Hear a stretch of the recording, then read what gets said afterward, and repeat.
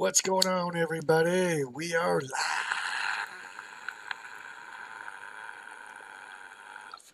once again, back here on a Saturday evening, playing some wrestling, and I think SummerSlam is on tonight. I don't know. I think, or one of two nights. Good Lord.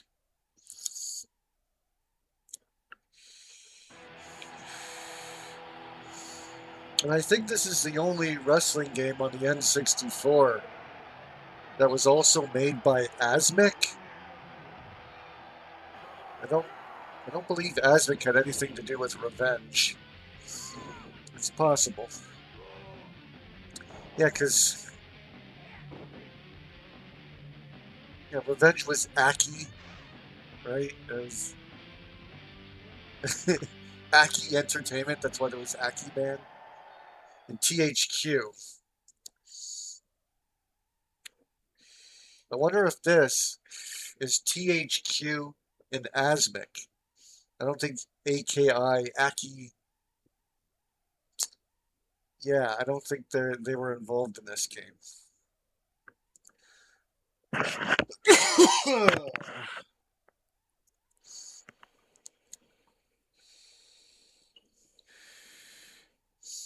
Just picked this game up, complete in box. Manual's in good condition. Oh, Aki is in this. Okay. Aki, THQ, and Asmic. Okay.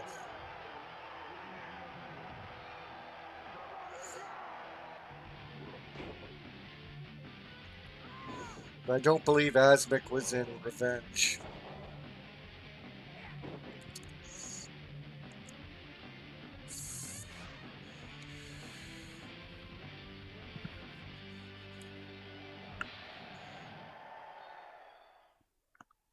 Okay, I have to look up maybe how to unlock everything. So, yeah, make a new controller pack.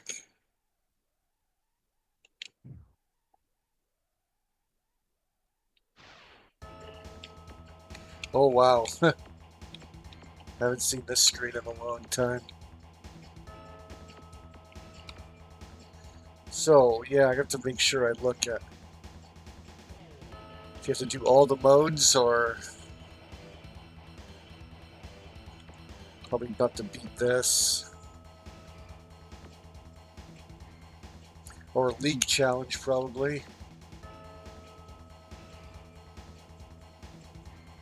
So this is just WCW versus NWO, like a 5-man tag team.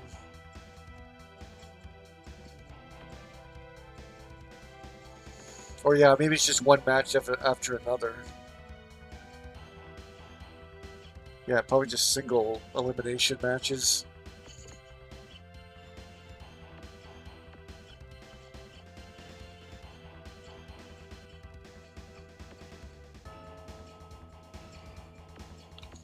$16 people in 8 teams. Okay. You can turn the spirit meter off? Wow. I think we want the realism on. I like to switch up guard and ducking. Whoops, no. Put it on default kits. Default, and then I like to have guard as L.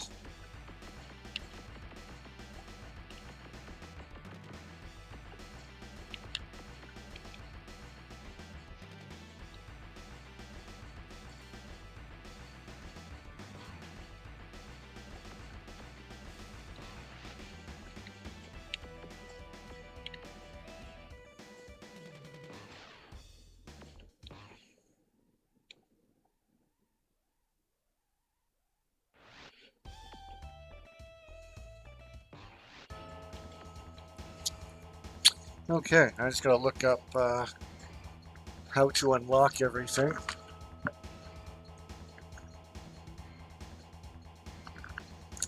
WCW, NWO, World Tour, Unlockables.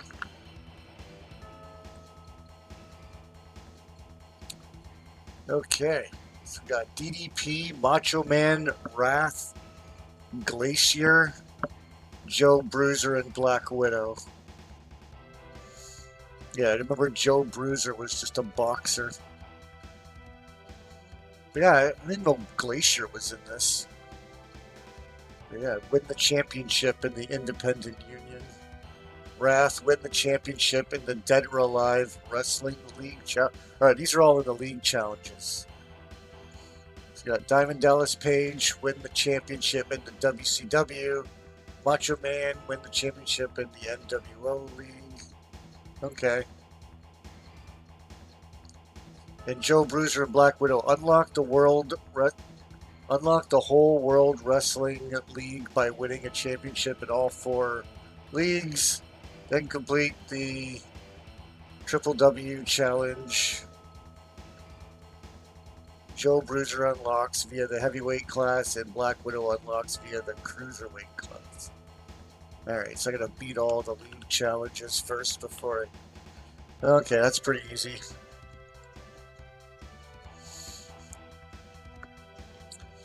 Hey there, PR.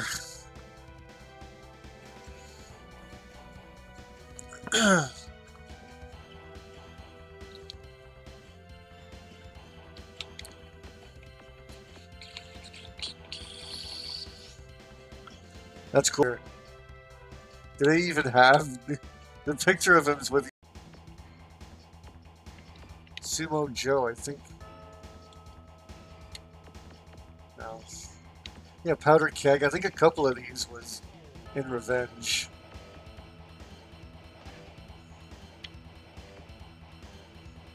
The Claw.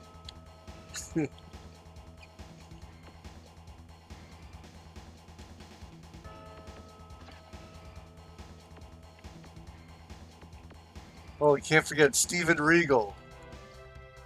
I don't think he was in Revenge either, was he? No.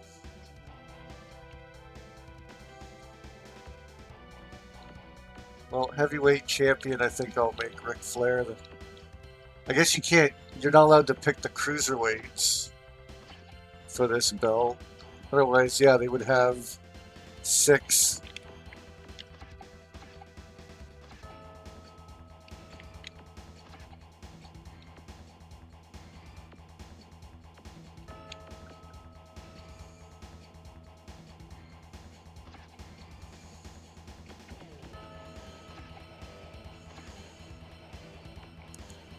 Let's give Ric Flair a go. And yeah, his just different colored tights. Alright. You have to go by their rules. There's TKO. Can you turn that off? Yeah, I don't think you can. And that's kind of stupid having TKO on. I think that's usually how you end up winning.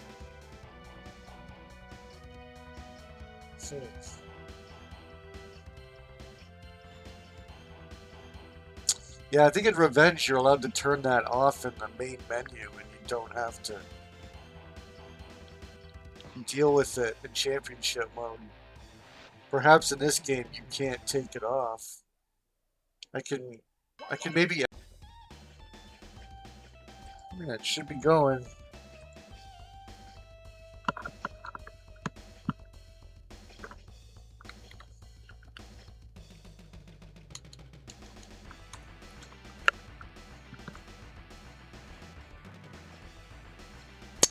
Yeah, the stream's cutting out there. It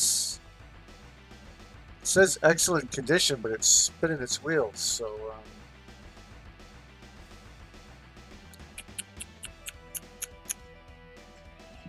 I may have to start this again.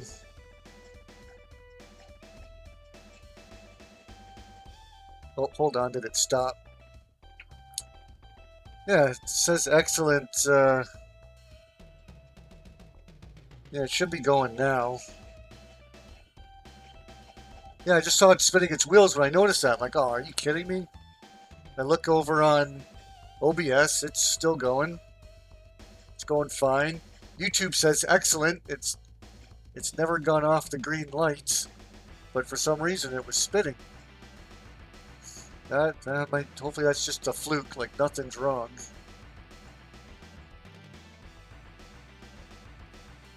Yeah, it's probably just stupid YouTube, but it looks like it's okay now.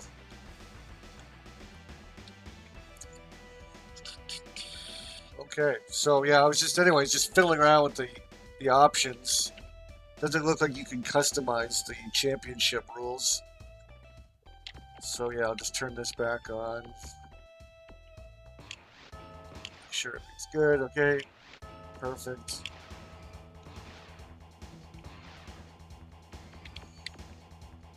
I'm trying to unlock DDP in the WCW circuit.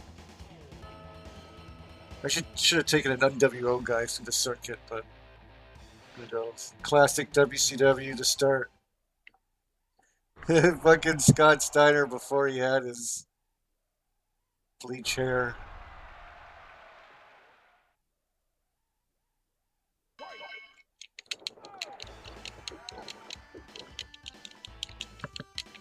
Yep, but it does play just like Revenge, of course. Now, I used to own this game.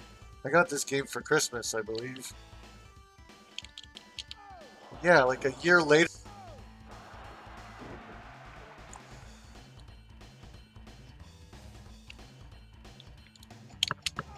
Oh, Down in B's a roll-up.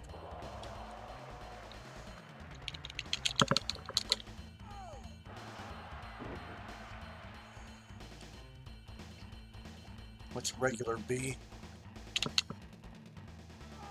Another one. What the hell? Does Ric Flair ever do a pin like that? I don't know.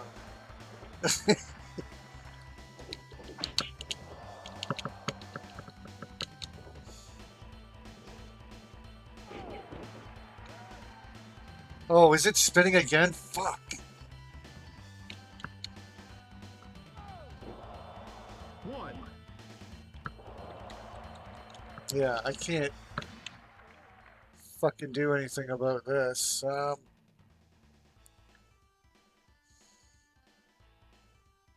Well, and there it goes. Stupid. Like, there's nothing I can do about it. It's fucking YouTube being fucked up.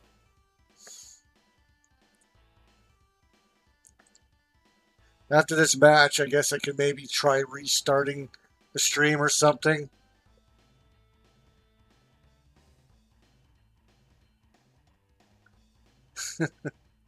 So, I don't know. He keeps saying excellent connection, so it doesn't make sense that anything's happening. I could restart it. If it happens again, I'll try restarting it. That could just magically fix the problem.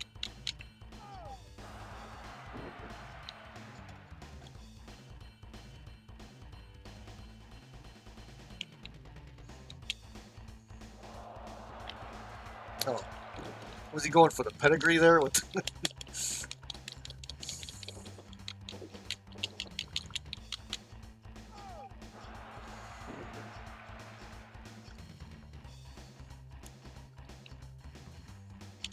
see. Yeah, of course. That's the pin. No, wait, that's the drag. What the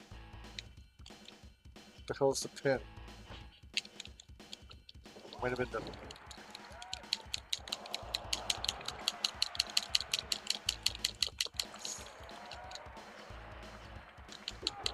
It's a different button to pin in this, I think. It's C down. C down is the pin. They changed it because C down's to run, so I guess they don't want people running by accident. Okay, since he's weak, his spirit is super high. Oh, fuck. Oh, no.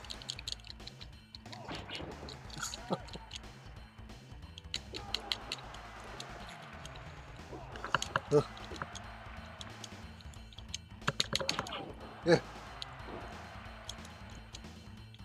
Holy shit, the special meter seems to last a lot longer.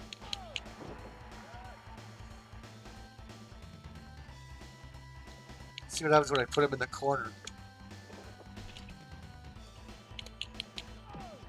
There you go, there's in the corner. Can you flip? R is to flip him, right? No, that's to drag him. I don't know if you can. There we go. C up is to flip them.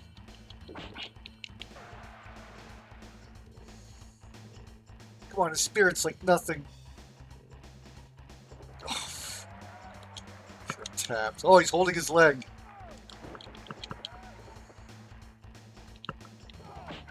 Yeah. Just hope he doesn't get the ropes.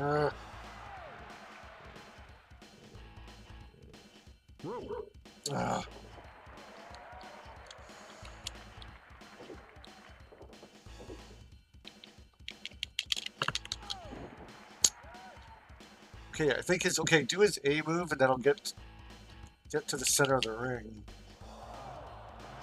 Oh, but it.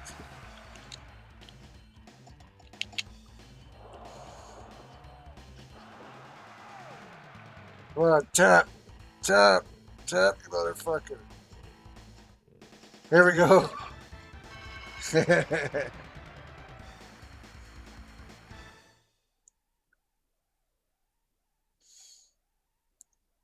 Yeah, the taunting works, but Ric Flair has a really long taunt. You can only do it when they're like outside the ring.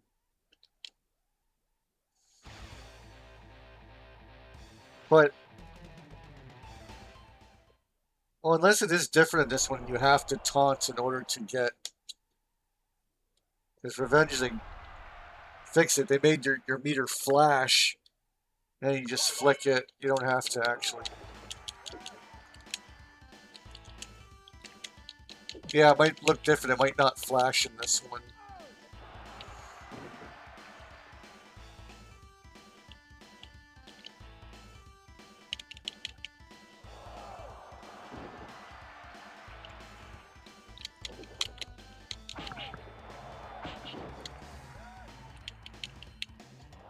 I'm gonna start weakening them already with the fucking figure 4.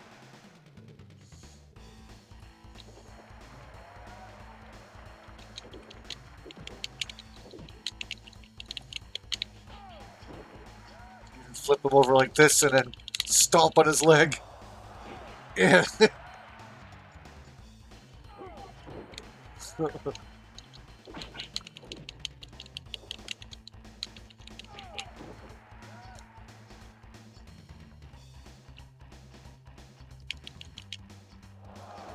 Oh, devastating.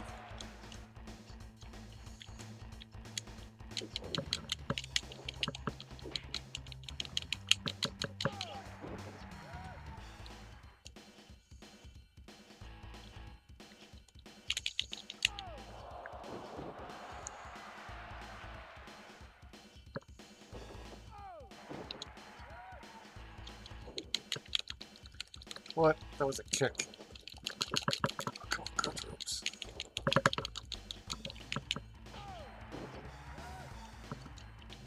Stop your leg again. Yeah. You can do it multiple times. Yeah, weaken that leg.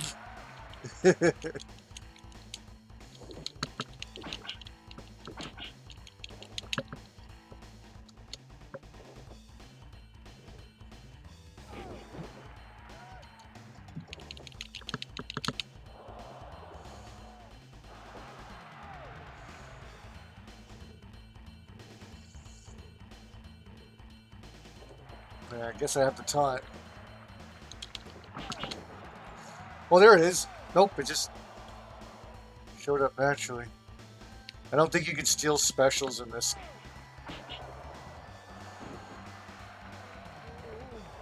It's a dumb special. Maybe I think they have behind specials in this.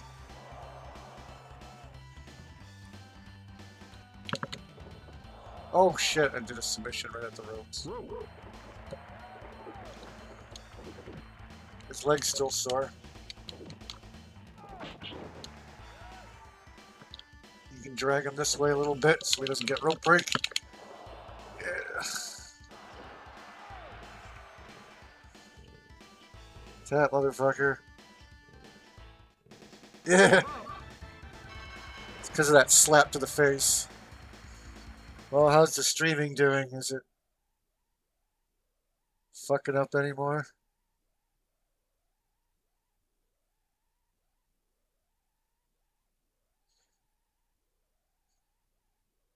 Yeah, when this game first came out, I was like, holy shit. We got like a good 3D wrestling game and didn't have a shit ton of characters, but there was enough there. This is a great like first go at it. And it still plays like almost just as good as Revenge. Like the core of the game is there, but yeah, Revenge added a lot of fucking nice things, and they really improved on the like look of the wrestlers too. My God, they improved it more than I thought they did. Because yeah, once Revenge came out, I don't think I even ever played this game again. Even though I played the shit out of this back in the day, like once Revenge was out, like my buddies, like I didn't own Revenge, but my buddies had it. Played the shit out of that instead. This was forgotten. The biggest thing was like being able to bring weapons into the ring and shit was cool.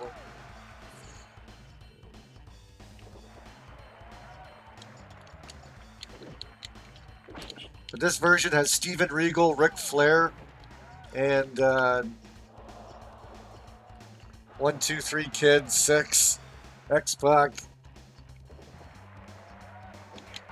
Oh shit. Sting.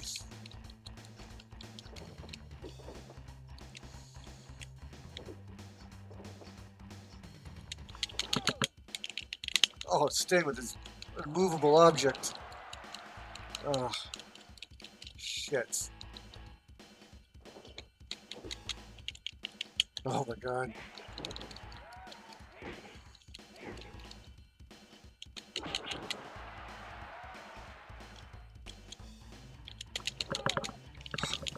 Oh my God. This computer blocks all my running attacks. I have that punch too. It sucks. Oh, I wonder if I can grab him out of the ring here. Yeah, just pull him out and then can you run back in? You can't do that in this. Oh shit. Sting's after me.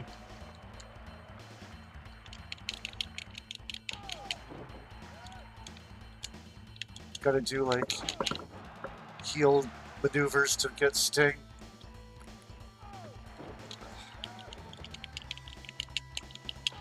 I don't want to mess around with his spirit meter, so I'm just trying to do cheap things that he can't reverse.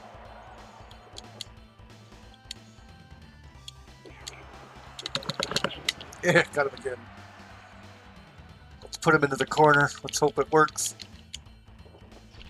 Just do a light grapple and then just, yeah, give him a woo chop.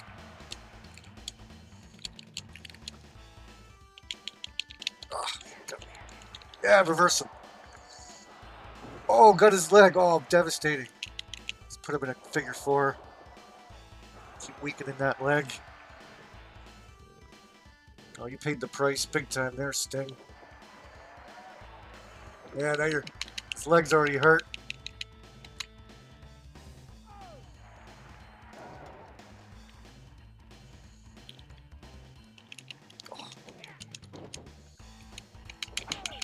Yeah.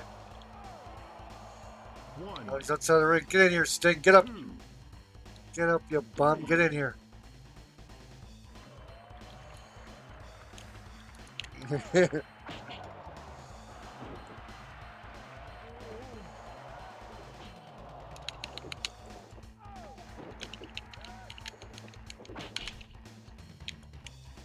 was awesome. That'd be awesome if there was a special there. Oh.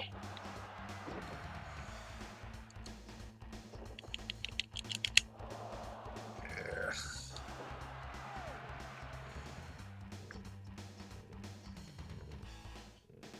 Ah, see, Sting couldn't handle it. Why don't you slap him in the face? Like, that's it. I don't know. Can't handle the figure 4.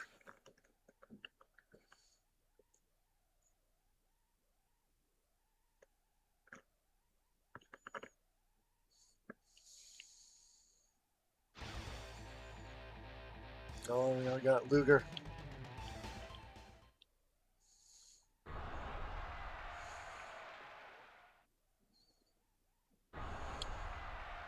Yeah, no entrances in this one.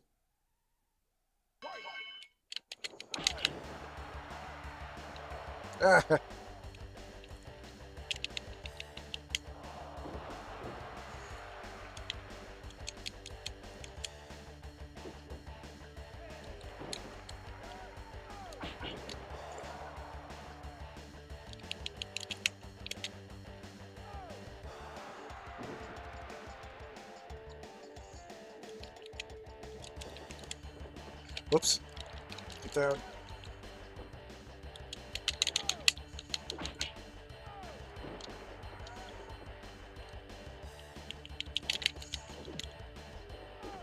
The music's kind of funny in this.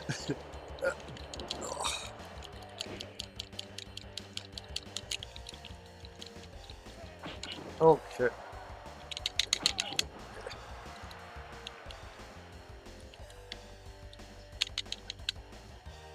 Oh, no, that stupid pin. Oh, yeah.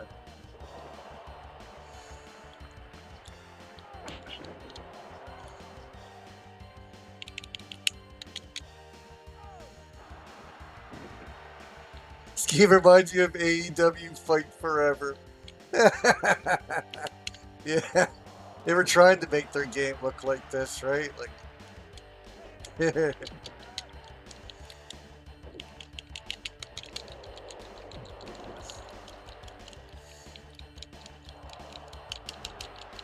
oh, usually.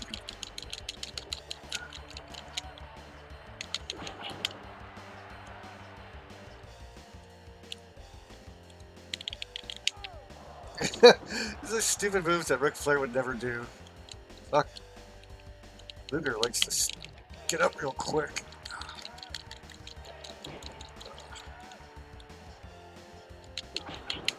Nice.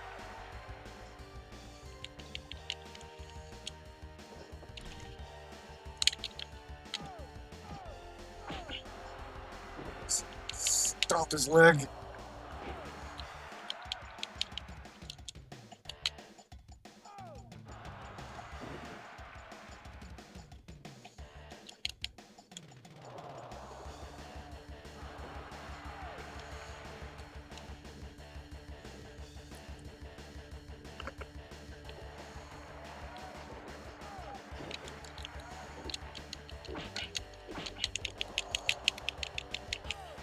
Yeah. I'll stomp his leg again.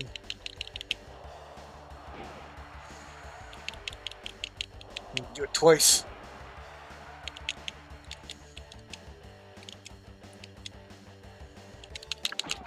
Yeah. Figure four. I mean, realistically, if you're Ric Flair, wouldn't you try and do the figure four every chance you got?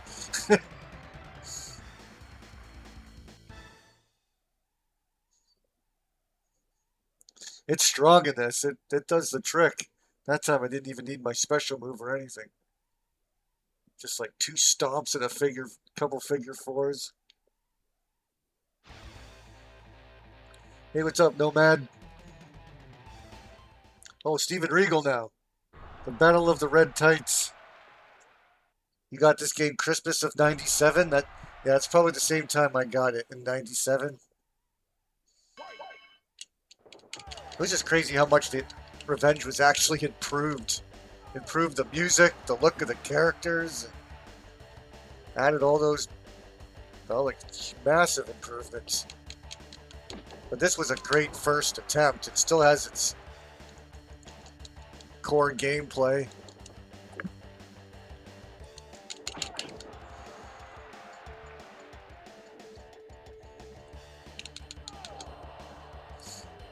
The B moves are pretty much pin moves, except for up and B, which I think is just a long suplex. This is a short suplex. Weak grapple. And then, yeah, he's got weird moves in this. But it's like, Ric Flair only has, like, doesn't have any moves.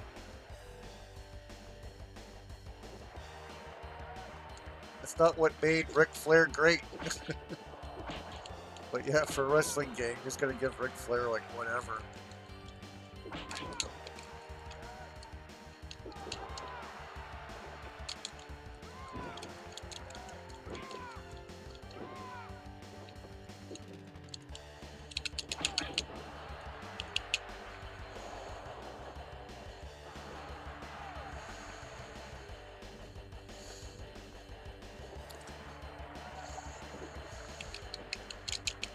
But this game still is fun to unlock everything because of the,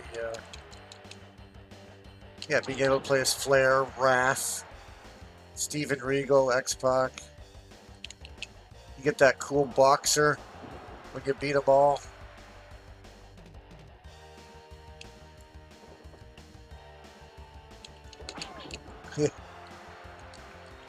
Stomping on you now.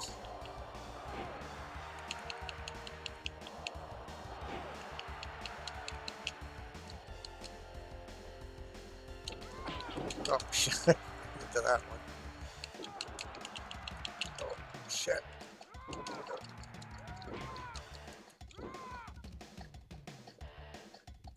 It's like WCW didn't even try with Steven Regal back then. At least WWE tried their best to do whatever they could with Steven Regal.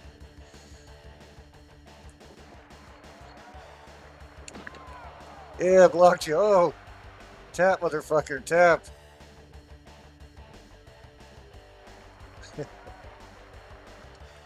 Stomp on your leg. Ugh. Oh, you're fucked now, buddy.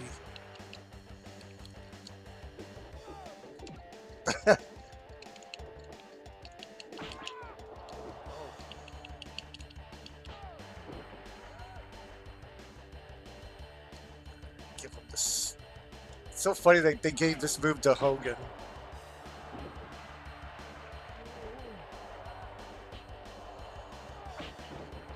Oh, and he stays on his feet. See if I can give another one. Yeah. He falls for it twice.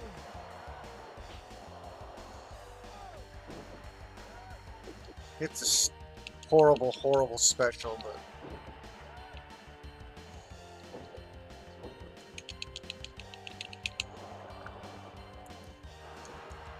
usually after the slap, they have no chance in the figure four. Yeah, once you slap him in the face, that's like the kiss of death. You might as well be giving him the kiss of death, because then the next figure four, they're tapping. Oh, you remember all the unlockables? Yeah, I looked them up at the beginning of the stream. DDP, Randy Savage, yep. Glacier, Black Widow, and the Boxer. Yeah, I forgot that Glacier was unlockable. He was just a regular character in the second game. And then Wrath wasn't in Revenge. Oh, here it is. Yep, DDP.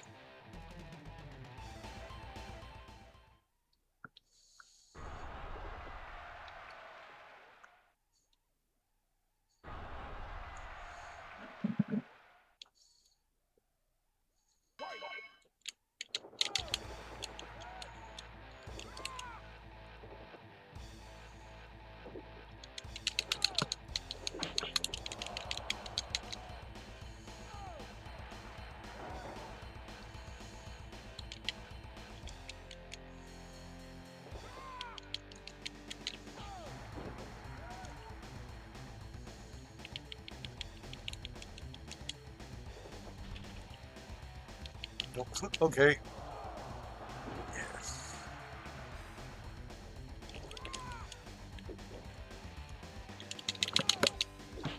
Oh.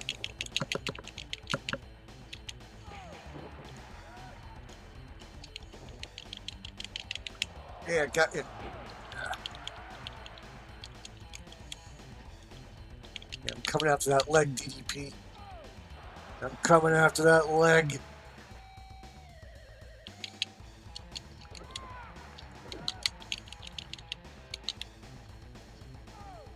Yeah, suplexes are no good because it gives me to walk around to Go after the leg. Yeah, everything seems to do that. There we go. Figure 4, number 1.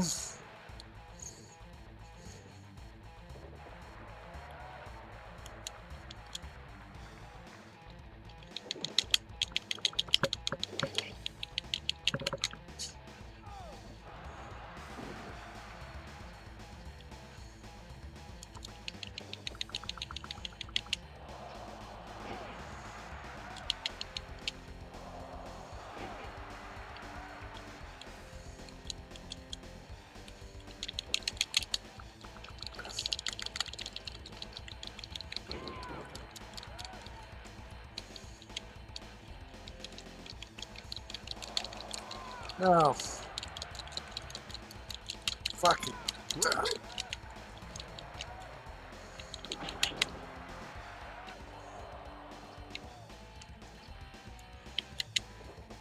Yeah, put him in a abdominal stretch.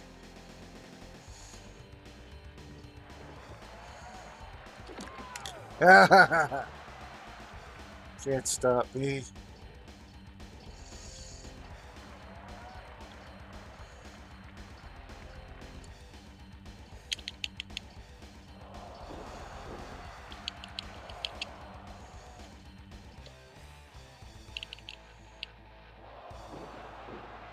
Oh, you're getting fucked up now, DDT.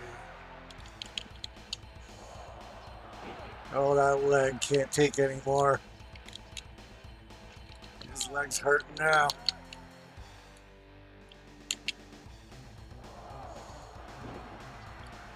Oh, see if I can do a double axe handle from the top. Yeah! Special, but figure 4. Maybe we can block the rope there, yeah. Yeah, tap, motherfucker, tap. Tap, motherfucker, tap. Yeah! Couldn't handle the double axe handle from the top rope. That's what sealed the deal. His leg was already fucked.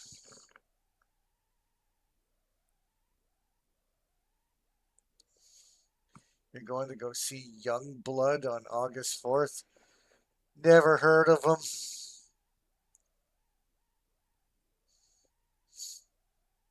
You like Sting, Buff Bagwell, and DDP? In this game, I guess they just have the regular diamond cutter because there was like 3 different diamond cutters in Revenge. The normal one, putting them on top of the turnbuckle and giving them, and then you can rig them off the ropes and then pop them up in the air and give them a diamond cutter. Look at this, a trophy. Like, why not the belt? U.S. WCW Heavyweight Champion Ric Flair is holding a trophy.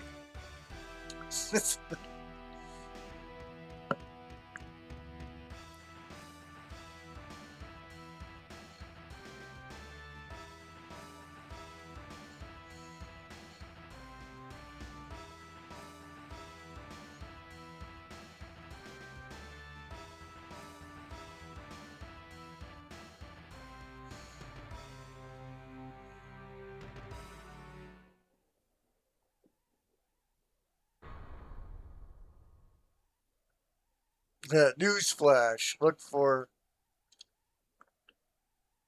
Diamond Dallas Page.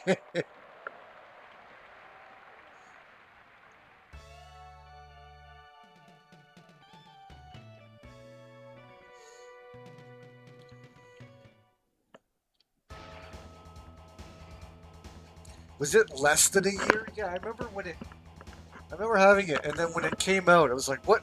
Already? There's a new one? There's an updated game? And it's got the Ravens flock in it? And it's got Goldberg and Bret Hart? And I was like, what the fuck?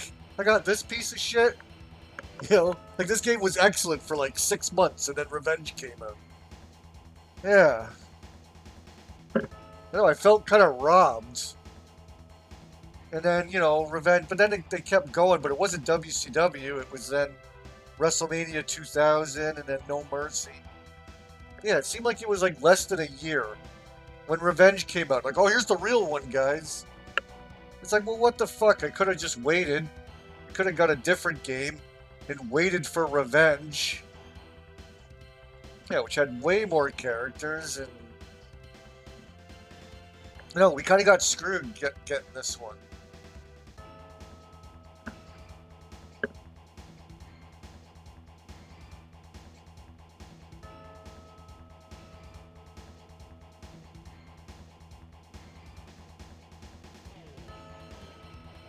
Yeah, it was better. Everyone got rid of this one, and for the longest time, and well, it still is. Like this game is the cheaper game to find, but now this game is actually a little bit more sought after than it used to be. Like this game used to always find this game in game shops for like, even $5 Canadian, probably like $2. Probably get this game for like $2 in the States. And this game was everywhere because nobody wanted it because it's just the lesser Revenge. Like who cares? But yeah, I wanted to pick this game up after I've been seeking this game out for a while now, just because I miss it. I do miss. I haven't unlocked these characters in so many years, and I've played Revenge so much that I'm actually looking to play something slightly different. All right, so when I go into League Challenge, the NWO one. Oh, also, does it mark off which ones you've beaten? Ah, yes. Now, I don't know if I need a belt in this and this in order to unlock the last one. There's a mode you could unlock. I don't know if you have to win the belts here as well. I'm not going to be able to do that tonight, if that's required. But yeah, you have to win a belt here and here. One of these is Wrath, and one of these is, I think this one's Glacier. But to get Macho Man, I gotta. So yeah, you don't have to do the tag. But yeah, it might be required in order to unlock the last event.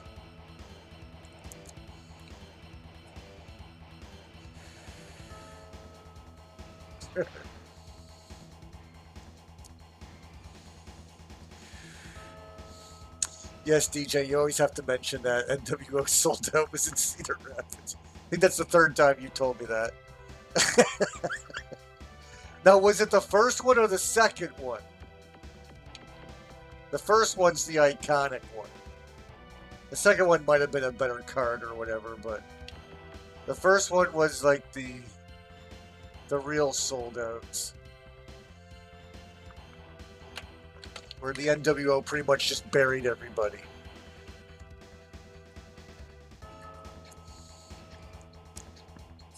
But at the time, that's what everyone wanted to see. Like back then, like 80% of the fans were NWO. So why not just hold one special night where we can just celebrate the NWO? They win every match. That's what you're paying to see. It's NWO fans getting together to see their favorite stars, and you expect to see the NWO win. It's only for one night. And yeah, WCW can get their victory another night, but tonight's the NWO night. Of course we're supposed to bury everybody. I had no problem with sold out.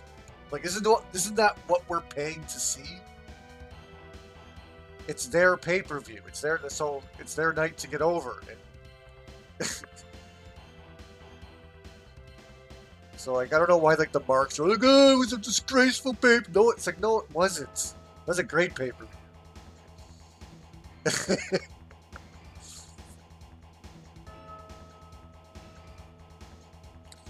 I agree with Bischoff that Tony Khan is worse than Dixie Carter. It's just that Tony Khan could just pay to have his program aired. He's a super huge mark, and Dixie's not. She doesn't have like unlimited money to keep a show afloat.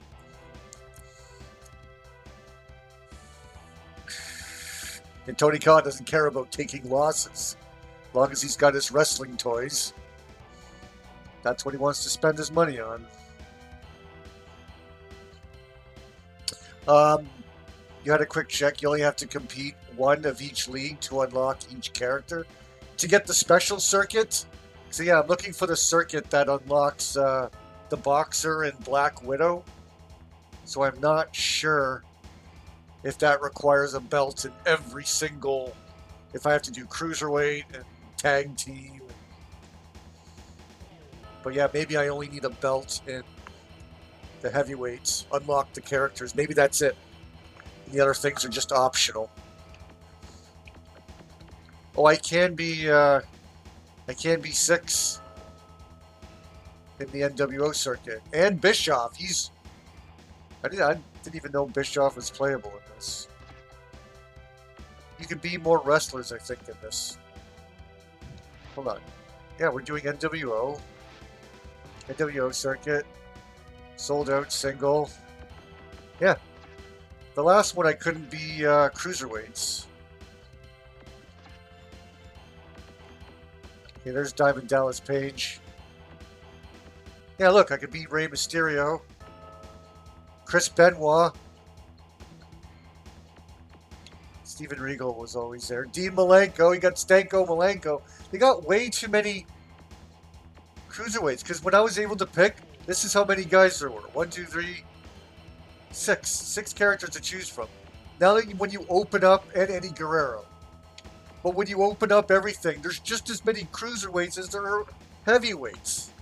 What the fuck? Why'd they put so many... Did they have to put Ultimo Dragon in this? Was there not like a better... That's cool. You can be Eddie.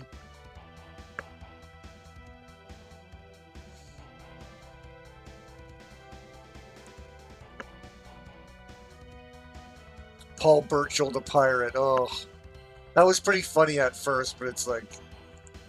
This is even stupid for these times. It doesn't fit. Yeah, it's getting late for you, Nomad. Yeah, like 2:30 in the morning. Yep. I was surprised you even popped in tonight. Yeah, 6 versus Eddie Guerrero. Yeah, yeah.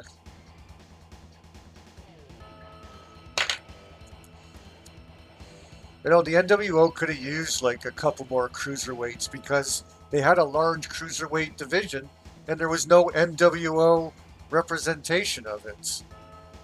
But yeah, 6 left pretty early, and he went with Triple H, became X-Pac. Yeah, there was no cruiserweights in the NWO. And to be honest, I don't think anyone was worthy. Unless, like, Glacier wants to come out and, like... Glacier should have been, like, NWO. He's, like, black and white Glacier. Could have had, like, a cool NWO. Now I want to be these guys, but now... I guess 6 will be going against his NWO buddies. Now, what do you think? Because if I didn't play as like Eddie Guerrero, I'm going to have to always try and finish people with the frog splash. And I should try Chris Benoit and see if he's got the cross-face crippler. I think I'll try that. Love Chris Benoit defeat the NWO. You got the height. I wonder if the height is right. Is Rey Mysterio 5'6"? Yeah. Eddie Guerrero's 5'9", eh? Holy fuck. Yeah, he was way too roided up for his size. 5'9", yeah. It's like my height. Stanko Malenko's 5'9". Ultimo Drago's 5'7". Rick Steiner, 5'11", yeah, I guess that. Luger's 6'4", eh? Sting 6'3", yeah.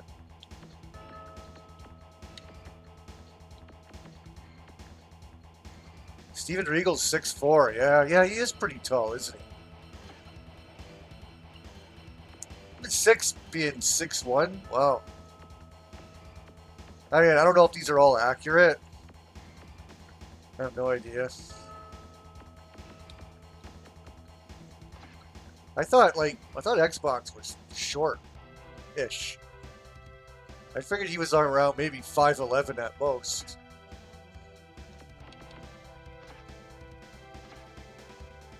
Oh, you get these extra guys.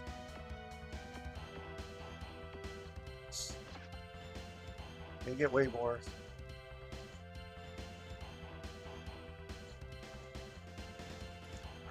But SummerSlam, is it over now, or is it? I wouldn't be surprised if it ended at 9 o'clock. All the kiddies got to get to bed. Anyway, it's taking me too long to pick a wrestler. Alright, let's go Chris Benoit. Better get the red.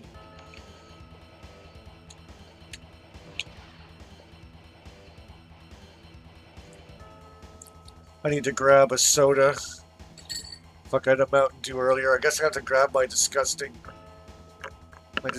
blackberry Dr. Pepper. Oh.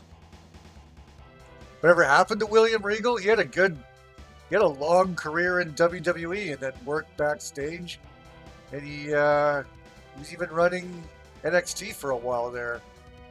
And then he went to AEW and did a bunch of shit there. William Regal's always been relevant. He just recently retired pretty much. I don't think he's now working for anyone. Unless he is back with WWE. I can't remember, but yeah, he's been working backstage for the last 15 years. He just hasn't been stage presence much. I think he was president NXT. He was doing that for a long time. So yeah, William Regal's been busy. He's still deep within the business. I'll be right back. Time for some disgusting soda.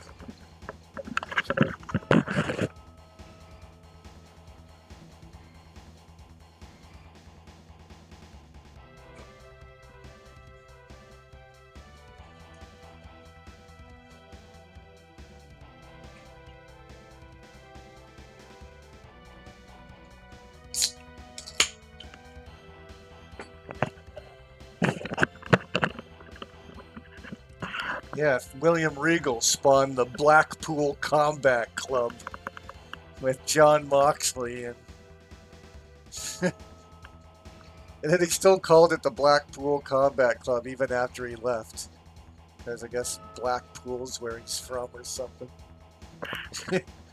He still called it that even after he left. Oh. Gross fucking soda. This stuff's nasty. Blackberry Dr. Pepper. Oh.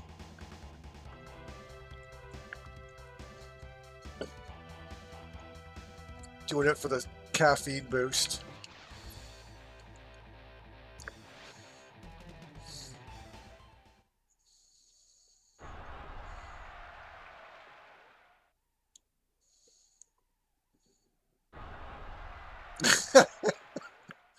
These characters look so bland. They don't look anything like.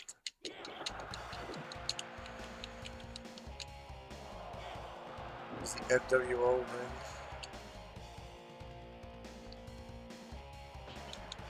First opponent's Hogan? Yeah, because, yeah, Macho Man stuff.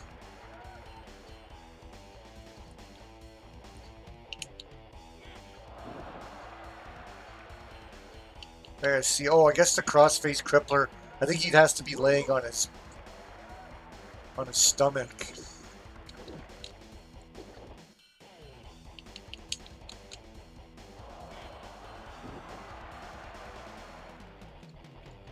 Can't even get to him. He's gonna get up. That's not a good setup move. Probably this one is, yeah, suplex, yeah, that's much better. I'm gonna drag him. It's like dragging a dead body. This should be the crossface crippler. No, it's not. It's just a generic camel clutch. So I wonder what his special is. That sucks. He had that move, like he always had the crippler. Let's see if he does the headbutt. Oh, he does the flying headbutt. But I wonder what the crippler... I don't think you'd have to go at the legs. No, that's... Hook the arm and you clench... You crank the neck. There's no... You wouldn't do it at the legs, so... I think we already... This just does a regular... Yeah. Unless he... I think maybe his special move is... I think he might throw him to the ground and he puts him in it. Because I think that's actually what he does in Revenge, come to think of it. Can you do this? Oh, damn it. Oh, it didn't work.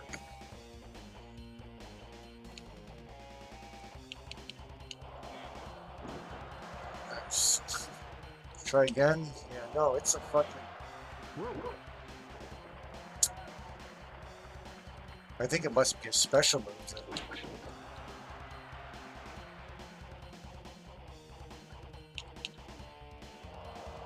Oh, he twirled his legs. Ah.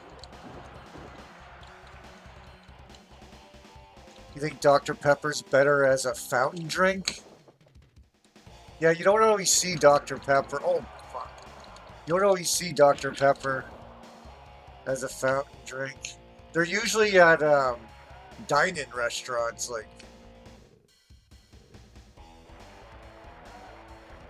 So you have a pretty good variety of soda, yeah.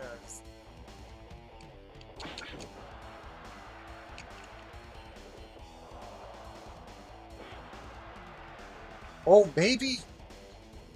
I'll try it. I can try maybe at the feet when he's laying down, but I doubt it.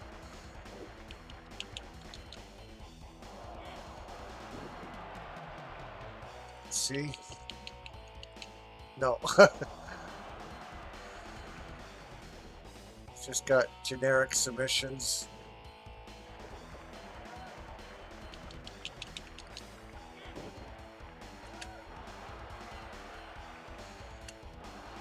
Yeah, he doesn't slice his throats. Yeah, he doesn't.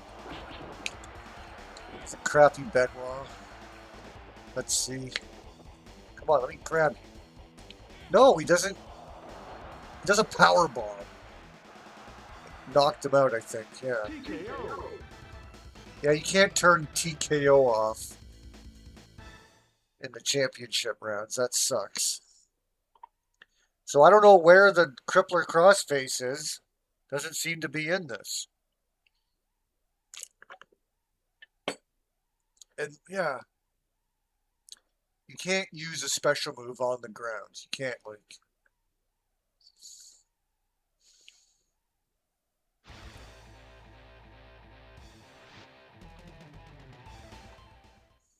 Why the fuck did they give him a power bomb?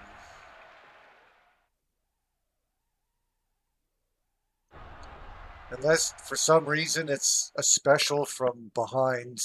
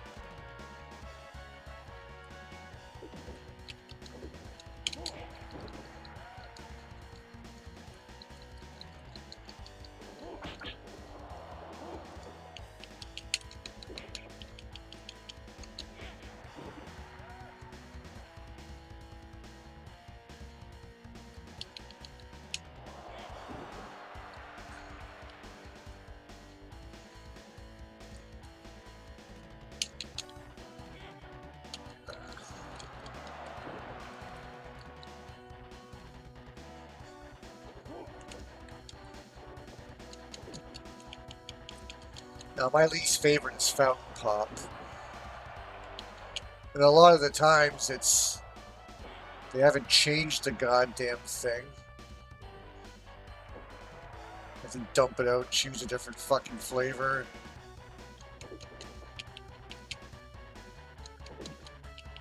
No, it comes out of a shitty syrupy bag and it's like mixed with the water as it comes out. I find the flavors more bold drinking it out of a can when the can stays cold.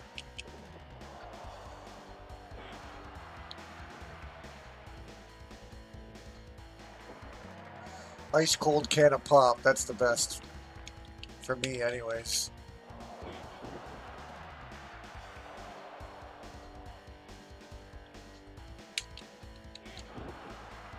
That's a nice pin. Yeah, pretty stupid. I can't do the crippler. No crippler crossface. They couldn't. They didn't bother doing the animation. Stupid.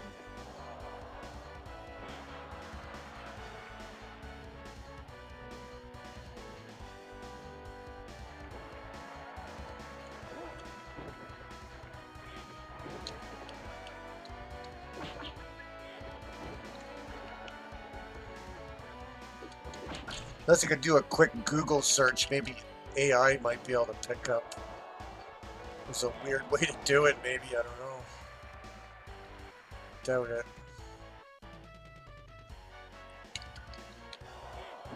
Oh, nice pin. Probably do that one again and get him.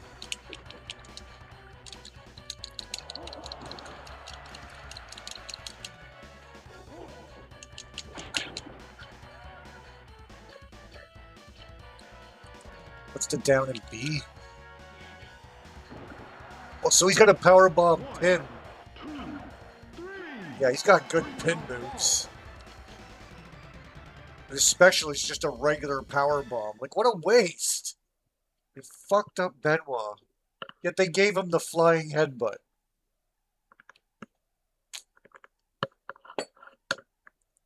They have Diet Crush now.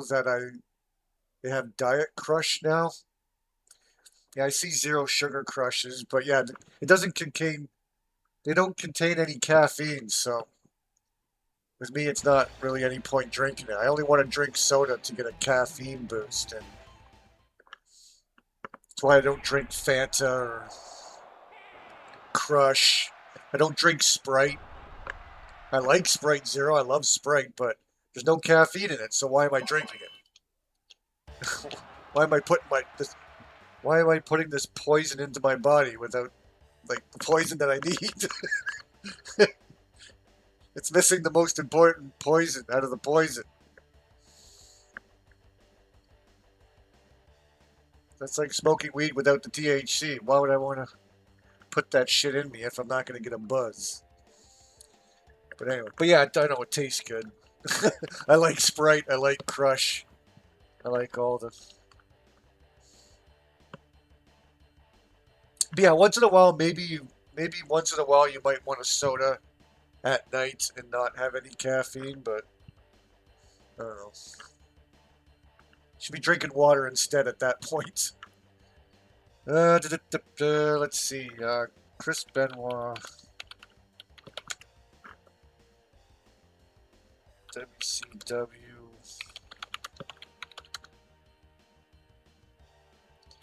Can he do the crippler crossface? Come on, AI. Don't let me down.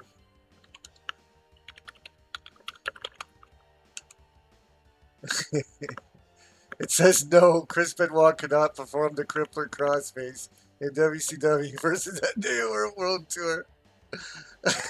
It's according to Game Facts. Available moves, yeah, power jack front, a power bomb, a full Nelson suplex is his behind grapple. Yeah, I knew that wasn't going to be a crippler crossface. Top rope is diving headbutt. Yeah.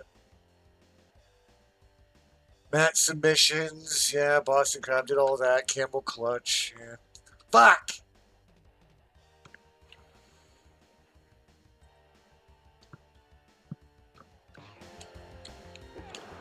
If I would have known that, I wouldn't have picked them, to be honest. But he does have good moves. Some crazy pin moves. Let's put him back in the corner here.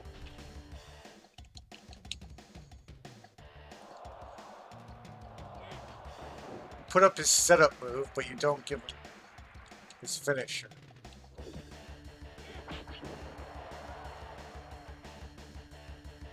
I think in Revenge you were able to do it when they're laying down, and as a special, he like throws them to the ground and then does it or something.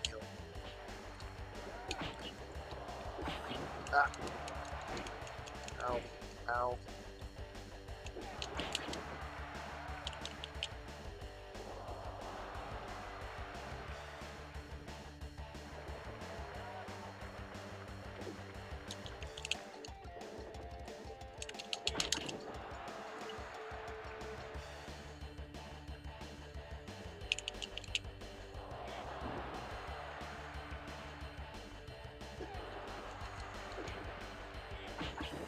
Nice. Can you smash him? Yes. 1, 2, His taunt is he 3.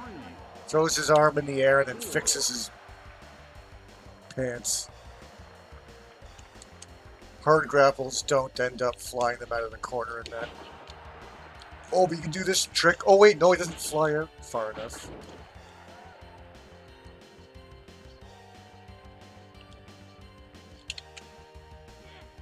Powerbomb pin. Just to 1, set up, because he'll definitely kick out. Yeah. Get my 2 count.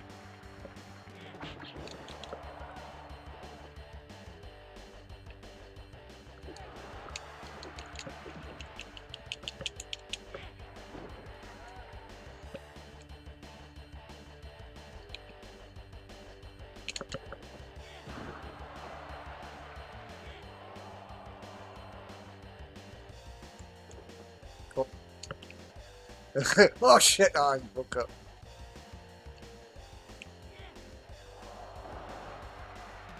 That's gonna knock him out. Oh, no, he got up. Here we get him again. Yeah. Wow, powerhouse Benoit. TKO.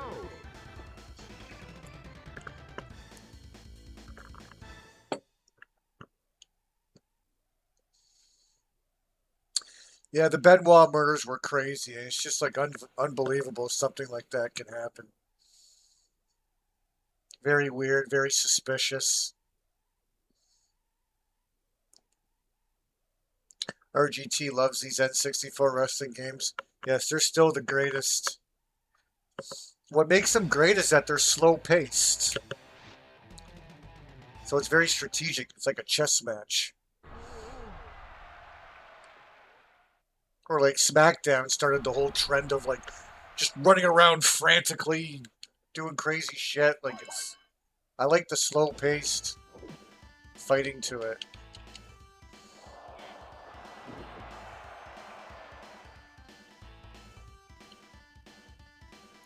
And yeah, the spirit meter is kind of, okay, that's close to a crippler crossface right there.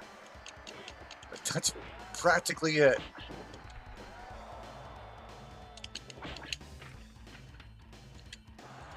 But yeah, 2, 3, 4, 5. well,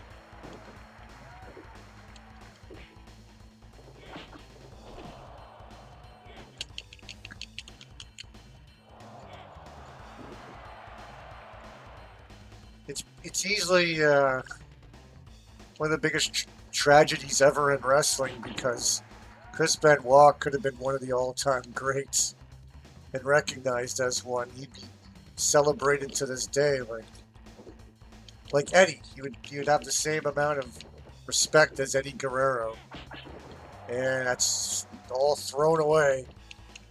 Now they censor him. They don't even acknowledge his existence anymore. It's too bad.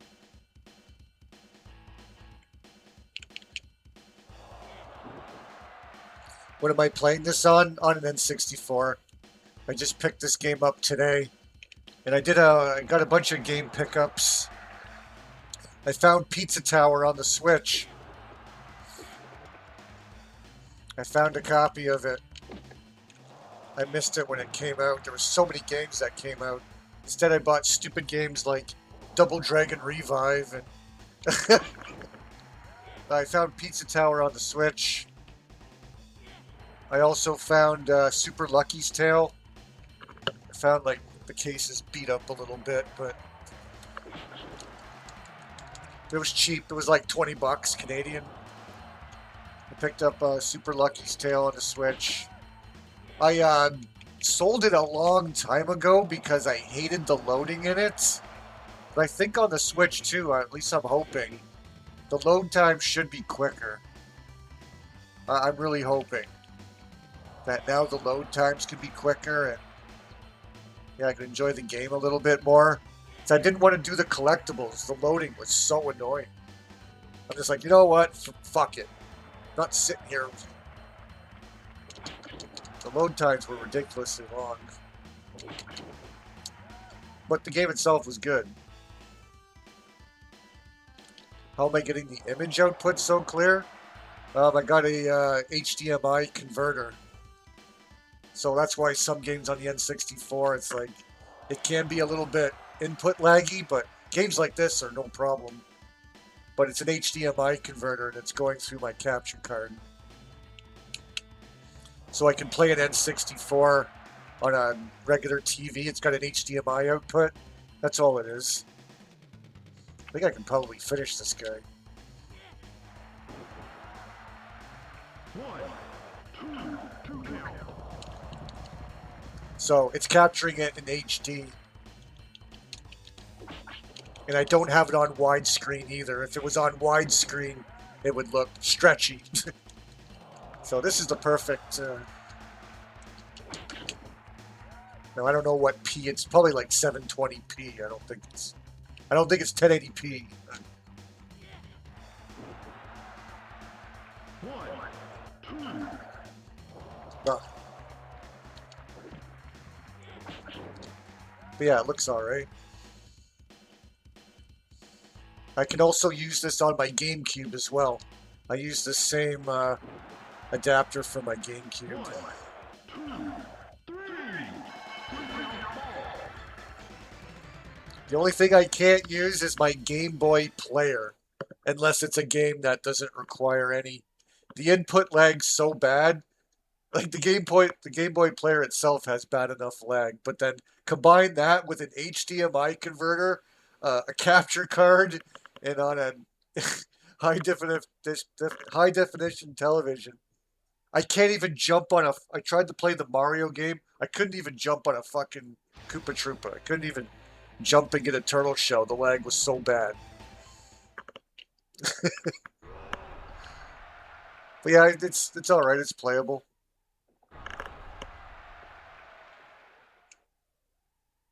It would be cool to have like one of those new N64s that allow you to. I bet they can. They're probably going to be maybe a little more responsive, not having to go through an adapter.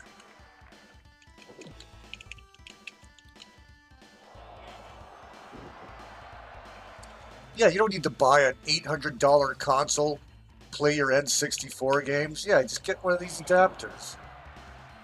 They're not expensive and it's good enough.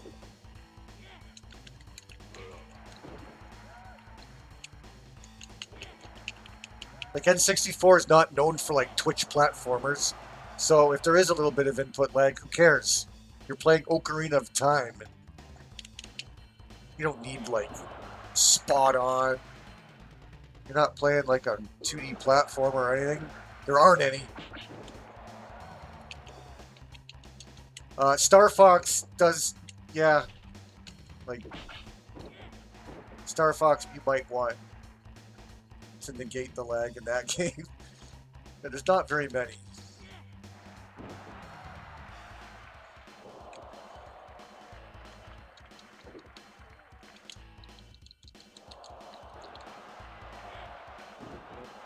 Yeah, I got an HDMI adapter for N64, the GameCube, and Sega Saturn.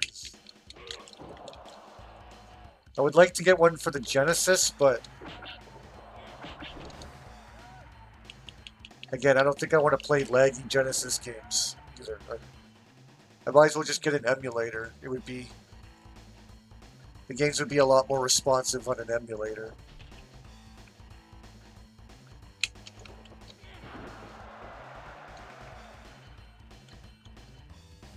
And I have a Sega Genesis controller for my computer.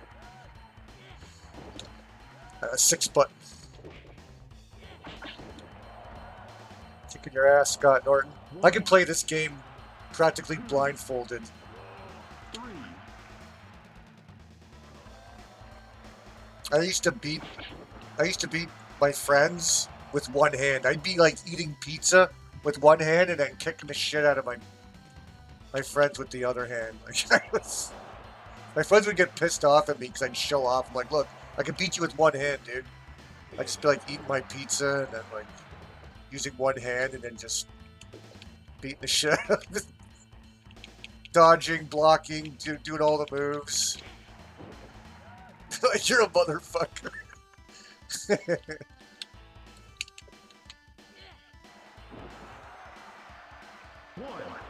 2, 3. Give you some power bomb action.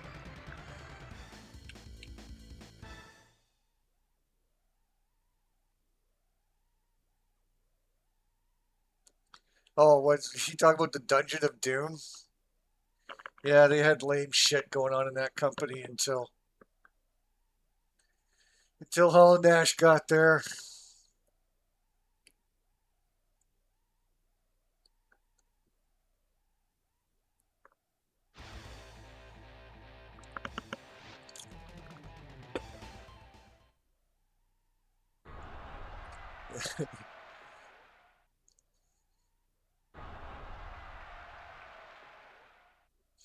So who won at SummerSlam? What was the main event for night one? DJ, if you're still there. Oh. Oop. Take that, Nash. 1, 2.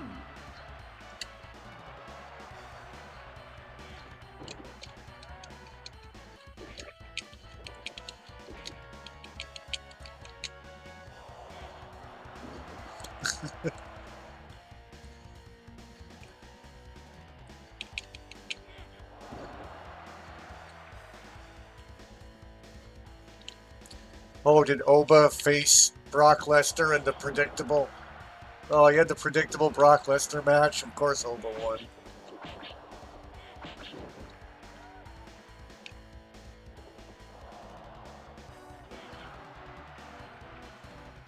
Oh, it was Hell in the Cell? It was another like 15-minute Hell in the Cell. They didn't even use. All he did was just like what? Mix a bunch of Hell in the Cell moves. They threw each other into the cage or whatever. Alright, time to give Kevin Nash a power bomb. Actually, I want to see this one. Oh, crucifix pin. Oh.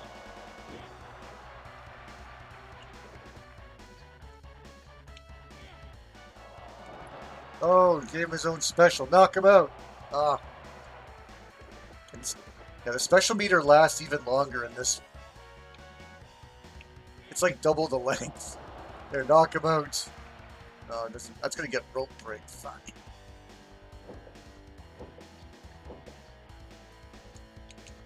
Over the pin, yeah. 1, 2. Oh, and Nash barely kicks out. Oh.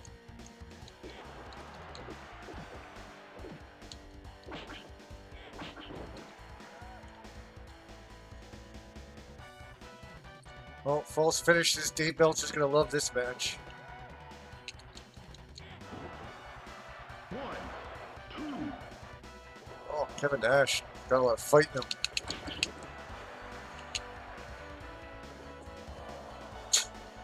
Boston Crab.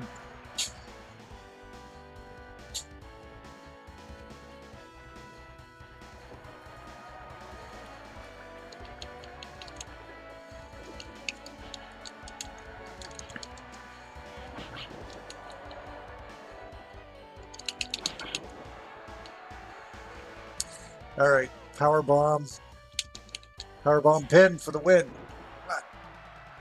1, 2, 3. Yeah. 3 count fall.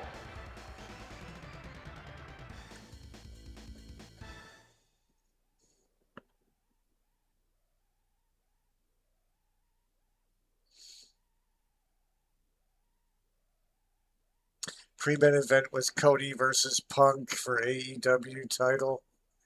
For the what? AEW title. Oh, you just okay. Viper, oh, Randy Orton came back when he interfered. He attacked Cody. Oh, okay, they're tying in the WrestleMania. Or, they're just going to rehash the Cody and Randy Orton feud. And then CM Punk's going to move on to feud with somebody else.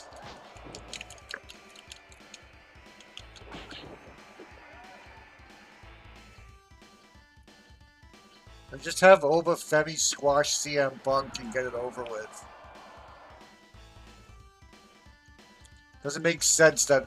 That's so stupid that Oba Femi isn't like... Why isn't he the champion by now? Why isn't he... It's so stupid how wrestling writes. It's like, well, I see that CM Punk is busy right now, so in the meantime... Like, that's so retarded. No one would ever say that. Oh, all the champions are too busy right now. They just write it off as that. Oh, no, they're just... They got other business to attend to. Like, get the fuck out of here.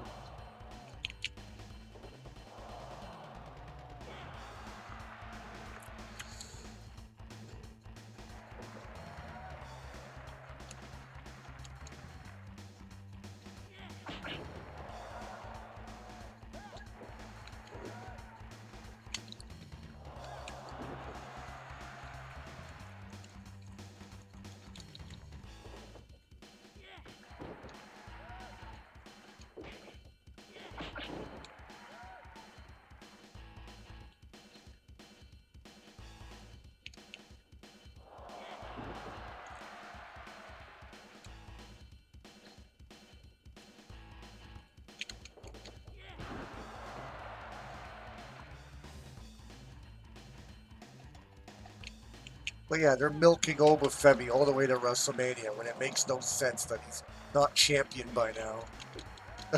Or at least a title shot.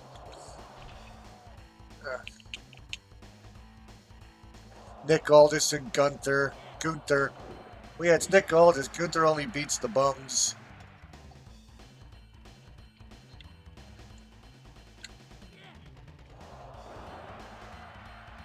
Knock him out. Oh, Scott Hall's knocked out. He's too drunk. He's passed out.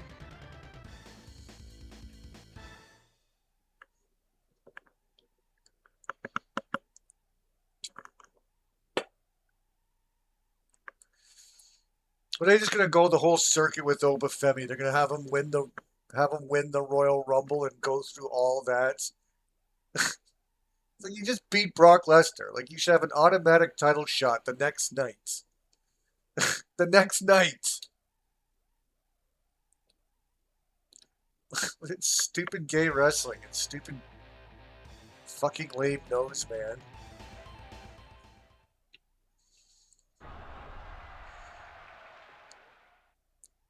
Let's milk everything because, yeah, we have this boring show we gotta put on week after week.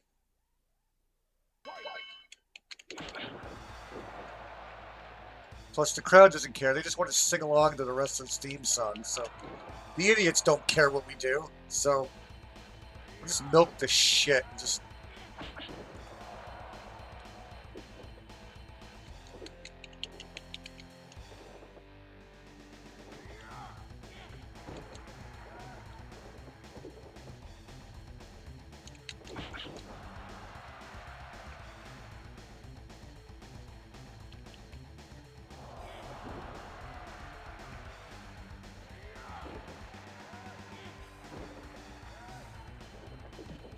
Got no stars. What do they expect? They think like Trick Williams is a star. He's like, he's not a star. He's just like the token black guy. He says all the token black guy things. Who cares?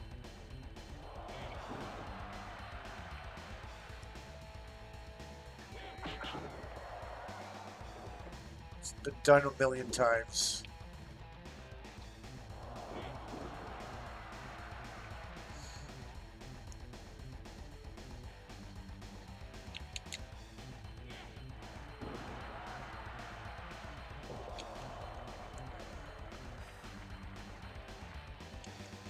I just think Whoop That Trick is so fucking lame. And honestly, like, You're allowed to say that? If that's... Well, you just say slap that hoe. Like, that's what it is. So you can say that. 1, We're not supposed to know what a trick is? Like, what? 3,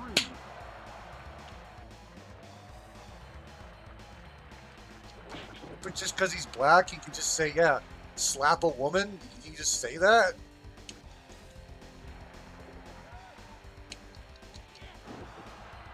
1, 2, It's called slap that bitch. Just say it.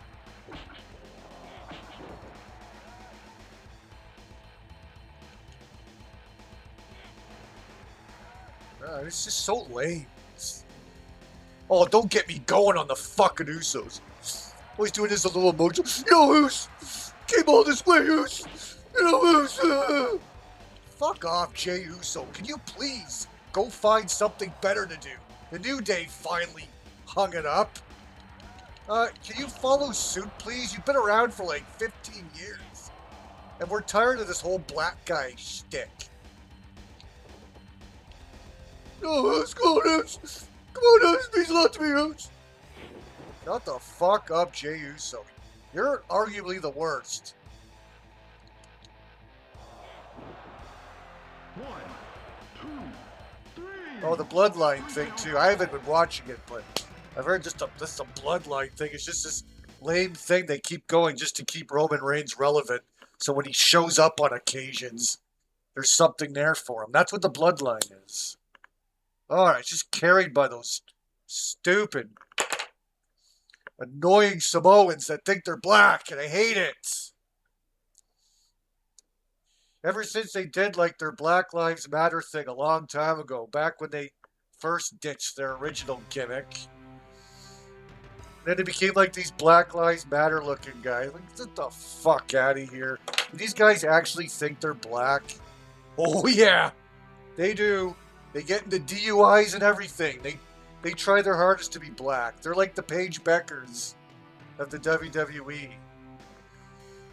To another... Oh, who also I'm getting really fucking annoyed at. I can't stand fucking Paige Beckers. She's like J-Rock times 10. What, do you count my Noam Sands? Bet you can like hang out with Paige Beckers and like count how many times she says Noam Sand. God, I've never seen him. The biggest wigger of all time.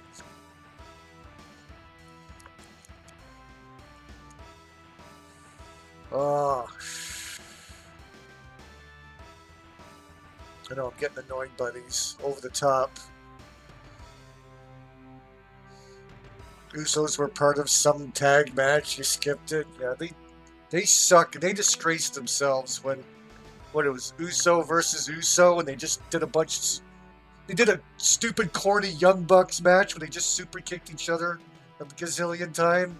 And that was the worst thing I've ever seen. That was the worst match I've ever seen. Ever seen by a mile. That was even worse than any AEW bullshit, because, yeah.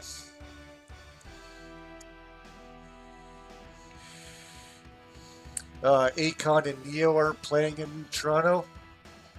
Right on. Are they at Amphitheater, or are they just... That's a pretty big act. It's probably like... Maybe they're just at the Scotiabank, but...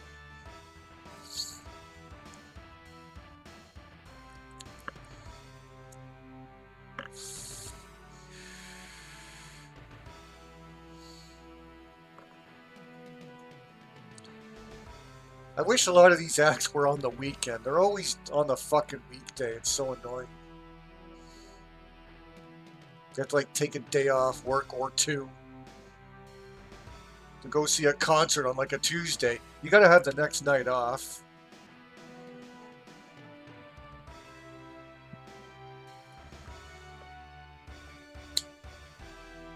Gotta have like 2 days off to go to a concert. It's like during the week too.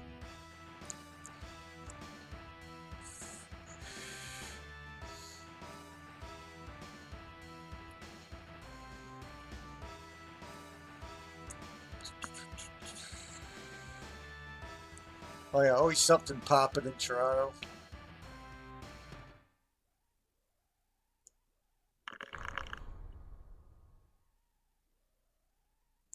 So I got Macho Man.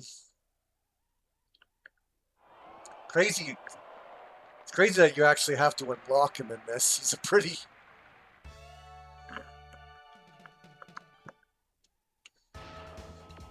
He is the Macho Man. Yeah, this must have been just after he joined the NWO.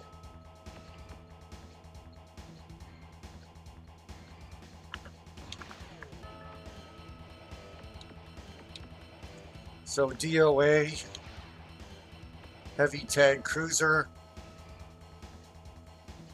This is where I get Wrath. Yeah, Wrath, win the Dead or Alive Wrestling League Challenge. Alright, who should I be? I have to stick to the... See, they're not... Since it's heavyweight, they're not letting me be cruiserweights. I can play as much. Got Hall, Nash, Hogan, Fake Sting, Buff Bagwell, Scott Norton.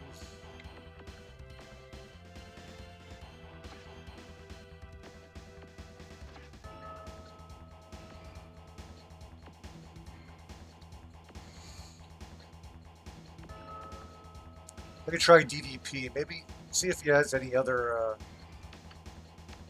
Do you have his blue pants? No, he doesn't have his. Doesn't have like his jeans or whatever he wears that looks like jeans, but he doesn't have his blue. He's got black. He's got black and blue. I guess that is his best. Yeah. In Revenge, they have his proper attire. This must be his old school shit.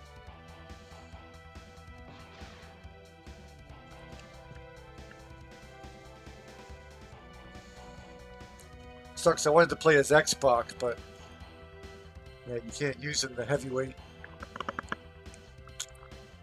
But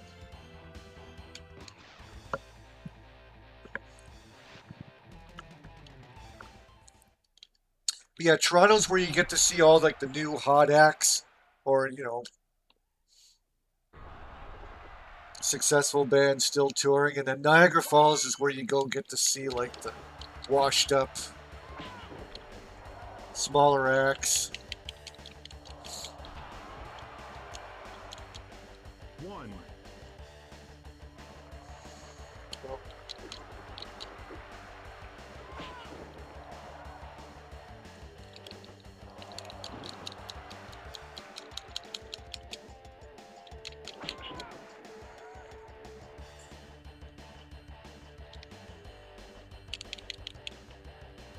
I think more of the bands that DJ prefers.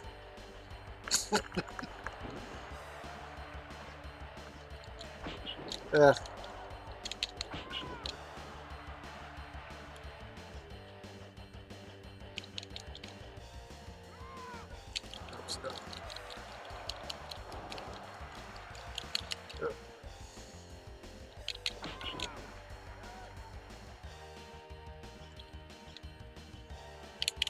The only match I know of that's left on SummerSlam is what, Roman Reigns and Seth Rollins?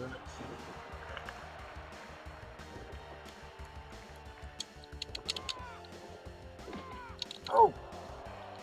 Ah, my arm!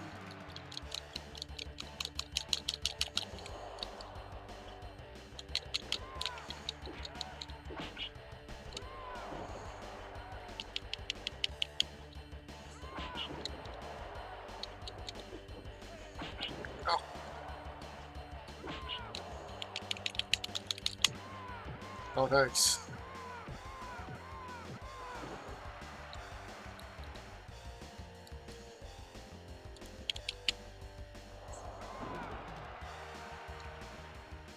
They might not even have turnbuckle specials in this.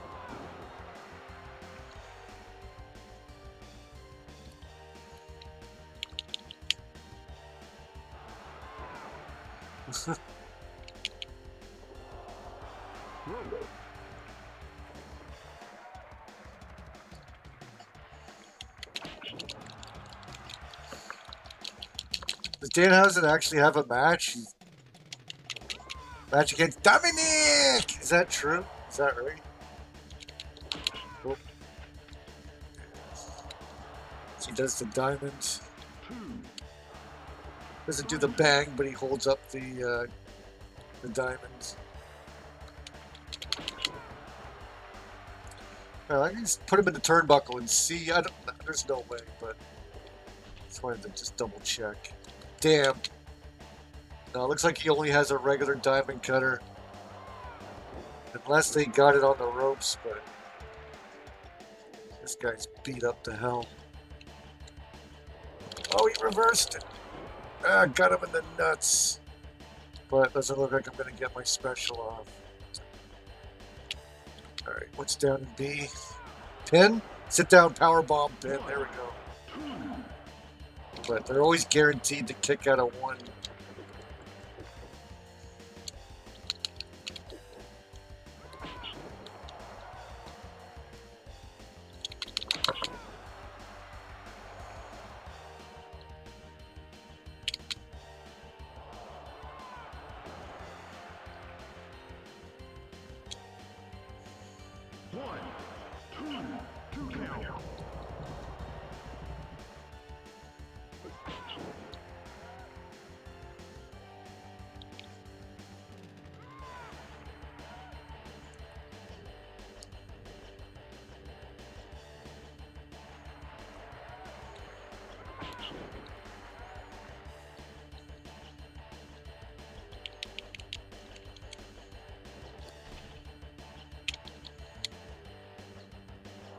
Superplex, yeah.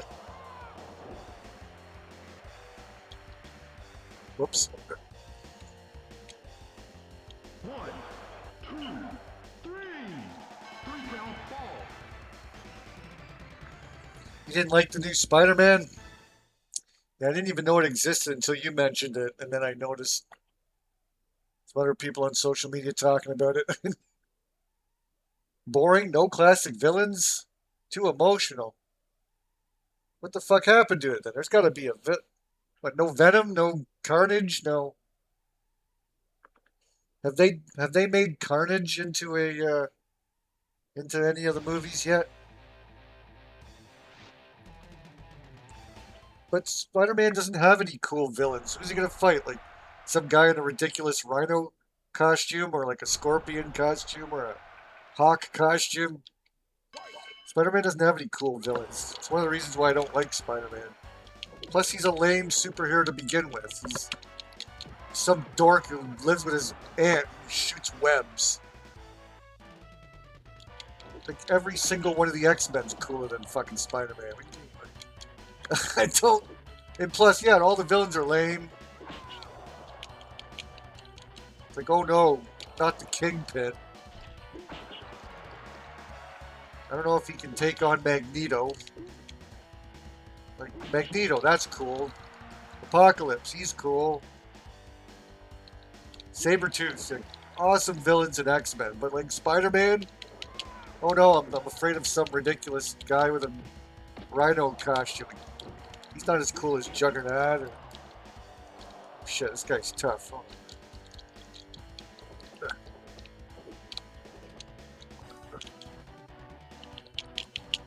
Oh my god.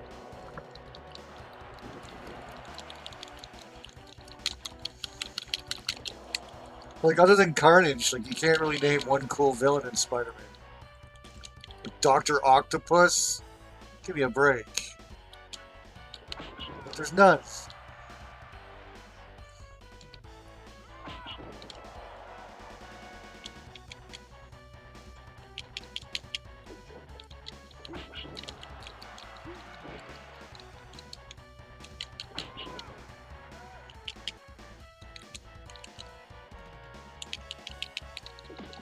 Oh, jeez.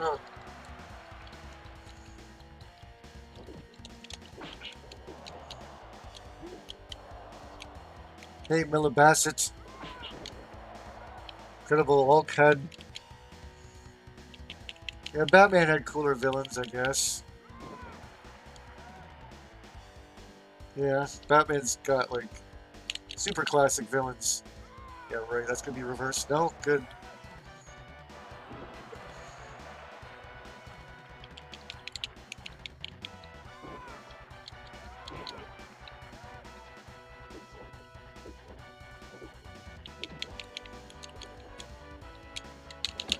Oh, damn it.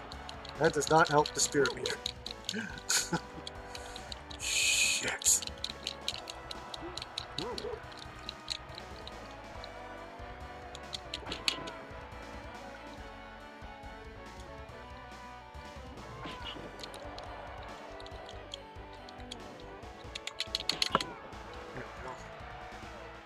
I just want to see if I can throw him into the ropes and kick him out.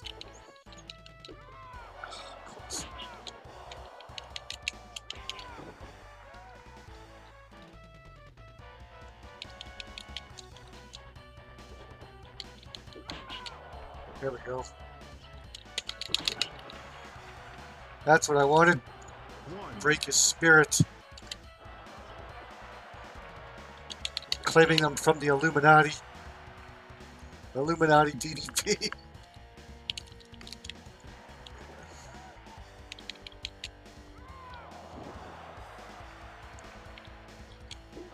Whoa, shit.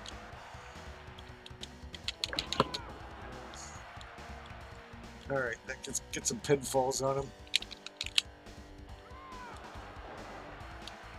1, 2.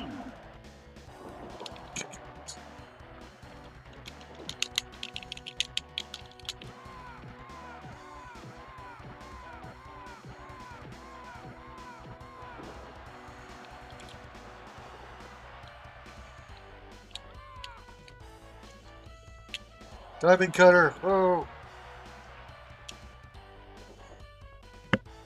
1, 2. Oh, come on. Can't kick out of the diamond cutter. Get another one. Maybe we should hook the leg. 1, 2, 3. Got him. 3 count fall. You can't quickly run over to the other side of him like you can do in Revenge. If you just press the run button, you can just hop over him. But in this, that button is to pin. They put pin and run as the same button. So they changed that in Revenge.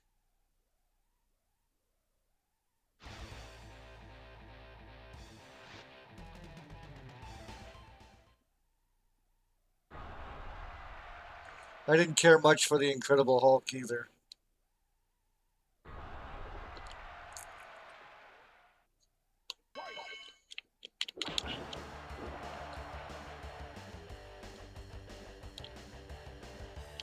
Like, X-Men was really the only comic book series I got into.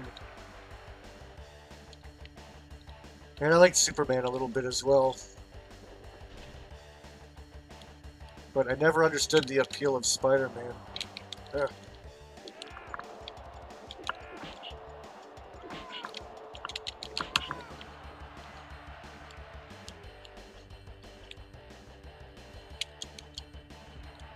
And I like Batman. Well, I watched the 1950s Batman.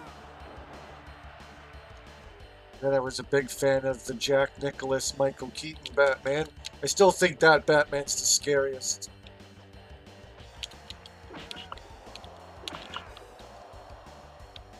I still think the Jack Nicholson one's the scariest because he like flies into like a pool of acid, then he comes back and he's like basically zombie Joker. His face is like permanently fucked. He's way scarier.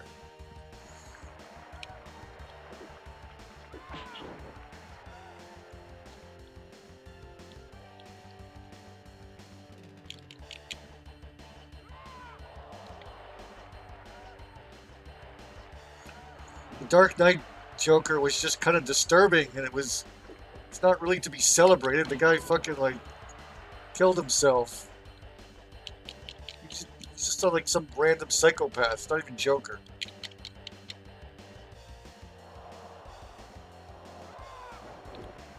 Jack Nicholson was way better.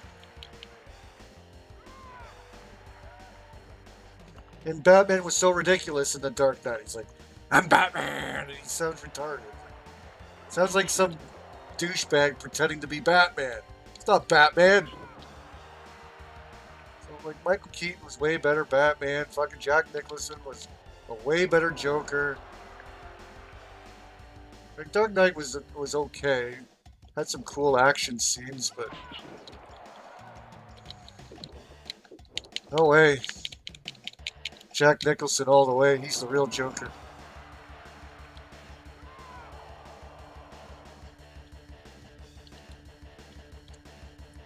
I know the other Batman movies sucked after that, and they gave him a bad name. I didn't even like Batman Returns a whole lot because it didn't have Jack Nicholson, but it had Danny DeVito as Penguin, and that was awesome. I didn't care much for Catwoman. Never did like Catwoman.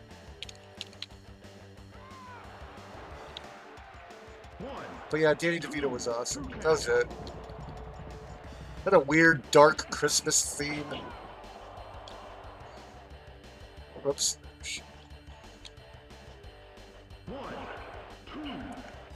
Oh yeah, Baron Corbin is back. Why? Like, you think it's just gonna be magically better now? What the hell are you gonna do with Baron Corbin? He had his run. Forget about him. Do something else. Don't bring him back. He was never over.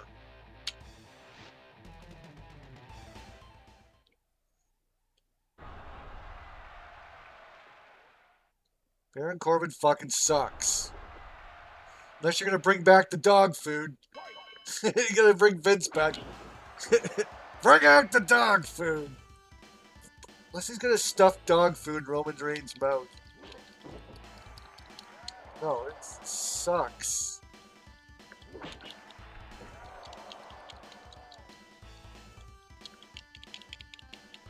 He's a bad actor. Like, I never liked Baron Corbin. Like, he has the size, but he just doesn't look like a star at all. He just looks like just some...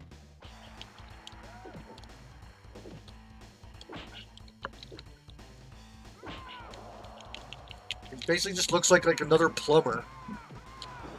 He's like sort of big.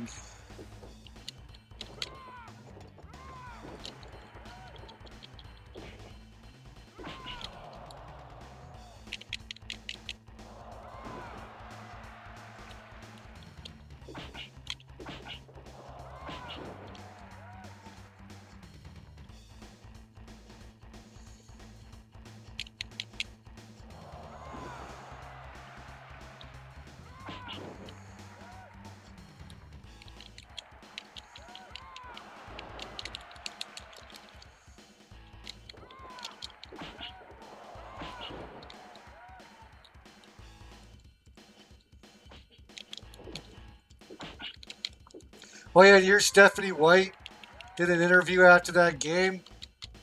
Apparently she's gender confused as well. You hear people were asking her questions. Said that Sophie doesn't quite have isn't educated enough. Then she admits that she's not educated enough. And that she doesn't know whether... They asked her, like, do you approve of biological men in women's sports? And she said... It was a yes or no question. And she's like, well, I mean, we got to go into the scientifics of things. Whether, you know, are these biological men able to safely play women's sports? And is there a difference with the trans cycle? It's like, I don't know enough of this. No shit. Stevie, it's a yes or no question. Do you approve of biological men in women's sports? But she can't answer that question because she's afraid of the woke mob. And Dan Dockish of Outkick, they've been really going after them.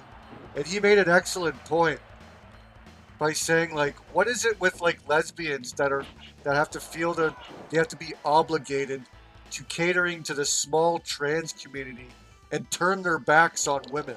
You would think lesbians would be the ones that would want to protect women the most and everything, right? But they don't. They got to go along with the whole woke fucking narrative, and they got to be like obsessed with trans people and their rights and their, like, what? If anything, but apparently there are a lot of lesbians. I heard that there was a lot of lesbians at the Sophie rally. So there are different. So you can't just say, "Oh, all lesbians support the trans community." There are actually a lot of lesbians that do support Sophie. Yeah, like Stephanie White, like stop. Like you're not gonna get in trouble. Okay, 90% of the world, would agree with you. Just say, no, I don't think biological men should ever compete in women's sports. Don't be such a. But who knows? Maybe she just is dumb, retarded, refuses to acknowledge common sense. Very, very well likely that's the case.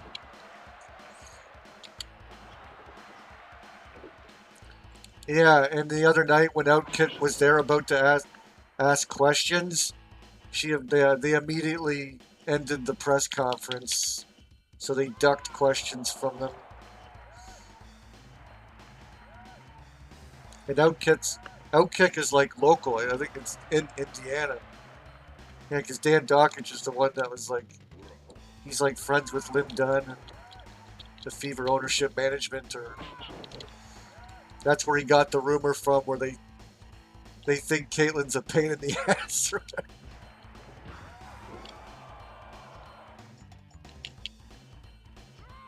But it's like, that's good news. I'm glad that Caitlin's actually got a voice there. She's not just. But it's kind of strange now. I will say one thing that the obsessed haters, are right with. Ever since Congress got involved with the league, Caitlin Clark's starting to get to the free throw line finally. She got to the free throw line a bunch last night. And it is, coincidence, ain't it? It is a coincidence.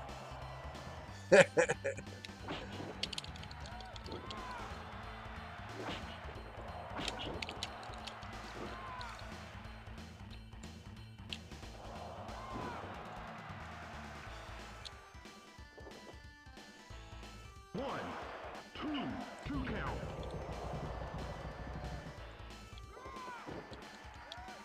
Yeah, no surprise from Stephanie White. She's always a snake. She's always lying constantly. That's just the type of person she is. So I don't expect her to say anything of any sense. I don't think she's not going to be a leader of women or anything. She's garbage, Stephanie White. She's really let everybody down. Would have been nice to have like a super based coach and somebody similar to Sophie. Of course not. She's that horrible plague old guard that you don't want to see coaching teams. We want NBA coaches. We don't want these weird lesbians coaching.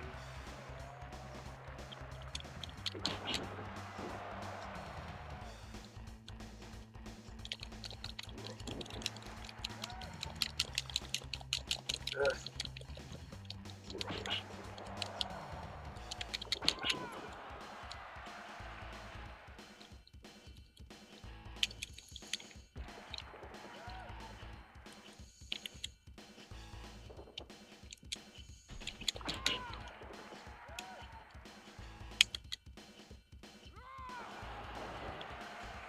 One, two, three. Yeah. 3-count ball.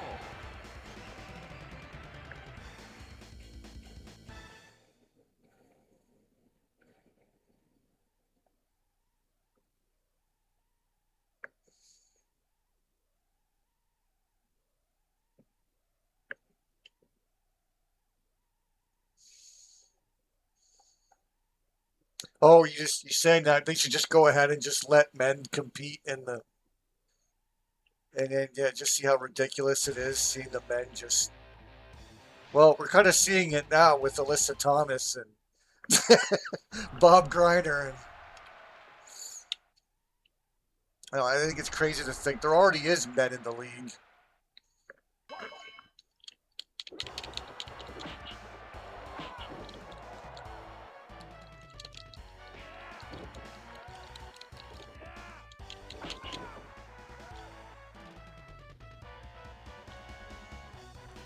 I think Sophie If Sophie doesn't win Women of the Year this year, yeah, fuck these.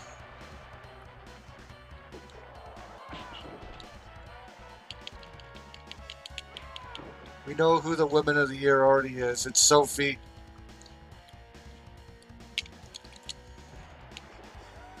But you know they're going to try and find a way around that.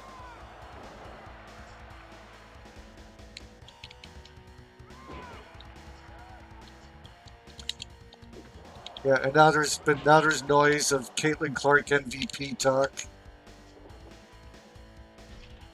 And I'm okay with Kelsey Mitchell being in that talk as well. She's been pretty consistent all year.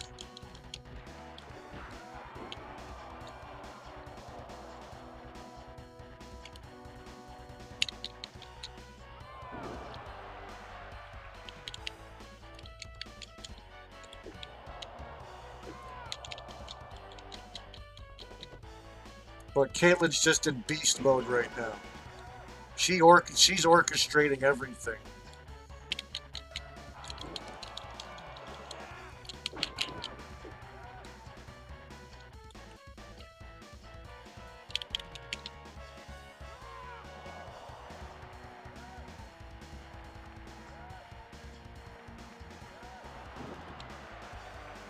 And like she would have way more assists if fucking Monique Billings and Aaliyah Boston can handle her passes half the time.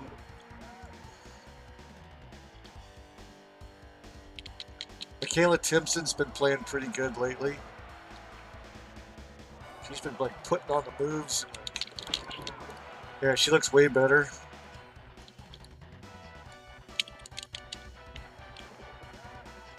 But yeah, the team still lacks depth. And Lexi Hall's not playing as good or shooting the ball as well as. Hopefully she'll heat up later in the season. But yeah, the team really lacks depth. Ty Harris is complete shit. Couldn't get any bigs. I think the deadline's tomorrow. And so the Fever couldn't pick anyone up. Instead, Toronto took like one of the best players that was available. Toronto traded their second round pick for Morrow on Connecticut. And yeah, that Mick Talks Hoops wasn't happy with that. Say, why couldn't the Fever have offered like a little bit more and got that player? Like, we could have used her. Well, the Fever could have offered a second round pick, but it wouldn't have been as valuable. Toronto's only got 10 wins, so there's a good chance that Toronto's second round pick will.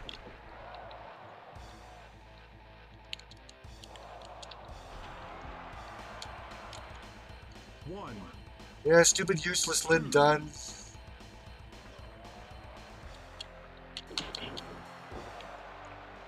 Fever should have tried to get somebody.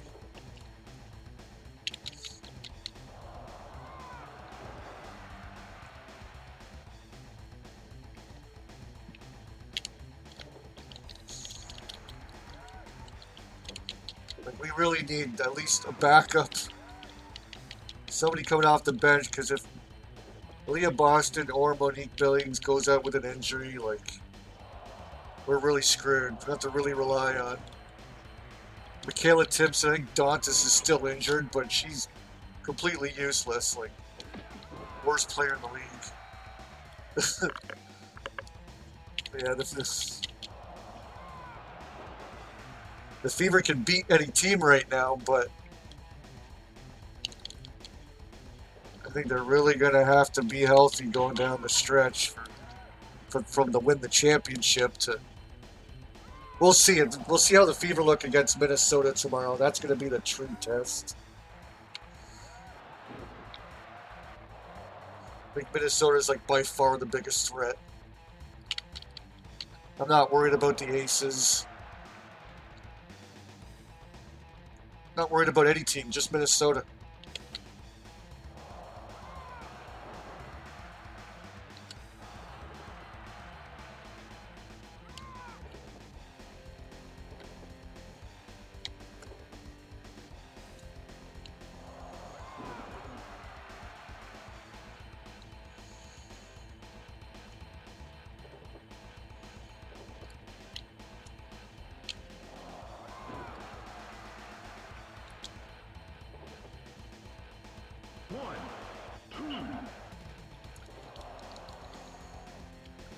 That's a lot like Kevin Nash, but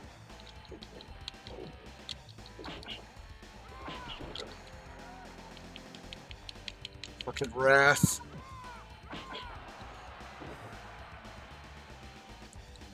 Wrath was cool. They should have done more with him. See if I can. Yeah, elbow off the top. Whoops, wrong button. That was not revenge. Not revenge. Forgot. I went for the revenge pin. Supposed to press C down.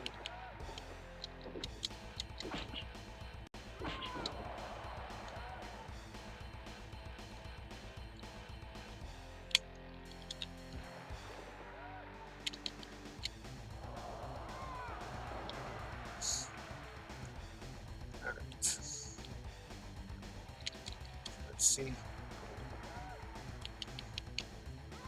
Wish you had a roll up.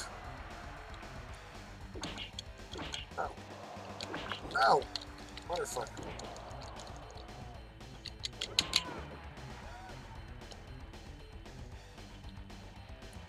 Alright, let's give him a... 1, 2 count. Oh.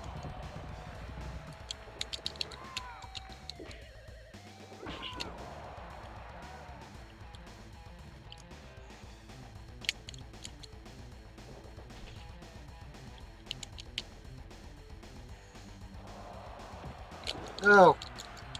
He's got a high spirit.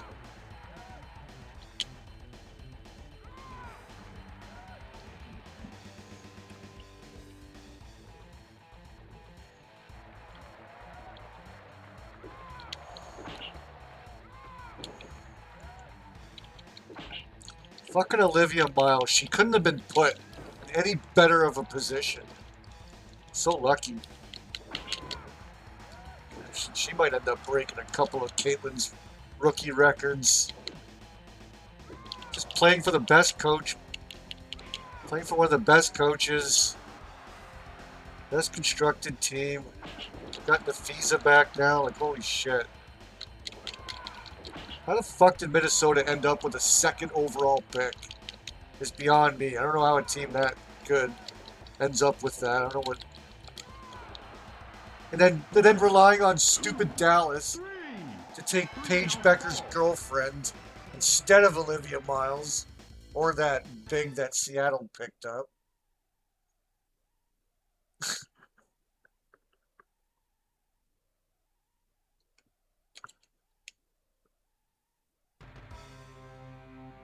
Here we go.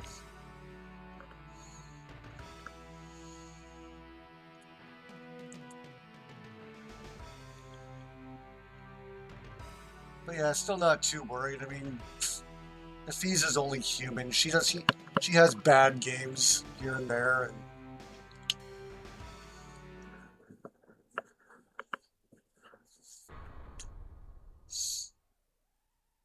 I have a lot of confidence in the Fever right now. I think we can steamroll anybody.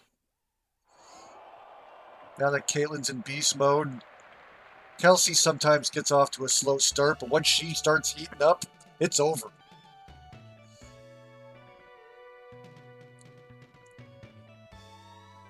The team has to have a lot of fight. And yeah, Portland last night had a lot of fight. They kept coming back. While Caitlin was trying to, like, stat pad her triple-double, she was just trying to get, like, forcing assists. And that sort of helped Portland make a comeback. But then, yeah. Wasn't enough, though.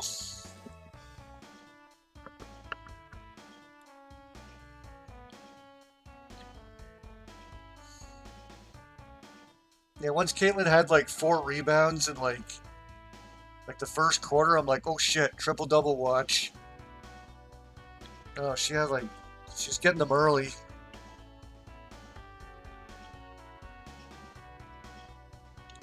Yeah, she starts snagging rebounds, and triple-double is inevitable.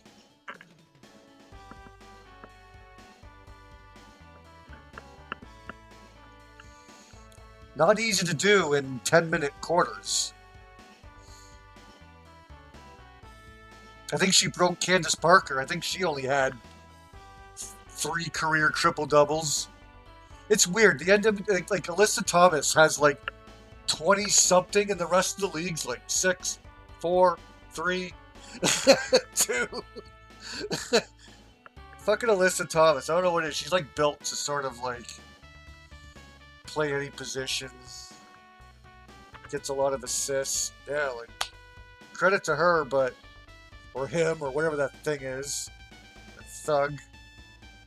Yeah, like Alyssa Thomas has like somehow has like 24 career ones. And I think Caitlyn could be able to break that, but maybe not. It's gonna be a lot. And then everyone else has like 6. I think Candace Parker had 3.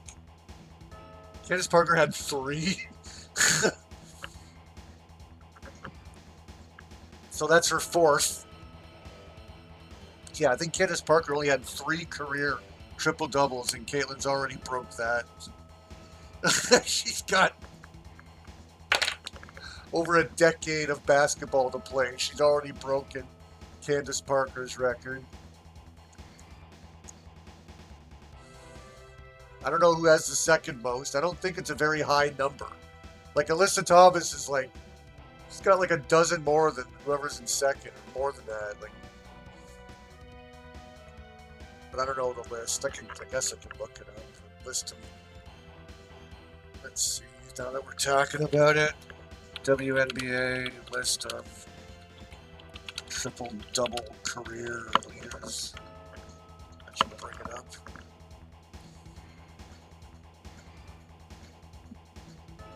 Alyssa Thomas leads, yeah, all-time triple double list with a commanding total, followed by Jessica Shepard and Sabrina. Oh, Jessica Shepard, who's still playing in the league, has 5 triple doubles, and that doesn't surprise me because she's just all over the place. Great player to watch. Sabrina's got 4. Caitlyn already has it tied, of course. Caitlyn's tied with Sabrina for 3rd all time. And yeah, Candace Parker had 3.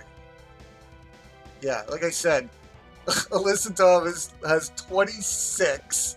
Because, I don't know, protected species gets... Probably because the refs never call fouls on her when she's, like, going for rebounds and stuff. Like, I'm sure her rebounds are really dirty, and I'm sure she probably should be called for fouls for a lot of those. And she probably gets a lot of fraudulent ref-assisted triple doubles. Fuck her. But yeah, anyways, 26, that's still impressive. I don't care what. Can't make any excuses. And then the next is Jessica Shepard with 5. Man, what a bum league. No one else has over 6. Career. What the fuck were they doing the last 20-something years? But yeah, like, it's just... It wasn't common at all back in the day because of, yeah, 10-minute quarters. And it's not easy to do. But yeah.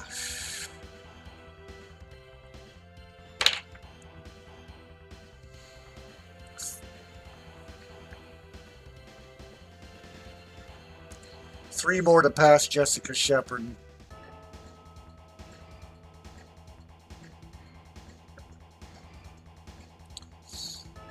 Also, Caitlyn had a couple steals and a block, along with that triple-double. Who's the other good white guy in the NBA besides Luka Doncic? Also a Europe name. Oh, you're thinking of the guy on Denver? Jokic? The Joker?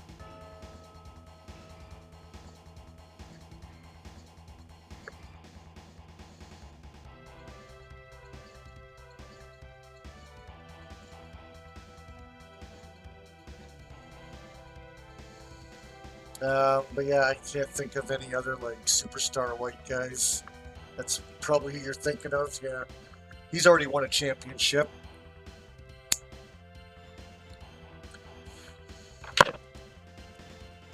He was hilarious. When he won the championship, he's like, can I just go home? I want to go back to the farm. He's like, oh, you gotta stay here for a couple days. You gotta be here for the parade. It's like, seriously? When's the fucking parade? I want to go home. I want to go play on my tractor.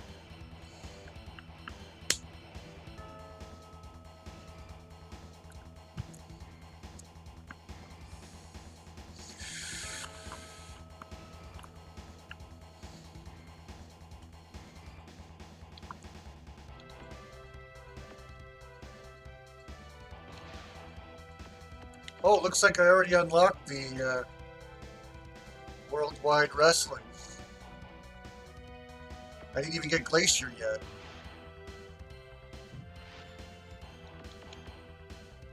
Oh, maybe there's another one. Oh, maybe there's one down here. I don't know. Yeah, I think the one down in the corner will be either the... I think it's the Black Cat. This one might be the Boxer one. Yeah. So when I beat Independent, there'll be another one to the right. Alright, time to get Sub-Zero.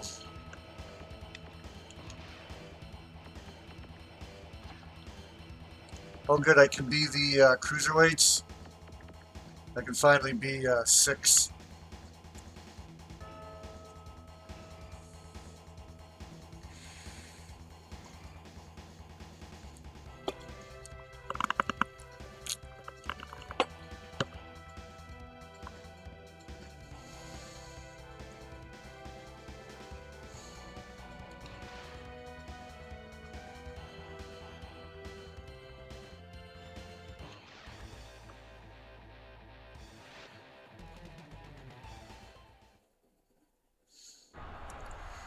Yeah, stupid San Antonio.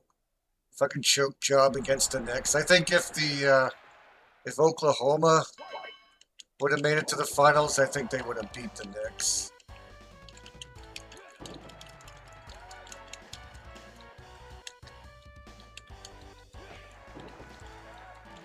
Oh, he already made me bleed.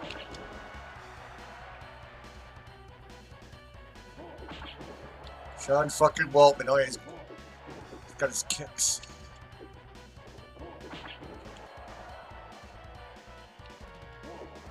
He's got, yeah, just don't hold forward. That's a Sean Waltman kick.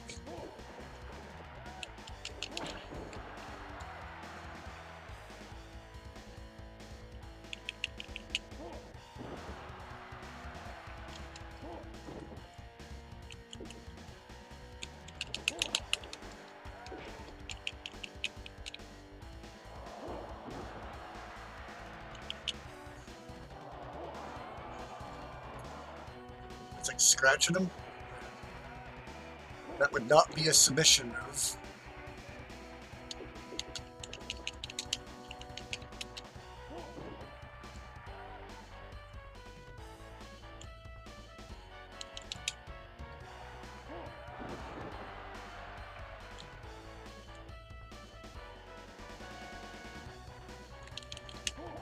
Yeah, Ric Flair has that move.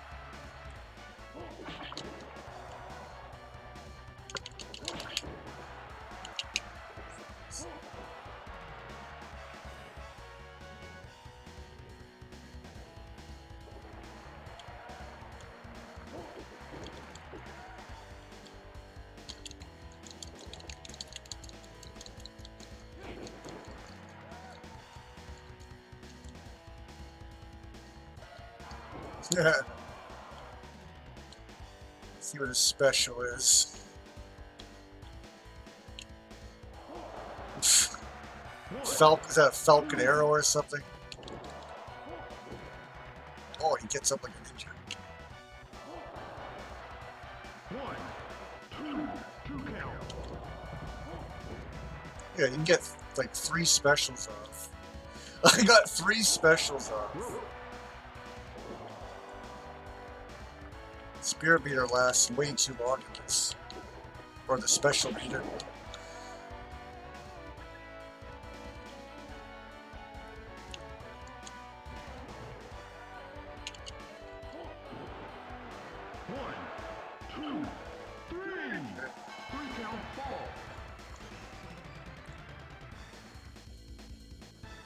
You put the realism on, yeah, your character bleeds so easily.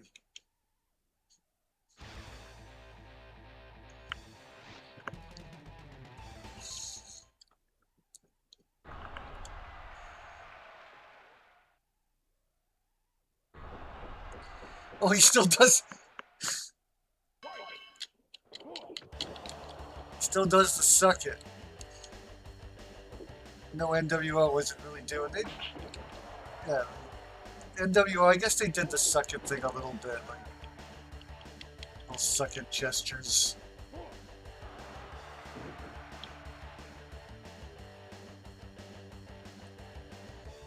It's just Generation X went full throttle with it.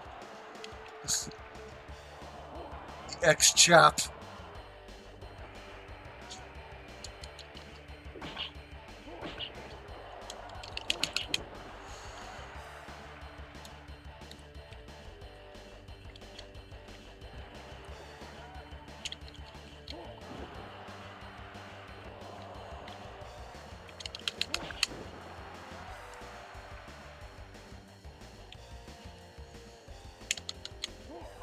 Oh, nice.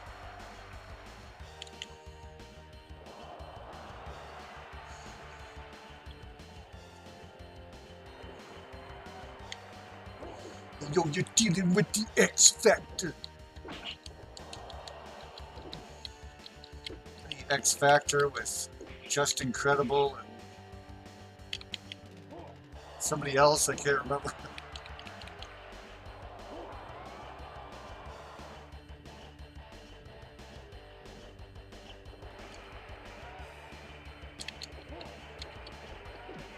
He was Albert. Prince Albert.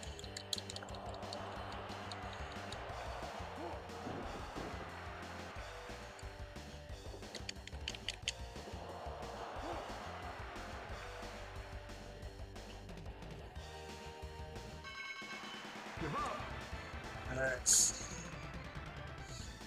How big's my N64 collection? Pretty decent size now that I've collected most of the games I want.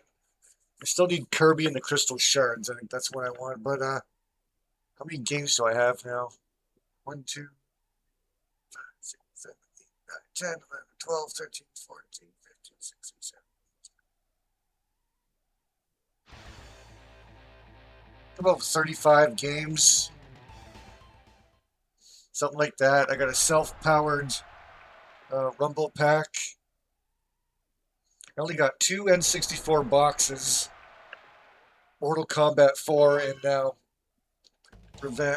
World Tour. All original style controllers. I think I got 4 of them. And yeah, they all in perfect shape. I never break the controllers. Sticks work fine. And I just got the black N64 with a expansion pack thing, so you can play Perfect Dark and Donkey Kong 64. I think you might need it for Banjo-Kazooie. I don't know.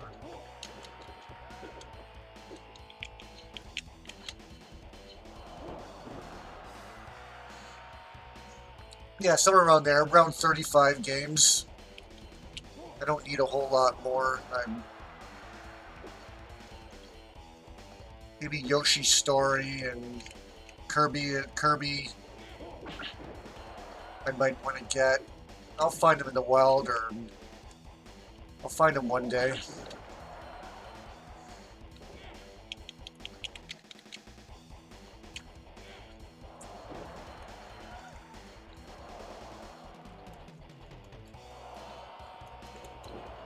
Oh, there's even some 64 games I wouldn't mind selling, like, oh.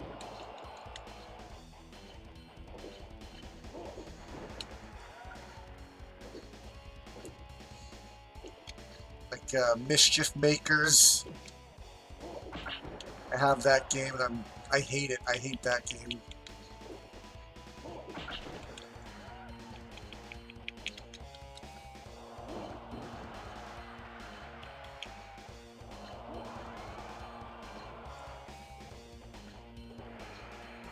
I can't believe Treasure made that lame-ass game. Just grab things and shaking stuff constantly. It really sucks. Some people like it, but I think it's garbage. Why not play a fun platformer?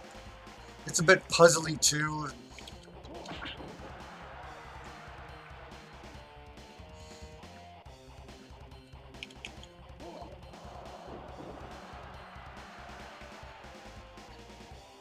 I think I still have my Banjo-Kazooie games, and I'm not a fan of that series. I try and play them. I just don't like the layout of them. I think they really got a proper hub world.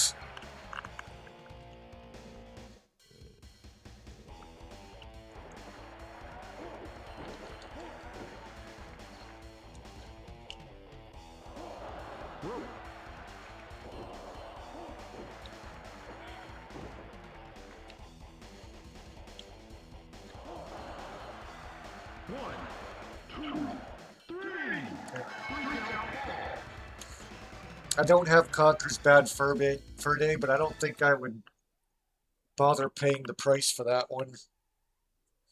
And Ogre Battle 64, that was another one I used to have back in the day, and that was a pretty good game. I played through it. Unfortunately, I chose the bad ending, but I did play all the way through it.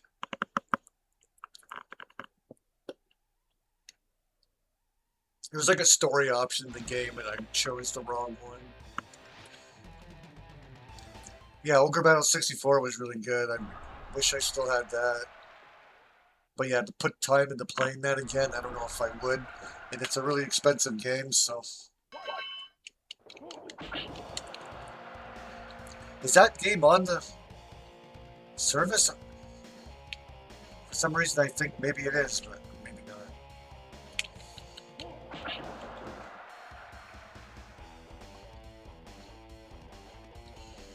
I keep doing this to you.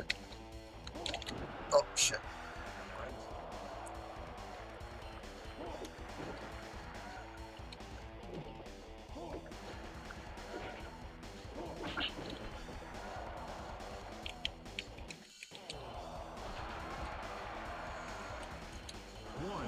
He just kind of like a suck it. It's like they saw the future. They knew he was going to be DX. He belongs in DX. 1, 2, 3, 4. You had 11 games? Now you don't have any? Or you have that many left?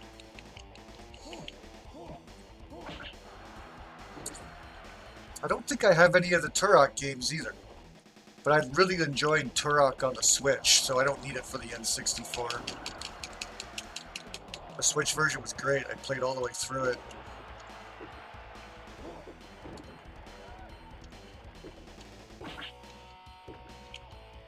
I think you can save your game anywhere. Yeah, it's so much better. That last level was pretty annoying, but yeah, I like Turok, and I don't think I beat Turok 2 without cheats either back in the day, so maybe I would play that game again. There are some few N64 games I need to get. Oh yeah, I had a huge pickup today. I found Mortal Kombat Deception for the GameCube. I took the dive. That's like my... That was like the #1 GameCube game I was looking for. Found Mortal Kombat Deception. I love that game. I played it for PlayStation 2 emulator like maybe a year ago or something. That's how much I like it. I still don't have Deception. I'm surprised. I haven't found Deception yet. But yeah, I found, or sorry, Deadly Alliance. Deadly Alliance was the 5th one, the one that came out before it. But Deception's got way more depth. It's got a weird character selection. The character selection's all over the place, but Sub-Zero looks like Shredder. They brought back Baraka. Then they also brought back Melina and like, was there like a Noob Smoke character? And Cabal. They like brought back just some weird random ones. But then like no Johnny Cage, no Sonya or Kano, or I don't even think Raiden's in it. I think they said it's like Ashra or something. Just a weird selection. They still got Scorpion and Sub-Zero, but like, yeah, no Johnny Cage and no fuck, is Liu Kang even in it? Or he's Zombie Liu Kang, I think. Yeah, that was the introduction to Zombie Liu. Yeah, Liu Kang is back, but he's a zombie. Yeah, he dies in the game before that.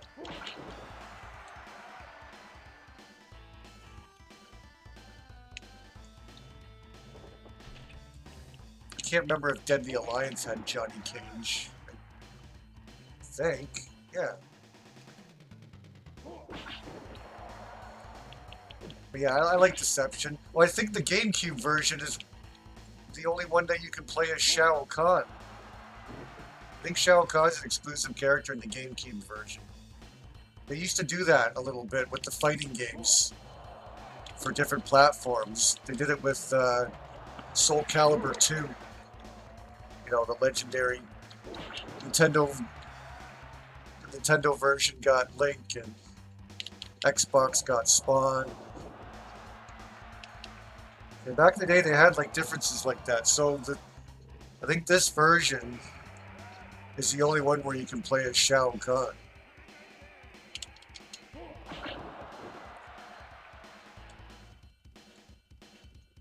Zombie Liu Kang, yeah, part of the zombie craze of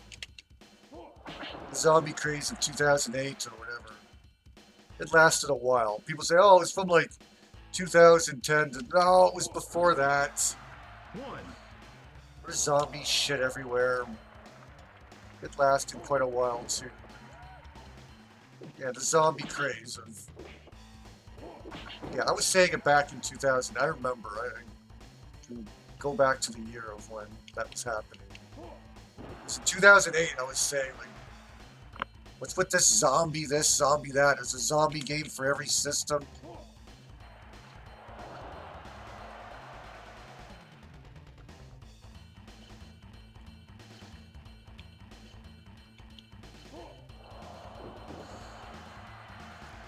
Zombie craze of 2004. I don't know if it started that early.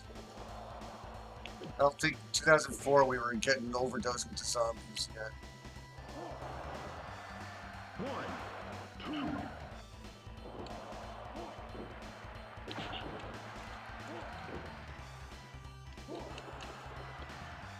2. No, not 2004. It wasn't that. Didn't start yet. I'm talking about like everything was zombies.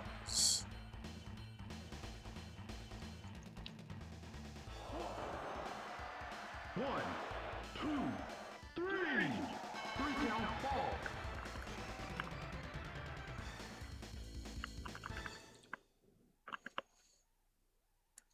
And zombies never did really go away. I mean, The Walking Dead, I think, is still going on, right? Like but when it was really ridiculous, like what year did Zombieland come out? Like, I don't think that was.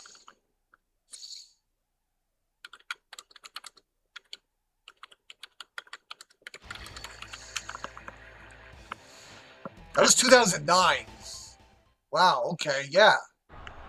It was 2008 when I was saying the zombie thing's ridiculous. And then, yeah, Zombieland is out. That was pinnacle, 2009.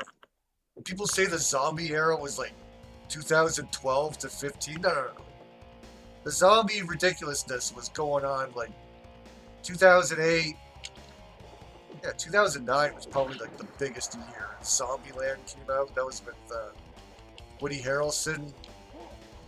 Yeah, so yeah, I'm spot on. I thought, well, if Zombieland didn't come out till like 2011, then maybe I am jumping the gun a bit. But no, the zombie craze started like in 2007, 2008, for sure. And it wasn't 2004. I don't know.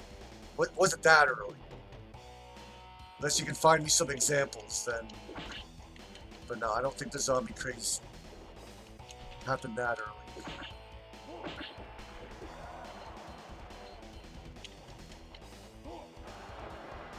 When did when did Zombie U come out? Now that was a little bit later, right? Yeah, I remember because like when Zombie U came out, like, oh, you're so lame. Like the zombie thing has been overdone for years, and oh, here's Nintendo with their zombie game. Because every year there's gonna be like 10 zombie games. Uh,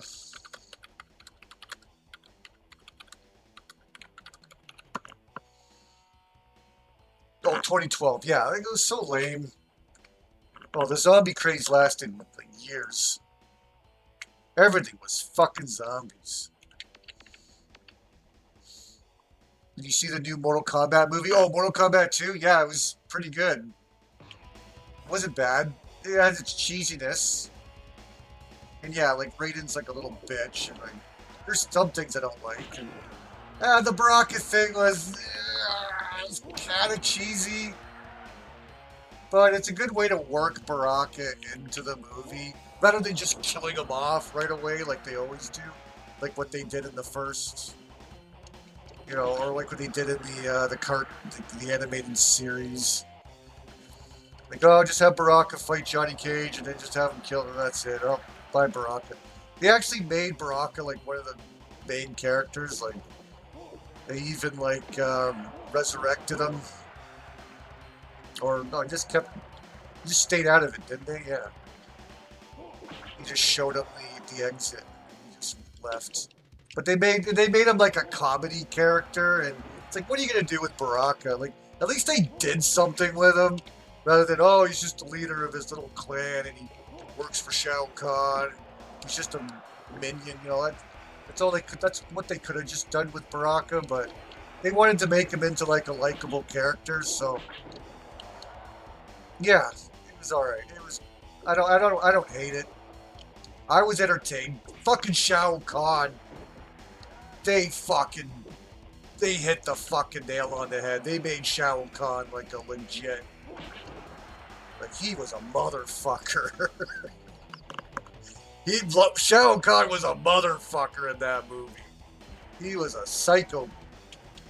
Just relentless. He was unstoppable. I like Shao Kahn. They made him crazy.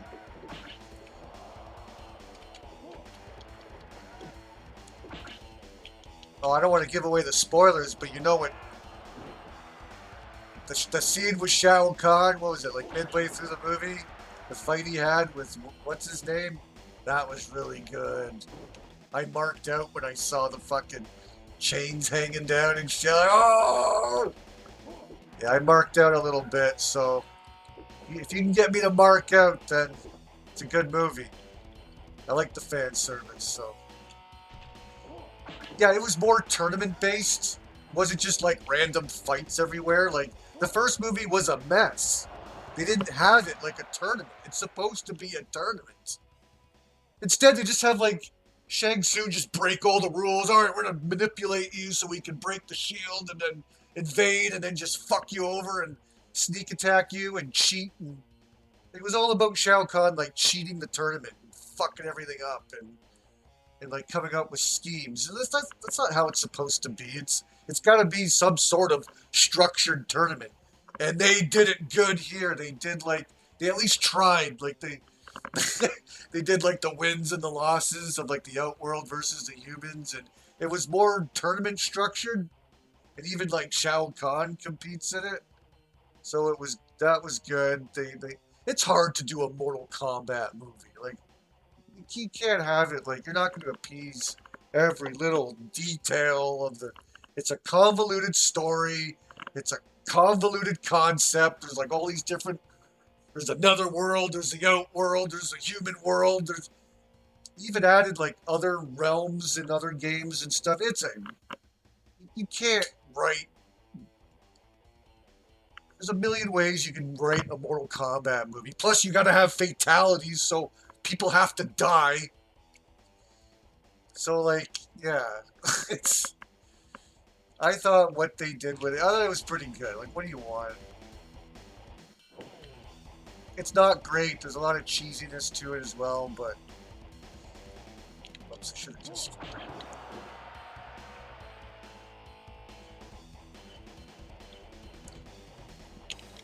Yeah, Shao Kahn and Goro. Yeah, I remember I saw Goro in the instruction manual. Like, I don't remember him being in the game. Oops, shit. Put it in the chat.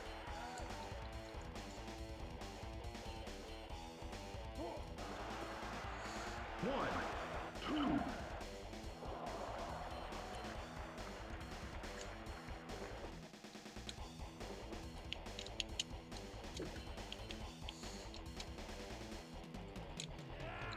Yeah, Johnny Cage was alright.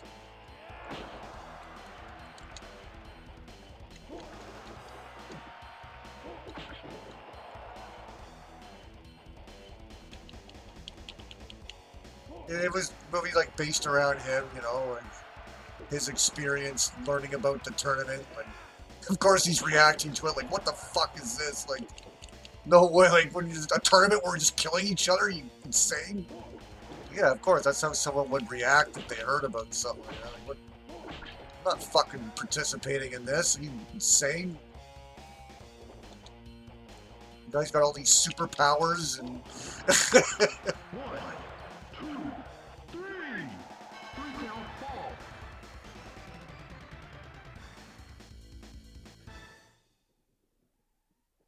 But they were missing somebody, right?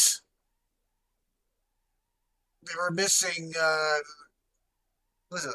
Sub-Zero's not even in it. Yeah, I'm just gonna go ahead and say that. Sub-Zero's not even in it. He was the best part of the first movie.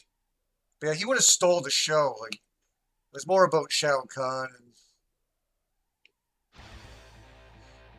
they found a way to work in Scorpion. So at least they had Scorpion.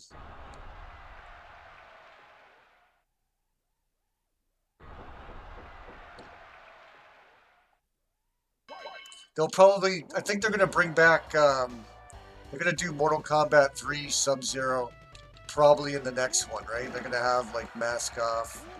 They're probably going to have the Mask Off Sub-Zero in the third movie. That's what I assumed.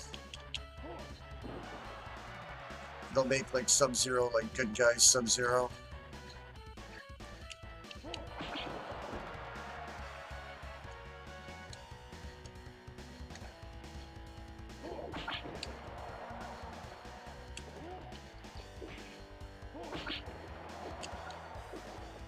And they could introduce Quan Chi, because that's who Sub-Zero is supposed to be. It's like, oh, that wasn't actually Sub-Zero. That was Quan Chi pretending to be Sub-Zero to manipulate Scorpion.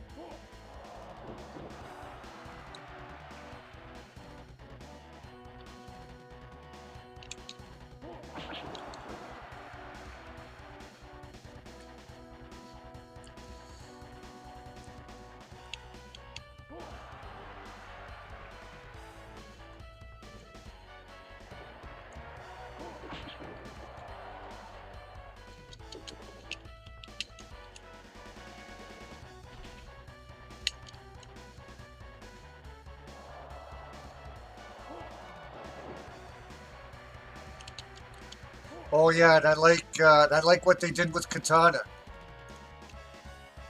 I wish they would have had a more believable actress or like a better athlete. I picture Katana to be a little more, but they did good with Katana. I like how they based it around her story, because her story is actually one of the more interesting ones in Mortal Kombat 2. Since, like, you know, Shao Kahn took over her kingdom, and she's now forced to serve him. And, except they didn't add the Melina concept because Melina got killed in the last movie. So they didn't bring back Melina and have, like, that rivalry. They just didn't use that at all, but...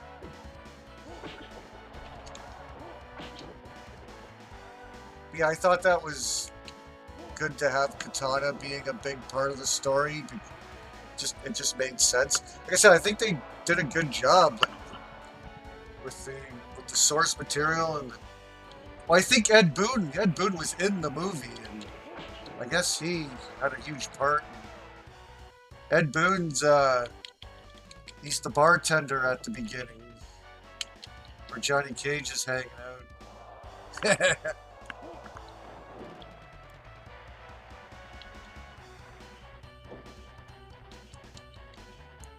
One, two, three. It's not a perfect movie. There's a lot of eye rolling. And, yeah, I wouldn't say there's any woke stuff. I wouldn't say there's. Unless you're like, oh, what's with these women empowering women? And, no, there's no woke shit or anything as far as I know. I know people could always like point out every little thing as being woke, but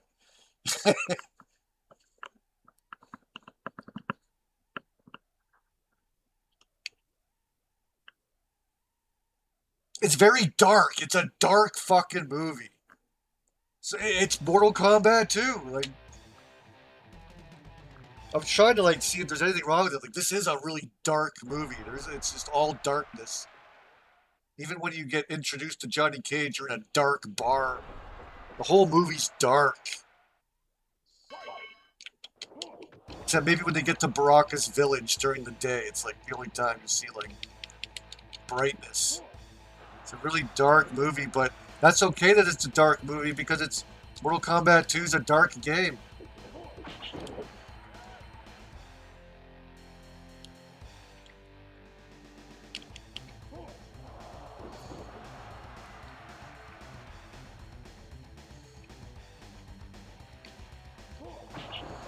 I would say it's better than the first one. It's just it didn't have Sub-Zero in it. Sub-Zero was cool in the first movie.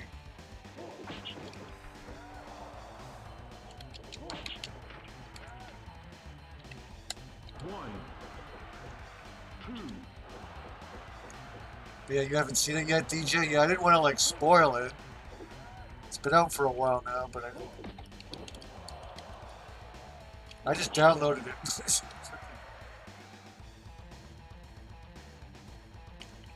Yeah, I wanted to see it because I recently rewatched the first movie. But like, you don't even have to see the first movie. You don't. You don't even have to see the first movie to watch the second one. First movie's practically irrelevant. It is irrelevant. You can just tell the backstory in like a few sentences to know what's going on. It's alright. It's alright. It's a tournament of the gods or whatever, and it's Outworld versus Earth Realm, and if the Outworld wins 10 tournaments, then they control the Earth Realm, blah, blah, blah. It's a simple story. And yeah, just get on with the tournament. Then you just learn about Johnny Cage and his experience. That's what the movie's about. That's it. You don't have to watch the first one. It means nothing.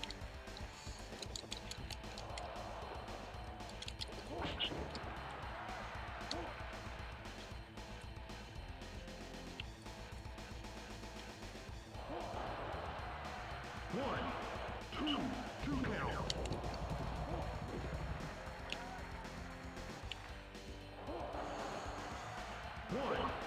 One, two count. Oh, you know who they were missing? I remember they couldn't find a way to put no Kintaro.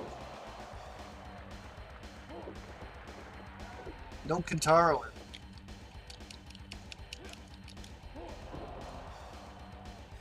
He had Goro in the last movie. They didn't do much with him, but Goro was in it. But in this, no, yeah, no Kintaro.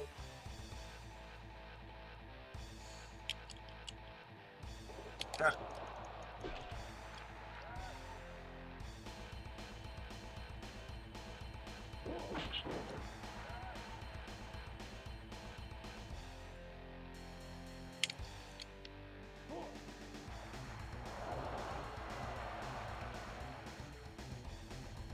Oops.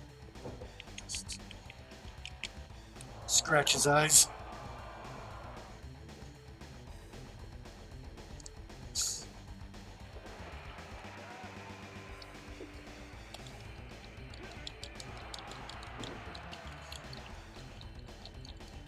Oh, you're gonna see that. So when's this goddamn Street Fighter movie finally coming out? September?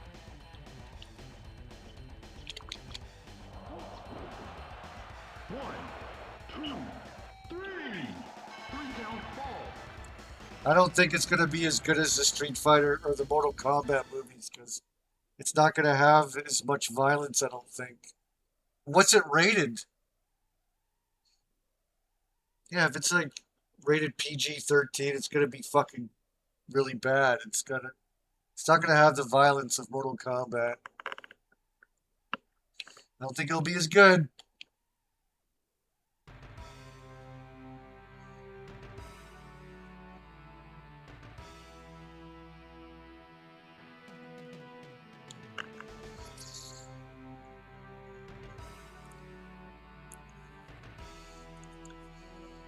And yeah, me personally, I might not like. I'm not looking forward to seeing fucking Cody Rhodes or Roman Reigns as it's just so. No, when you got wrestlers in the movie, you know it's going to be bad.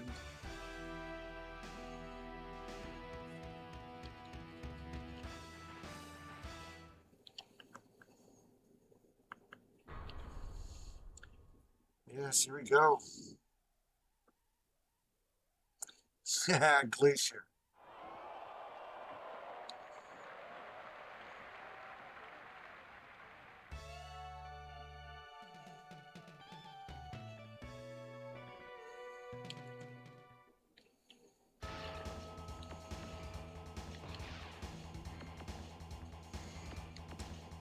Well, maybe this is the last one, but what did it say?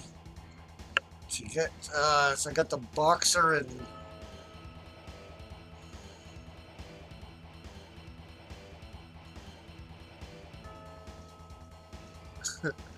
okay. Unlock the world, yeah, the WWW, the whole World Wrestling League by winning a championship in all 4 leagues. Then compete the challenge. Joe Bruiser unlocks via heavyweight and Black Widow. Oh, so in this one I have to. Says I have. Joe Bruiser unlocks via the heavyweight class. There it is. And Black Widow unlocks via the cruiserweight. But I have to unlock the cruiserweight by beating this one? There is no cruiserweight option.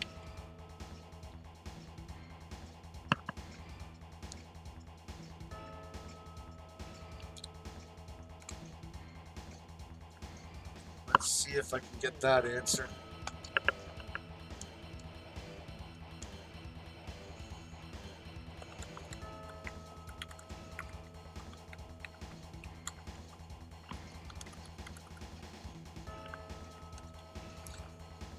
Okay, let's see. To unlock the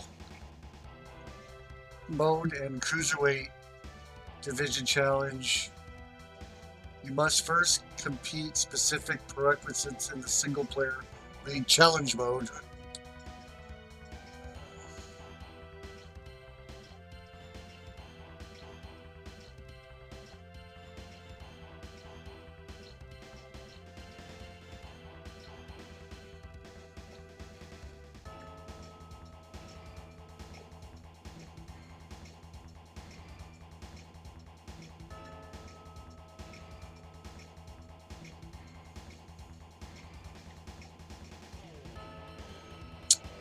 Ugh, it says select the cruiserweight option. There isn't one.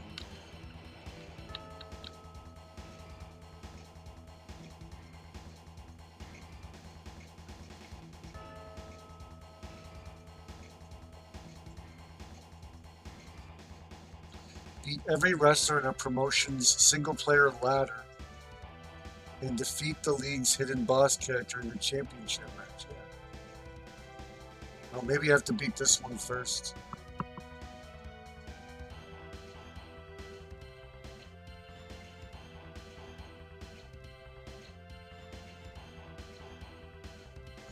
But maybe there's something they're missing. Like maybe I have to beat the cruiserweight. Maybe I have to beat all the cruiserweight belts. And they're not. AI's just not catching that. Oh well. I'll do this one.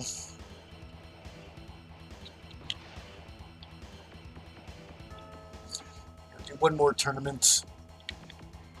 Who should I be? Should I give Hogan a try? Did they give him the same special as Ric Flair? Or they maybe gave him something ridiculous? I think they gave him like a choke. Like you lift him up, you choke him and you lift him up. I believe that's what Hogan's special is in this one. Yeah, such a low character selection compared to Revenge. I definitely want to try doing the torture rack. So I guess I'll give. But where's Wrath? What is he listed under? I think he might be under the DOA. Oh, yeah, like Glacier's listed under Independent League. Wrath is in DOA. Why didn't they just stick him in WCW? Oh well, okay. We're gonna play as Wrath.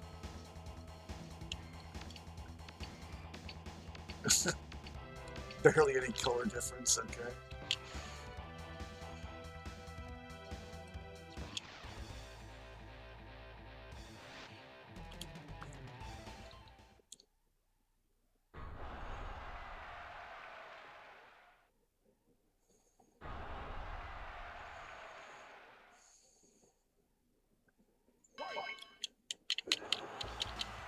Atom Bomb.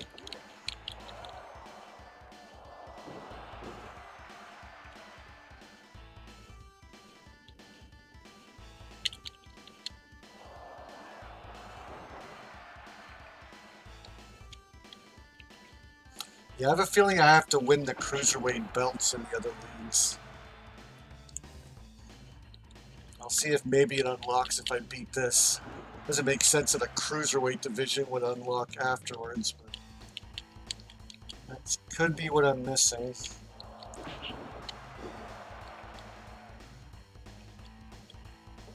You get like a female character, a black cat or something. Oh, big splash. Oh, pinned it. That turns into a pin. Nice.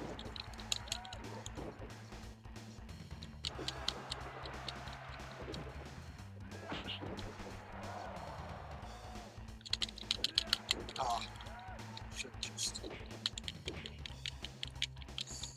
I think Wrath is pretty good at this. Like he seems fast and powerful.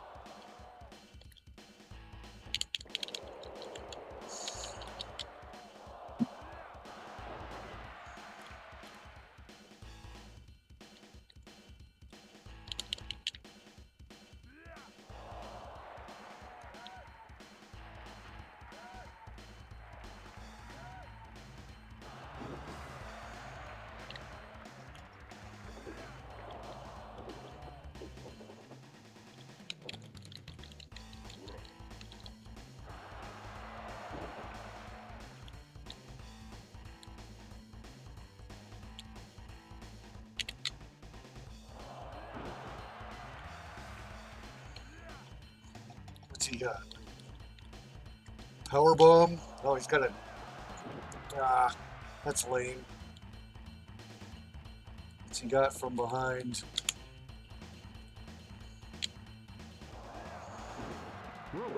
Ah, Brooklyn, of course.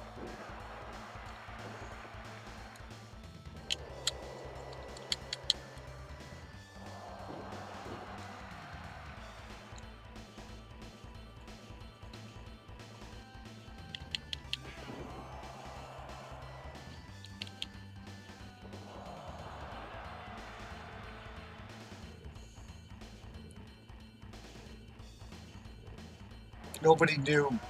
Probably nobody knew Wrath's special finishing move at the time. He like barely wrestled.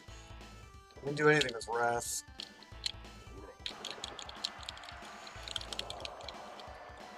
They had like Wrath squash jobbers, and that was it. Not put him against anybody.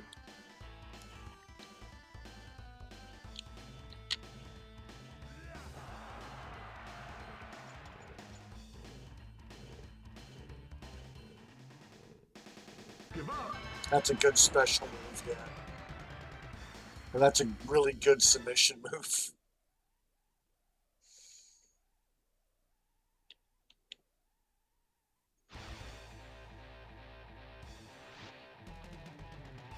That's like better than the torture rack.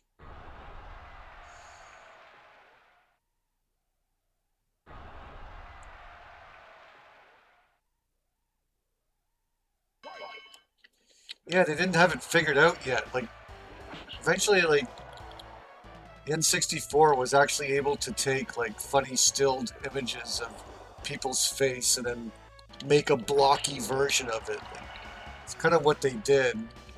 In this, like, none of their faces look anything like, there's no resemblance. They're just generic-looking faces. There's no detail at all to them.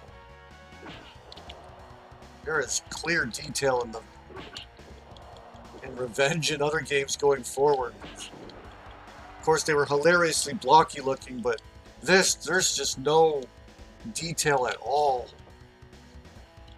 There's no size difference. Like Big Show looks, the Giant look has the same height as everybody else. It's just, wow, he's thicker. It's like slightly thicker.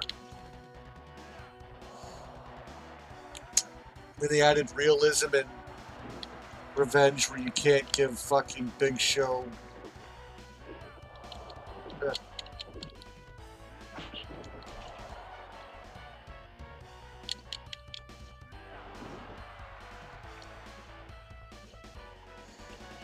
Oh wait, hold on. Maybe not. Maybe Revenge didn't have that, because I actually hate that.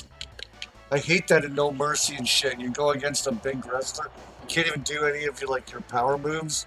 It's like most of your moves just end up getting fucked. You can't lift them.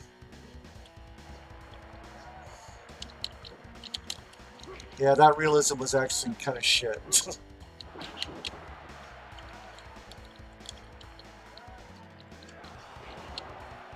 In the pin. I gotta finish somebody with that move. You can't steal specials in this. I would do the choke slam, but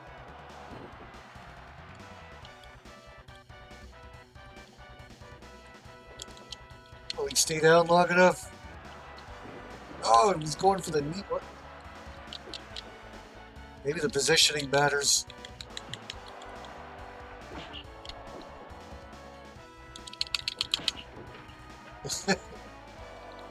One, two, three. You can't taunt outside the ring. Oh, it knocked him. Knocked him out. It's like I gave Big Show the KO punch. I just did a strong B move. I just threw a haymaker at him and knocked him out. I don't think there's a replay in this either. There's no replay.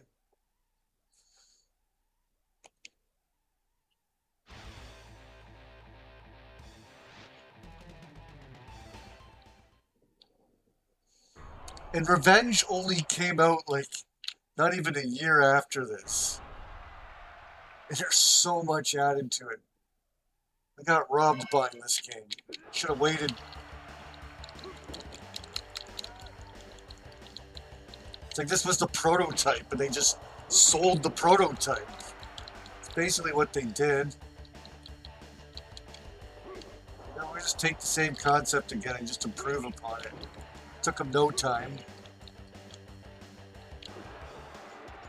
In the meantime, they just released this prototype with old fucking Scott Steiner with long hair, fucking Wrath, and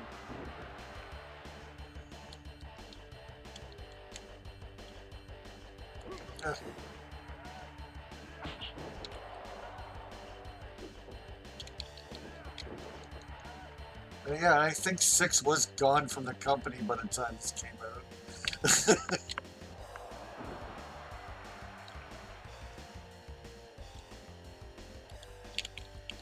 This was the prototype, and yeah, Revenge was the polished One that we should have waited for.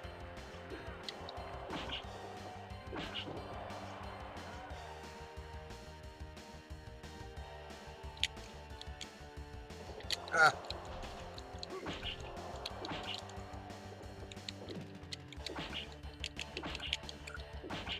Jesus, no.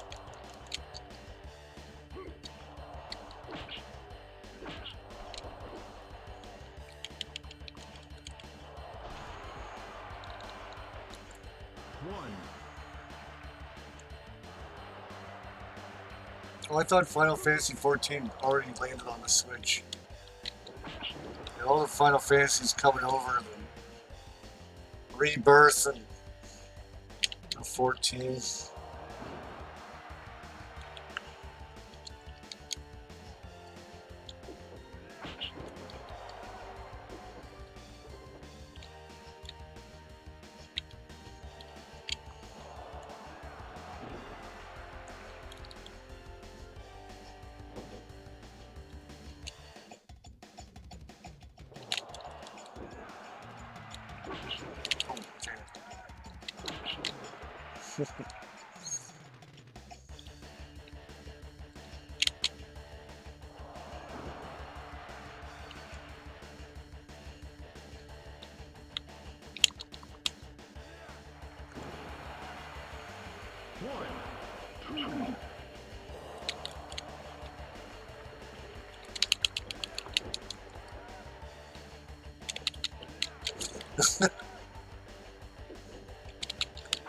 Yeah, gotcha.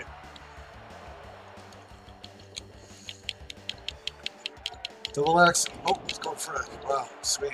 Even better.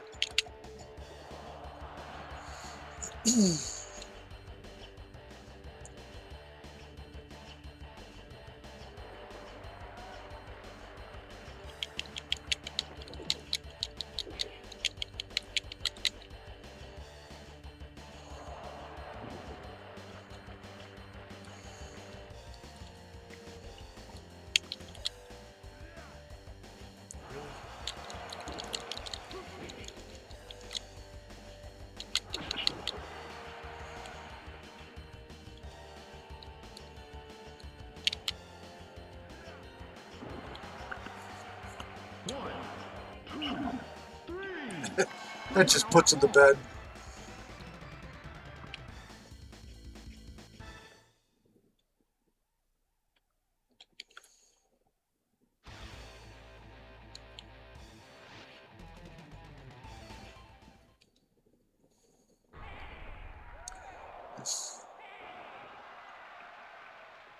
There are weird sound effects for both Bagwell.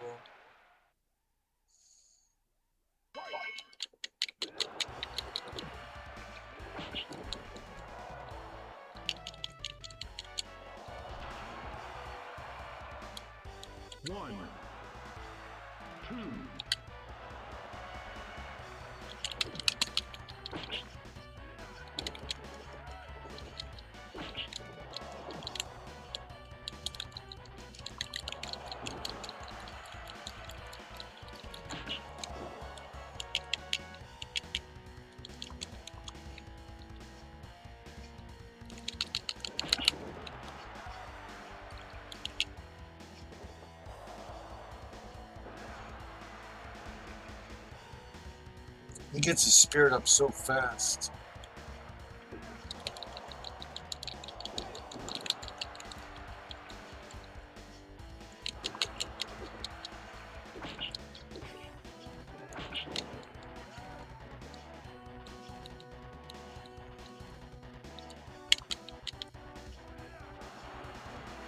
Oh yeah. Crazy submission.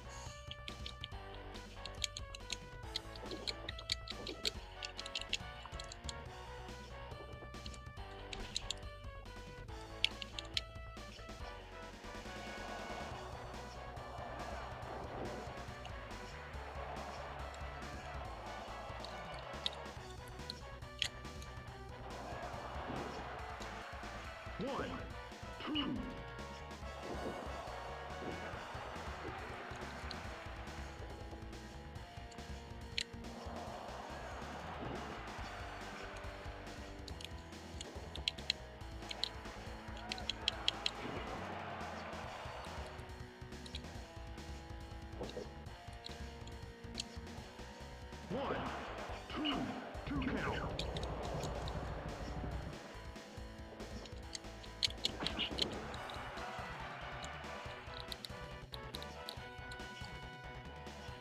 I love bashing her head on the turnbuckle.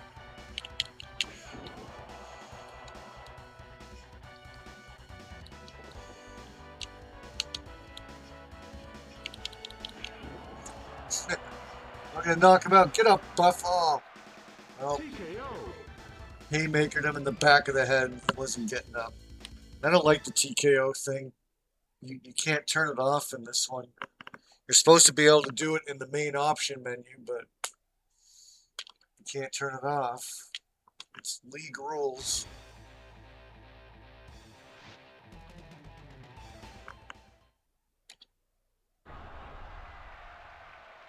Look how just generic Sting looks, isn't it? Like,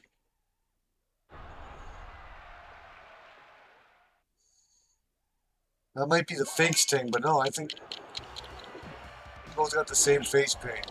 It's terrible.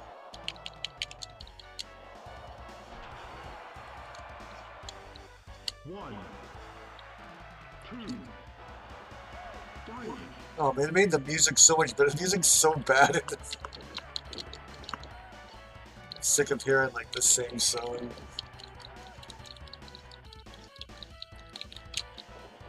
This really does feel like a prototype compared to Revenge.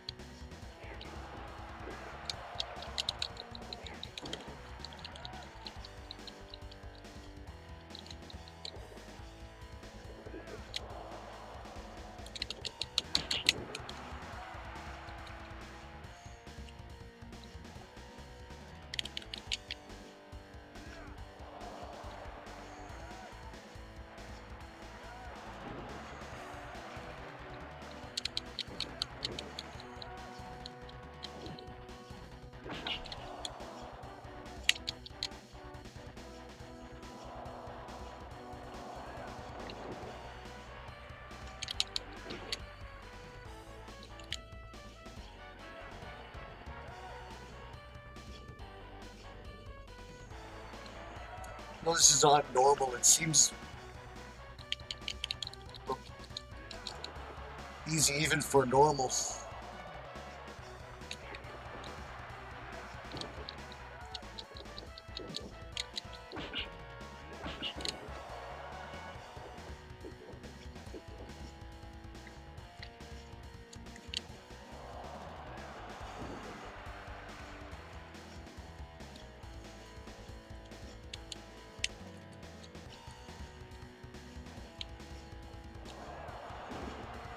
Rope break.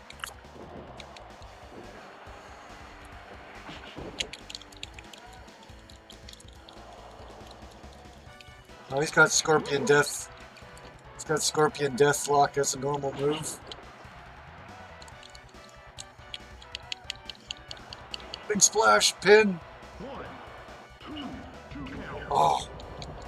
Yeah, you gotta have him in perfect position for him to make that move and then do the pinfall. Oh, he got me the hard crap. Shit.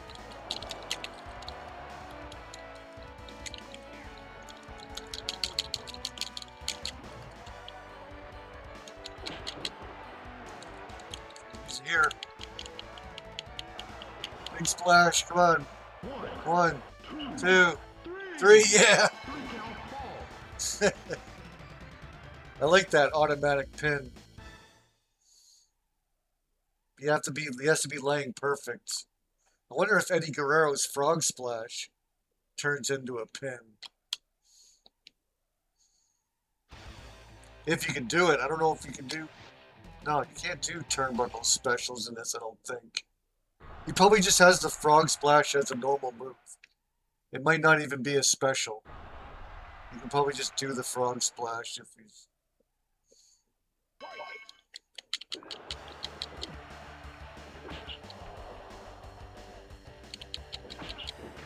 If they have Chris Benoit's headbutt, then they have to have Eddie Guerrero's frog splash. Oh, that's. 1, 2, 3.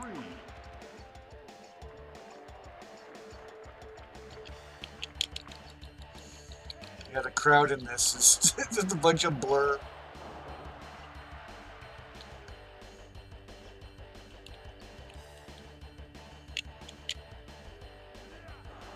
Come on, tap.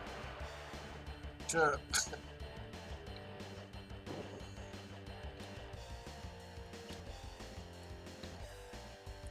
I hope they didn't make this tournament like extra long.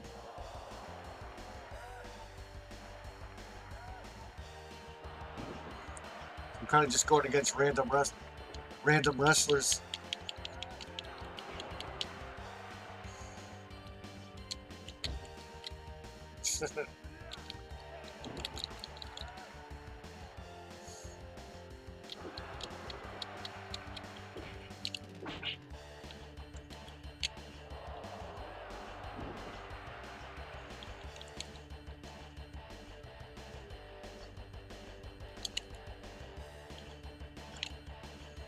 No, rope break again.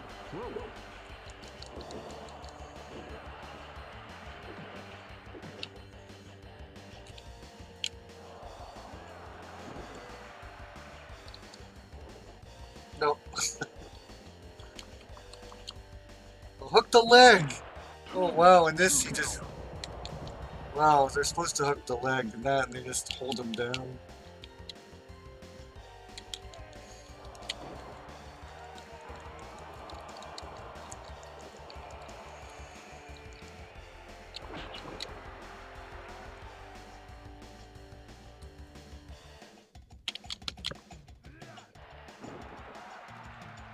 One, two count.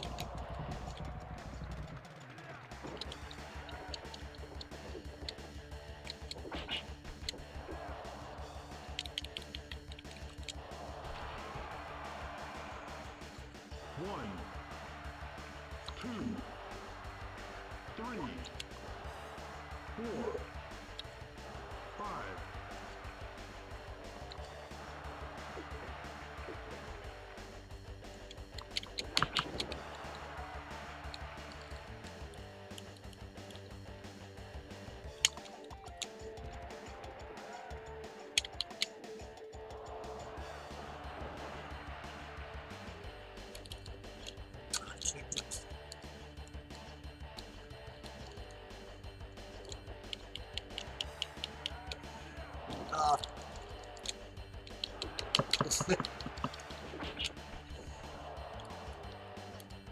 Back in here.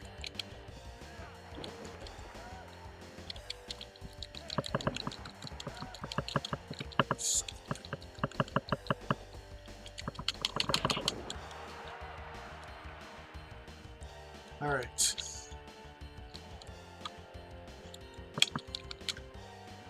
Tap.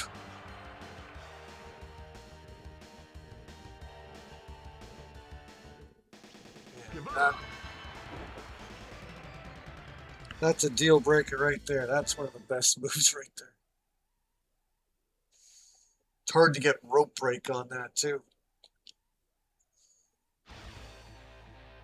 Black Hearts.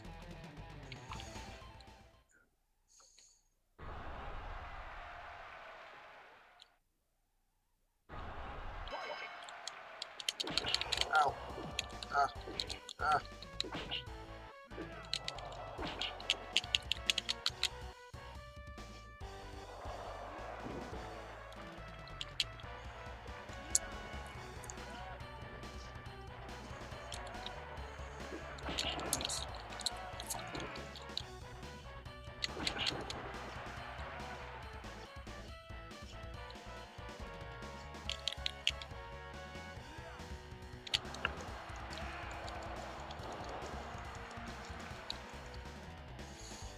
I can't believe I've had this many matches so far. I'm starting to get burnt out. Done a lot. 5th tournament, my god. Oh yeah, they still got this, eh?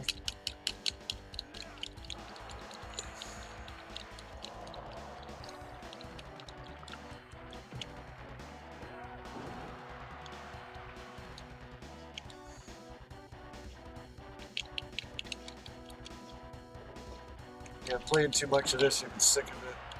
real quick. And it's a good multiplayer game.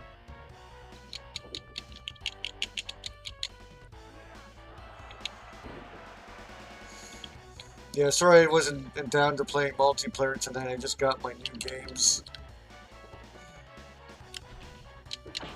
That's what I was itching to check out again.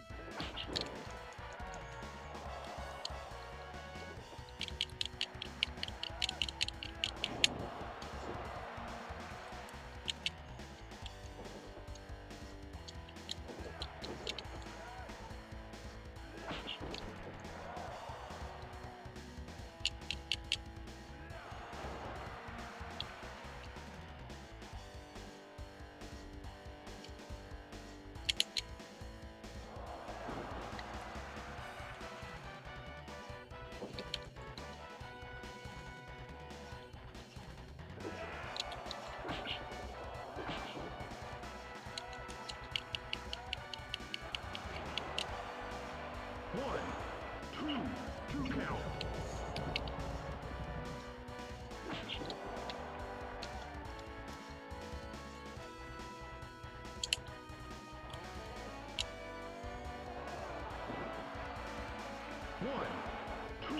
Two count.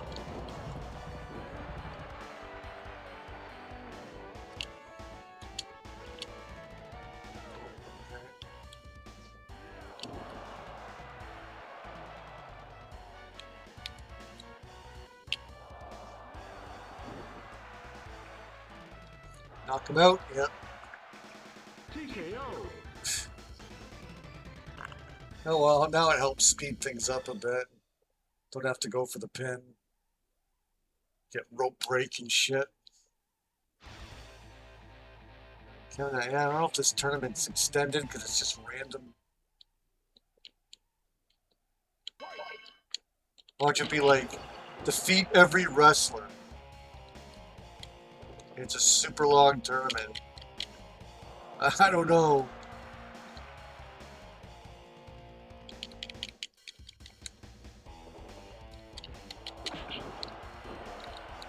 I don't think it doesn't include the lightweights, but still, oh my god, I don't want to.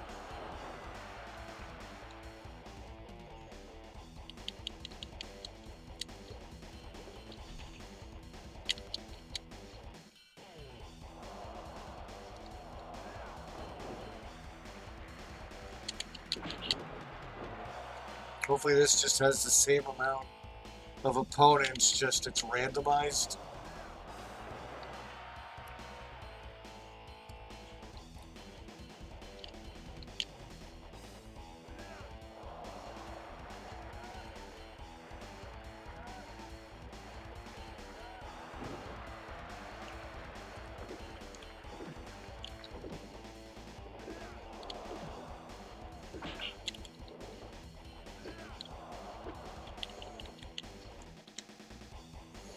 Didn't AEW Fight Forever mostly get criticized due to the, I don't know, glitches and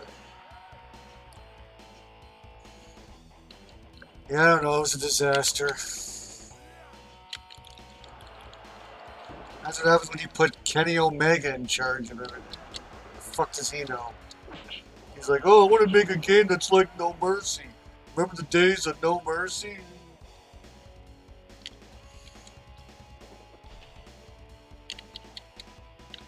Okay, well, how's that going to work with AEW since that's more like high tempo wrestling? It's got no chemistry or like it's not real wrestling. How are you going to make that into like a No Mercy game?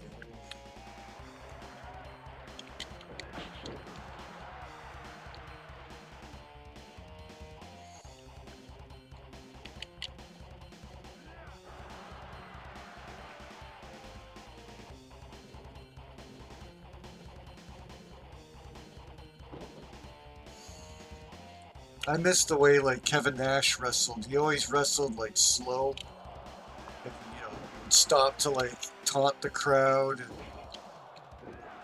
go to the turnbuckle and put his foot on his neck and he always like choke. Referees would have to count to 5, count to like 4.5. He'd let go. And you don't see any of that anymore. You don't see any heels, like tough heels being motherfuckers and cheating and playing with the crowd and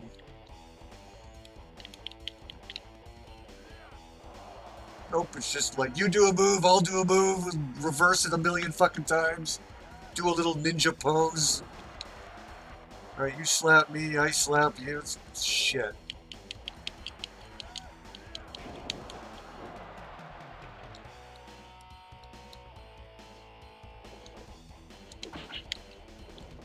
Crowd's bored as hell. Not put into any submissions where the crowd has to stomp their feet, clap their hands to get the baby face, you know, worked up to get out of the submission. Like, they don't play with the crowd. They don't do any of that anymore. Now you just go to an AEW show and you just watch them flip around and roll around until somebody wins. It's so stupid. The crowd's not even involved anymore in wrestling. It's so completely lost the art. It's not even fun to go to a wrestling show anymore. They don't incorporate the crowd anymore.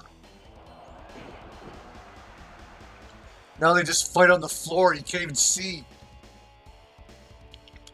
can't even see them. They're always like on the floor fighting. It's a joke.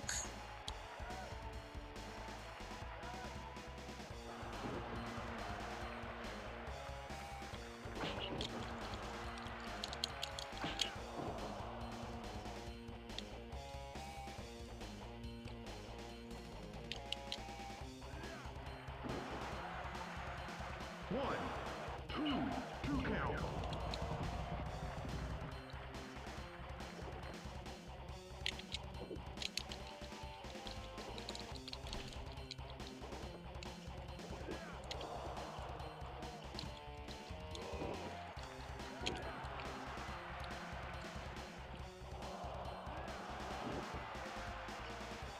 Knock him out. Ah.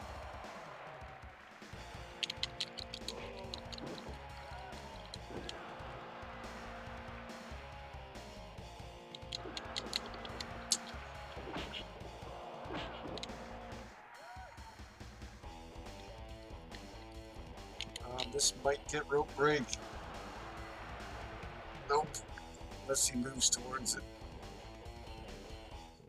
Yeah. That move's so cheap.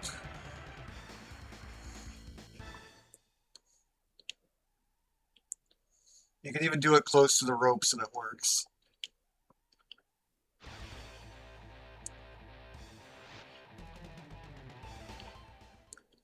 Yeah, I have a feeling this is like an extra long tournament. And I fight the boxer at the end.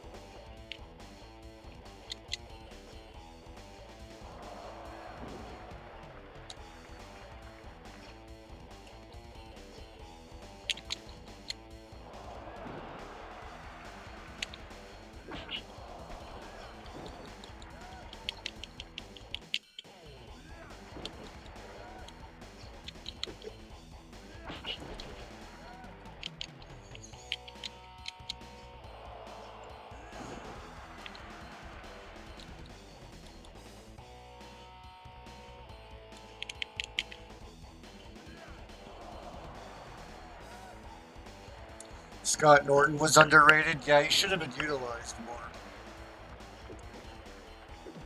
A stacked roster. Should have utilized him better.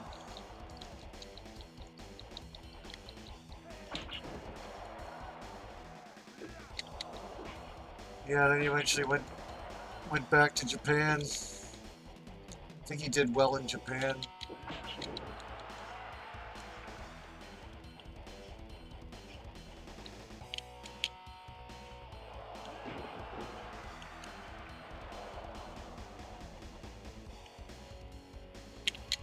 Rick Rude is mostly known for his his sudden switch to WCW. Remember, he was on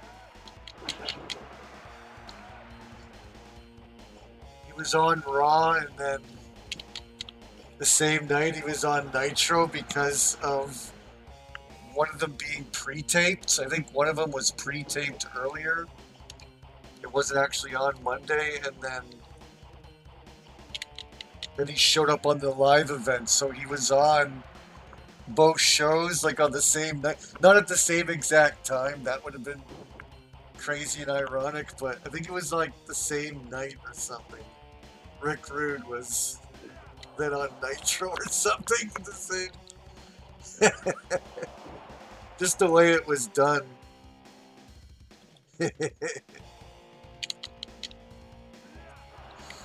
But yeah, you never seen him outside of his fucking suit, man. He just like became a toothpick or something. Wow, that's how good that submission is. That's broken. Well, Wrath is just... I don't think many characters have that move. I think Big Show has that move. Yeah.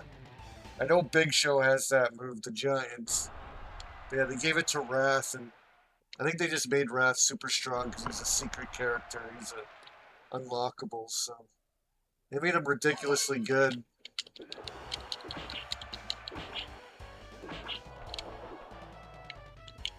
And it's possible at this tournament you have to beat every fucking wrestler. Every heavyweight, it seems.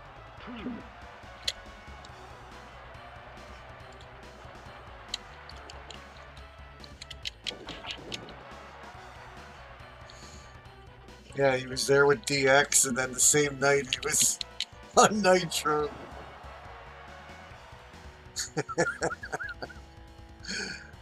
You know, Nitro did that on purpose. They knew it was going to happen. Well, let's get him out here. Like, as soon as he got there, like, all right, let's get you out there.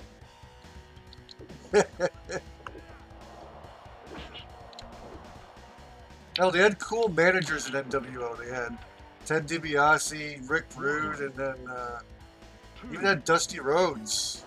Don't forget Dusty Rhodes was NWO.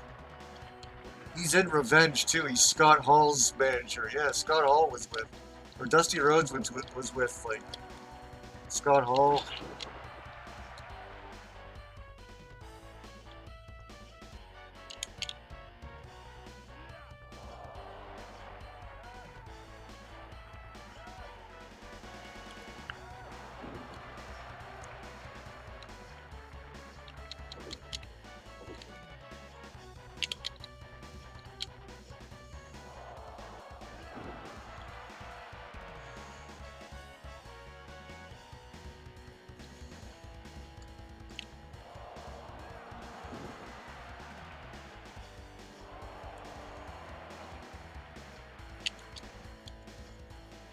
Can't flip behind him in this from a grapple.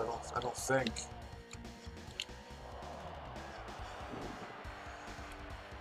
What? Another one. Knockout. Come on. No, nothing there. Oops. Yeah, the only way you can hook the leg is pinning him by the legs. Probably makes no difference. Alright, let's give him the submission. Get out of here. Oh no!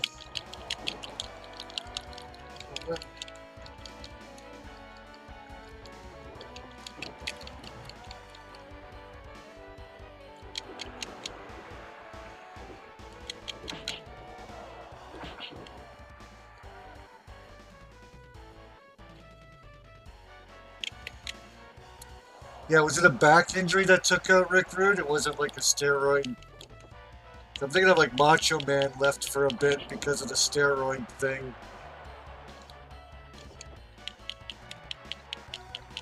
He took it easy on that. But yeah, Rick Rude was an injury, was it? Yeah.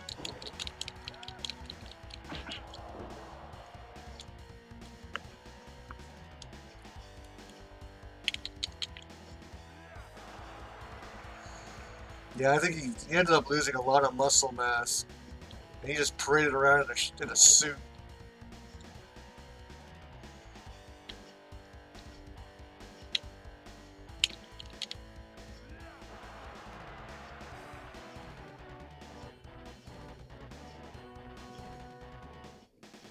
Give up.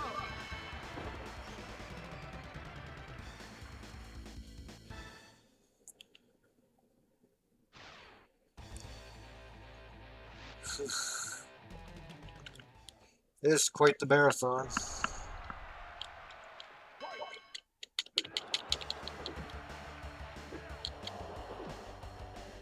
They call it the World League. I think you have to fight all the heavyweights. 2.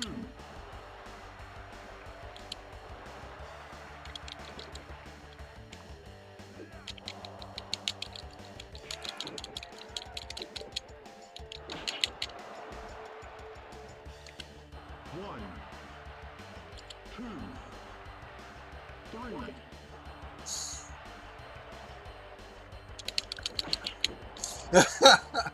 Just keep knocking him out. 1. 2. Come on, you clumsy bastard. Stay in the ring.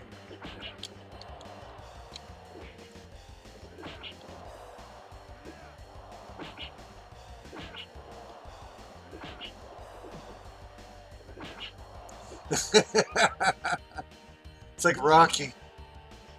I want to give him my special. Get up, you bum. 3. 4. Get in here. 5.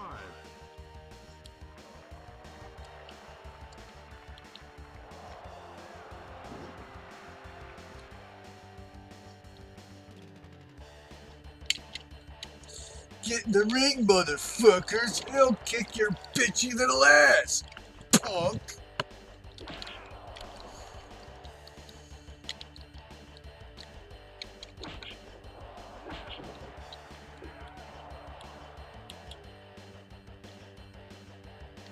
This is dedicated to all the Guns N' Roses fans who stuck with us through all the fucking shit. To those who oppose, well, there's your performance for tonight.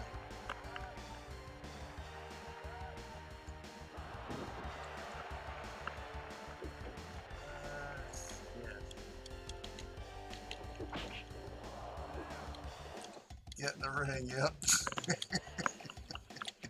Classic. Well, I'm sure there's Guns N' Roses fans that know that entire rant. I can't. I don't know it off by heart.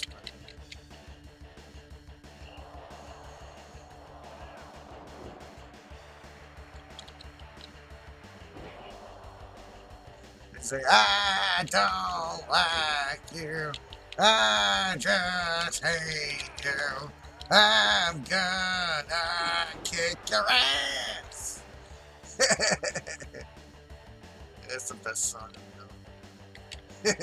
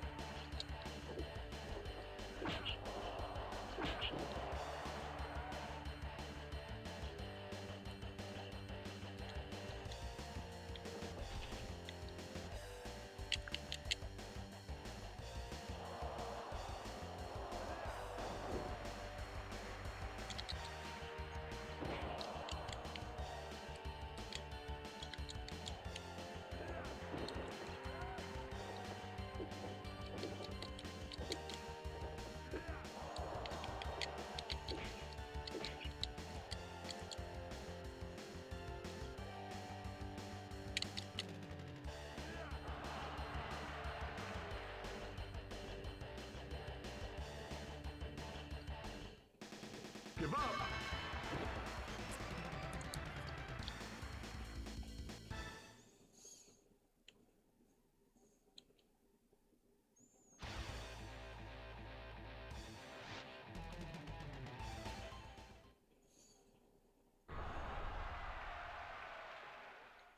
They're making me go to distance.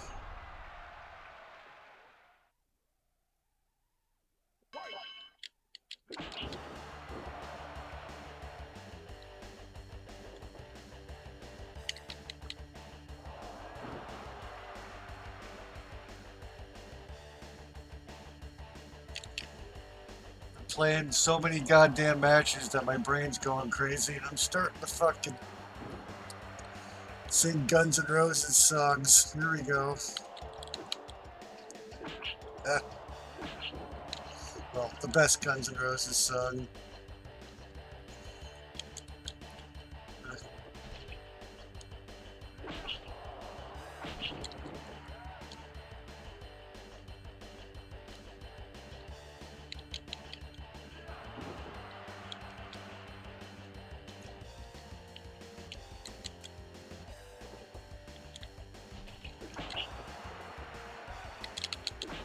We can still kind of do it.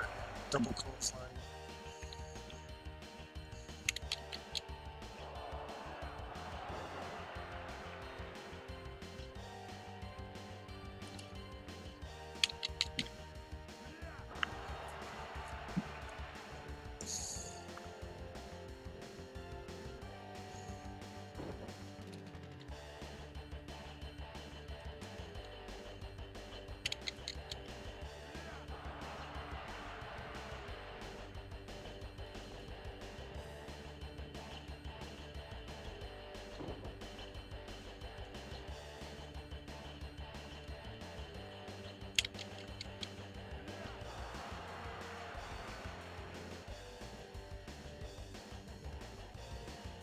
Rope.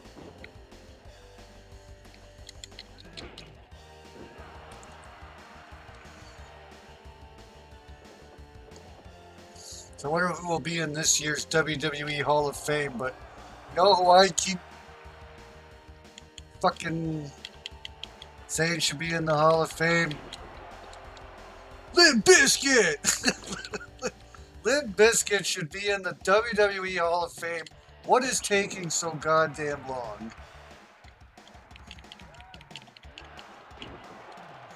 My Way or the Highway belongs in the Hall of Fame. It's the best promo ever in WWE history. It's The Rock and Austin. Everyone remembers. Yeah, like everyone remembers. You think you're special. It's become a meme. Put Limp Bizkit where they belong in the WWE Hall of Fame. That was the best promotional video in the history of wrestling with The Rock and Austin. What is wrong with you, WWE? Why can't you just identify simple, iconic moments like that and not honor them? Put Limp Bizkit in the Hall. If Kid Rock, it's just because Kid Rock is in the Hall of Fame. Like, I remember when he got in, I'm like, okay, if Kid Rock is in, why isn't Limp Bizkit? Kid Rock had the songs for The Undertaker, but so did Limp Bizkit. In fact, I think Rollin' was before American. It was before American Badass. It was Rollin'. That's what Biker Taker's song is remembered for. Not fucking that Kid Rock Sad But True bullshit song that sucks. Fucking Rollin' is the Biker Taker theme. Everyone knows that. Put fucking Limp Bizkit in the Hall of Fame. Like, they did the Rollin' song and yes, My Way or the Highway video package is the best video package ever put in wrestling history by far. It's not even close.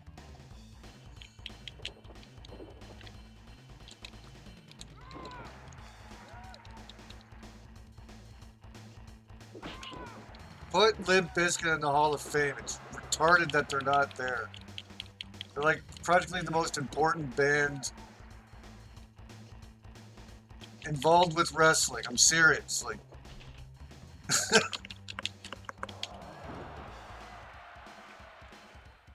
Limp Bizkit needs to start sucking up the TKO. Yeah, like somebody get Noseman's attention. Like, or The Rock. Like, hey, remember you and Austin and My Way or the High? Come on. That needs to be honored. It's the best video package ever. It's so epic. Everyone remember, like a lot of people remember that. It's a meme. Whenever you put like two jobbers, like when Daniel Garcia and Wheeler Yuta are like face to face, you put like the Limp Bizkit, you think you're special, like you put the stupid like Limp Bizkit meme over top, like you think you're special. Stupid Wheeler Yuta and Daniel Garcia, like something like that. You just make like that's what it's become, and it's a popular meme.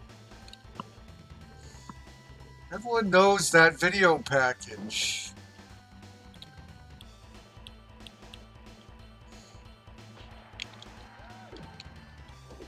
You had Fred Durst in the video game. You had. That's how they got permission. They were able to put Limp Bizkit in the SmackDown game for Undertaker's entrance. And all he had to do was just put Fred Durst in the game. But he was a bitch to unlock. He was really hard to unlock. Like, it was like an accomplishment to unlock Fred Durst in whatever SmackDown game that was.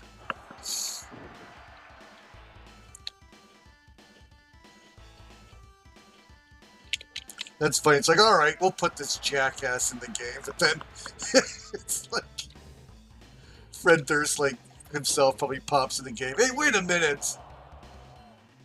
You don't have to play this game for like 30 hours in order to play it? Well, you didn't say how you had to be in the game. Oh, you motherfuckers. I wonder if they, like, fucked them over like that. Alright, fine. We'll put you in the game, but the contract doesn't say how you'll be playable. So they made it, like, impossible to, like, unlock him so that nobody really would be able to play as him, because... I forgot. You had to do, like, endurance mode, like, perfectly. You had to, like, eliminate, like, 50 characters or something. I remember it was, like, really hard. Give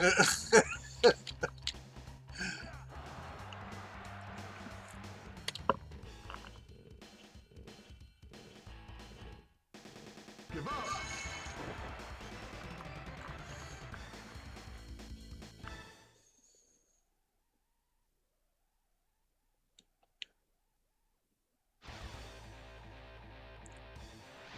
Yeah. This could be a never-ending tournament.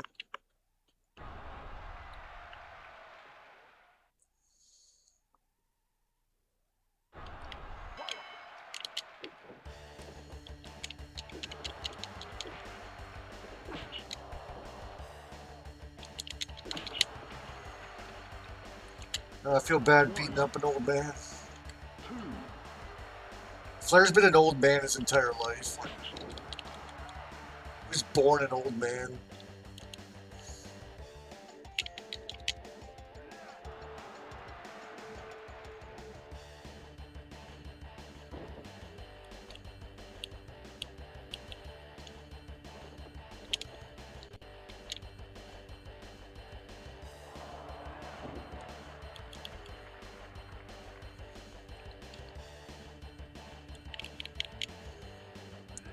Plane crash. Ric Flair's been in a plane crash. I know he's on the plane ride from hell. And Ric Flair's now just known for the helicopter twirl. That's 2, 3.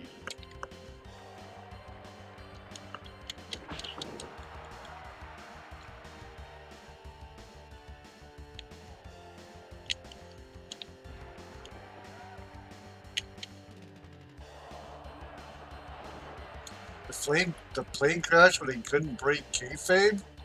They involved in a plane crash, and then when they were rescued, what? Then what? Ric Flair just had to act like an asshole because he's a heel.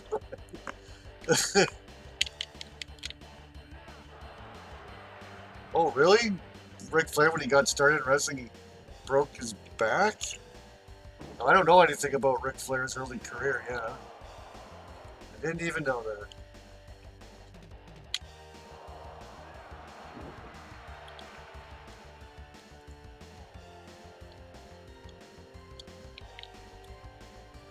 Fuck, I always do this move by the ropes. Whoa. Don't know why.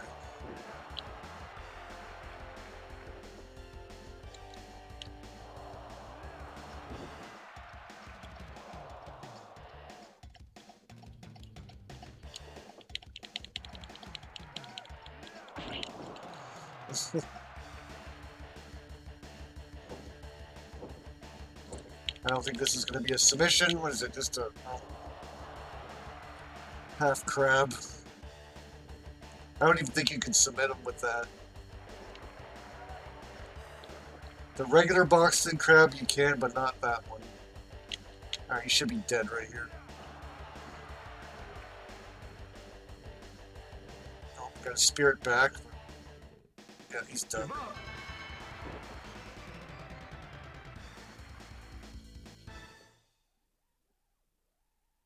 Oh, yes. Oh, yeah, the heels and faces were riding together, and they couldn't let the public. Yeah, they were really strict about that. They weren't allowed to like go drinking together. The heels and the baby faces couldn't.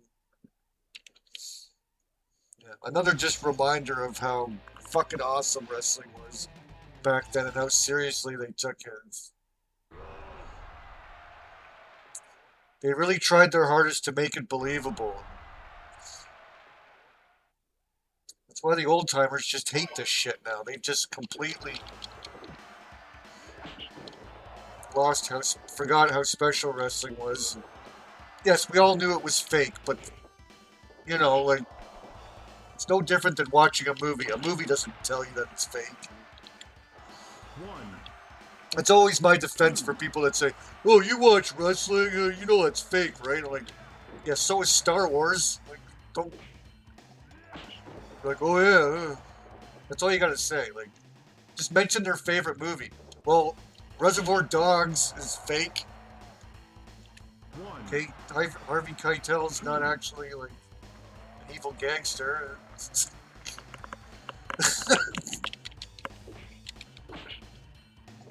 No shit, it's fake. Everything we watch on all entertainment we watch is fake, idiot. It's just the only defense. Well, he's presented as a real sport. Yes, but it's still a TV show. Yeah, we know it's fake. But yeah, but still, they gotta still present it like it's real. You're supposed to suspend your disbelief and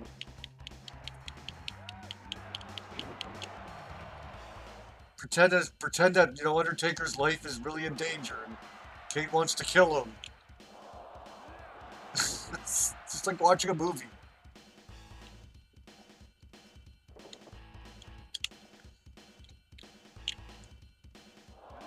Yeah, you wouldn't see Undertaker and Mankind hanging out after. You wouldn't see Mankind anywhere. You couldn't. He's supposed to be in the boiler room, hanging out with the rats. You're not going to see Mankind.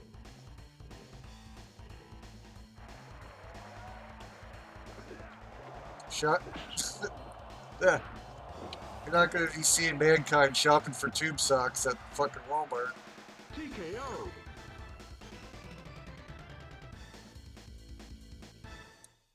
Yeah, they were important on protecting the business, man. And even like a plane crash, they gotta like, quick, everybody, scatter.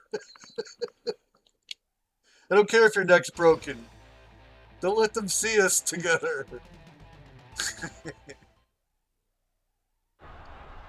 Protect the business at all costs.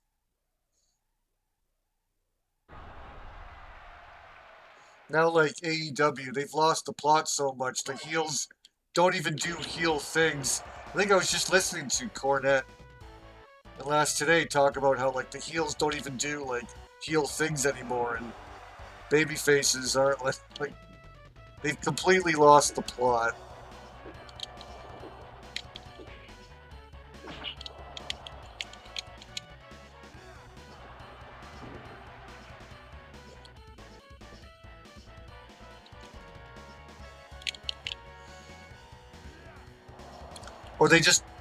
Or if you're like John Moxley, you just take it too far, like wrap their head in plastic or make them drink gasoline or whatever. We're pouring bleach down there. They're like, no, like.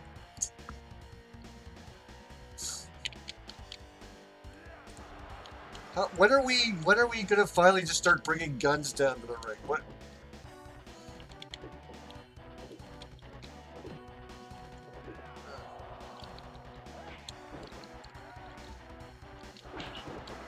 So I really hated Drew McIntyre's sword. I hated that. I don't care if he was a babyface.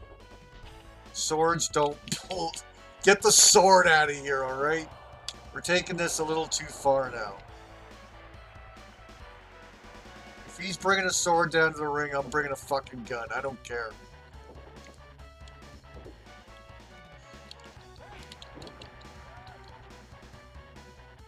You can only use like blunt weapons, like nunchucks and brass knuckles. No, the golden rule in wrestling: nothing sharp and no guns. That's just the unwritten rule. When it comes to no holds barred and weapons and stuff, you don't. You know, just bring a fucking machete. Bring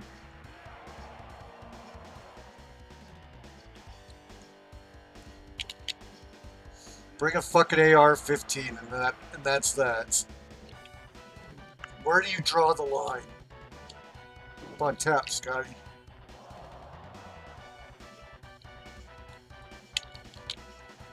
Trying to get out of this goddamn tournament.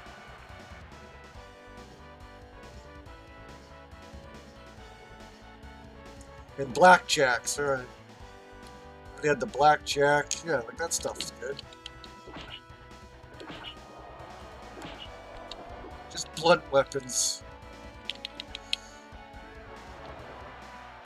Bricks.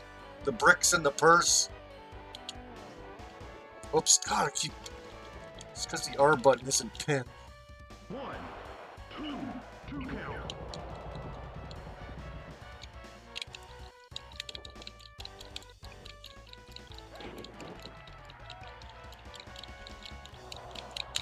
Reverse.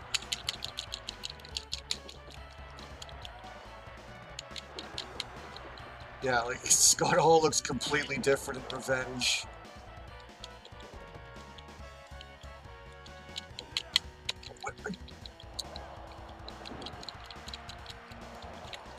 He's making a comeback. Ow, oh jeez.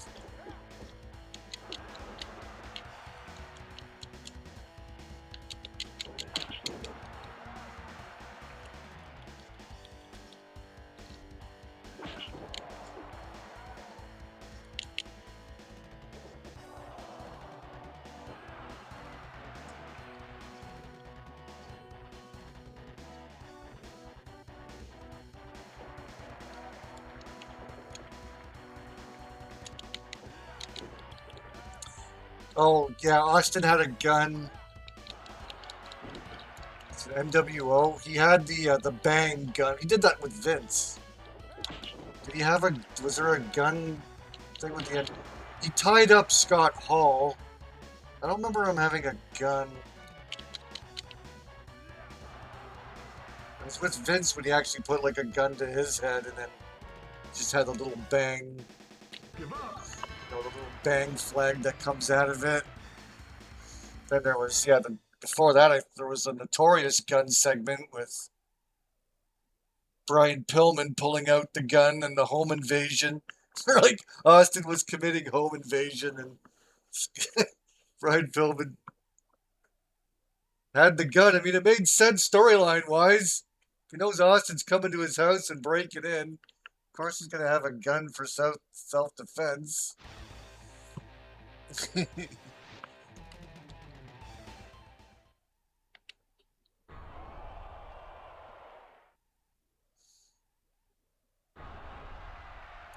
Oh, the net gun. Oh, sorry, I didn't see that. Shot the a net gun. Did he trap him in the net? I don't even remember that.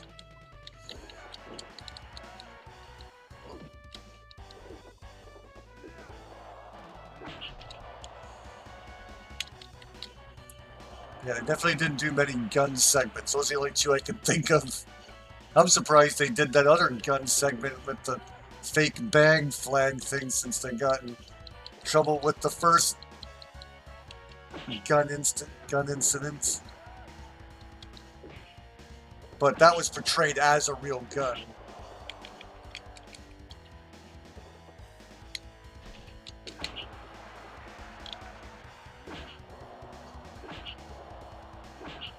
Oh, boom. Nice. That weakened him.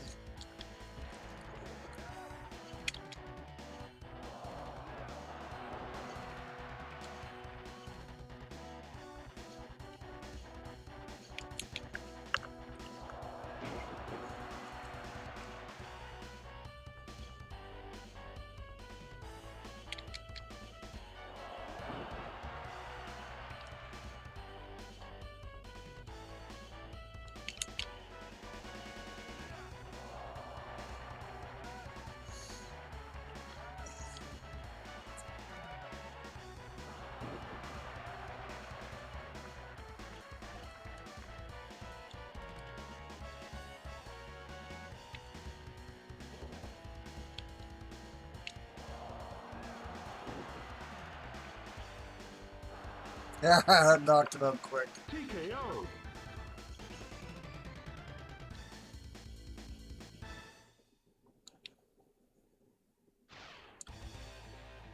I think it's every single heavyweight. I'm getting close now. Like, I gotta be getting close. Oh, Jesus.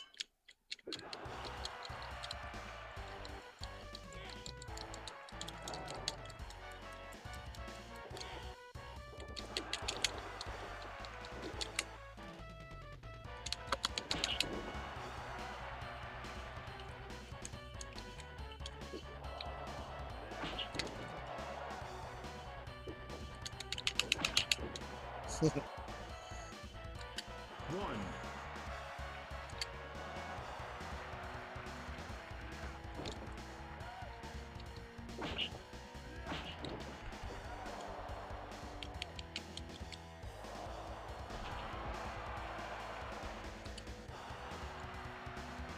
Two.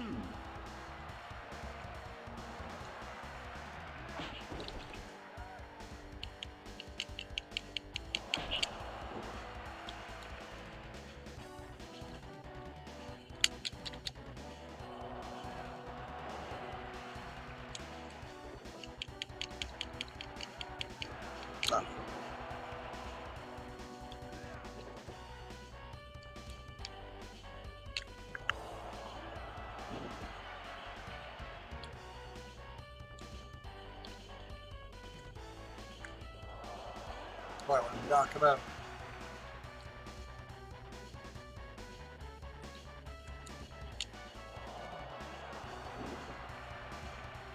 Come on. Yeah. 3 specials. At least I can get these matches done quick with Wrath. Thank God I picked Wrath. Hulk Hogan. Okay, hopefully Hulk Hogan's a good indication I'm almost done.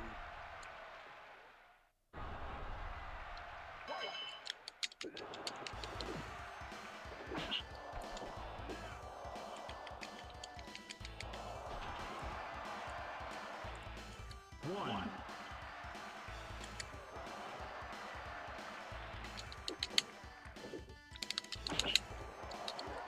Oh.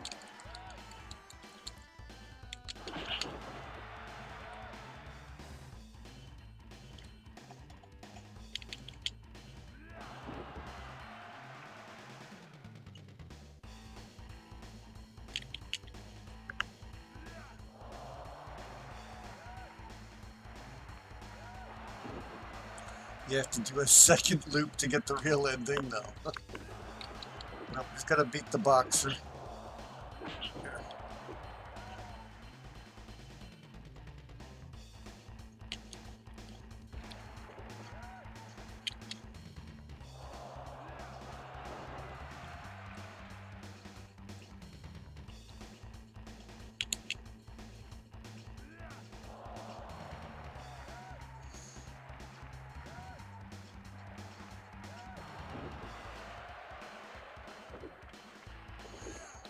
Oh yeah, my all-time favorite episode of Raw is when Hogan tried to kill The Rock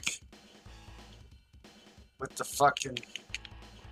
It's basically NWO's debut on Rock.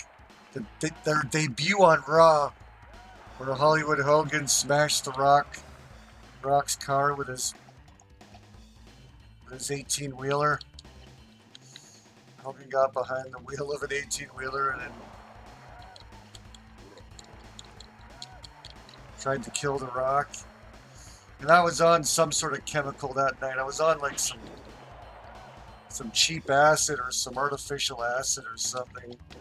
And I was all giggly. I was all fucking... I was fucked up on something. Yeah, I was going crazy. And me and my buddy was...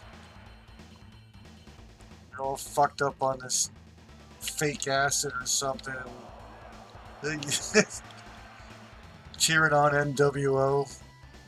It was awesome. I don't think it was real acid because I remember it had like a taste to it. TKO. Had a bitter taste to it. It's not supposed to be. Acid's not supposed to taste like anything or smell like anything. So I don't know what the fuck we were on, but we were pretty high. Didn't trip out or anything. We were just like...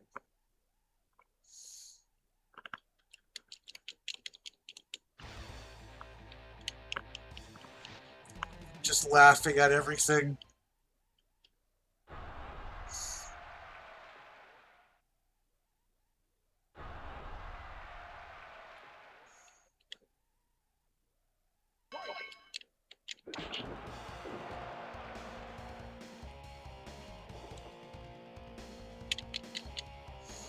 And Hall and Nash were cheering him on.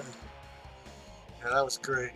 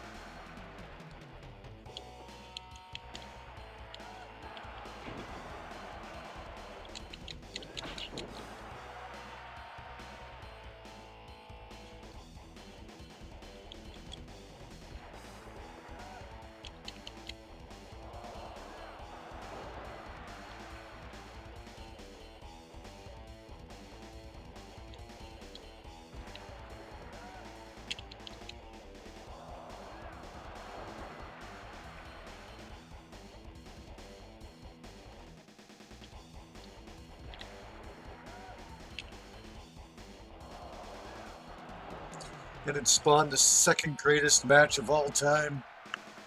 Hulk Hogan versus The Rock at the Sky Dome. The second greatest match of all time behind Bret Hart and Stone Cold. Oh, I got fake Sting.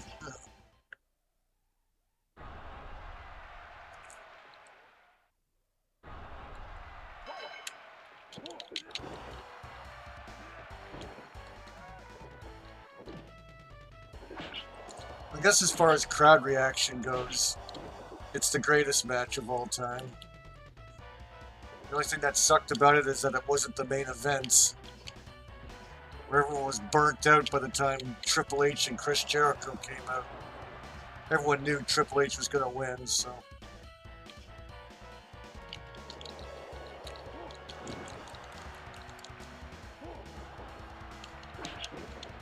Yep, Sting in quotations. It's the fake Sting.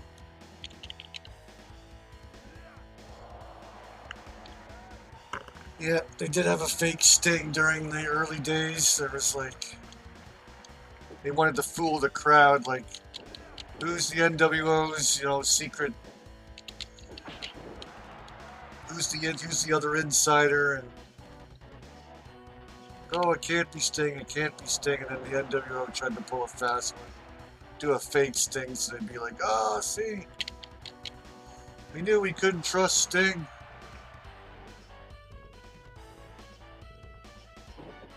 but then the real Sting had to prove that he was on their side.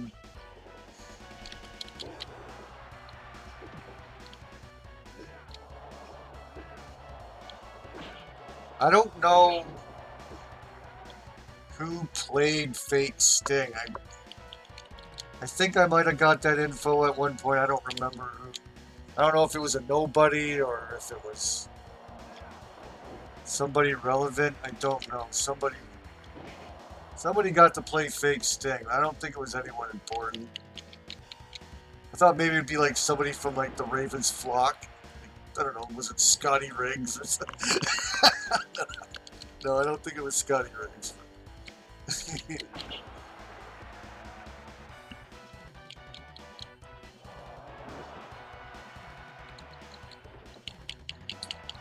Going off the turnbuckle.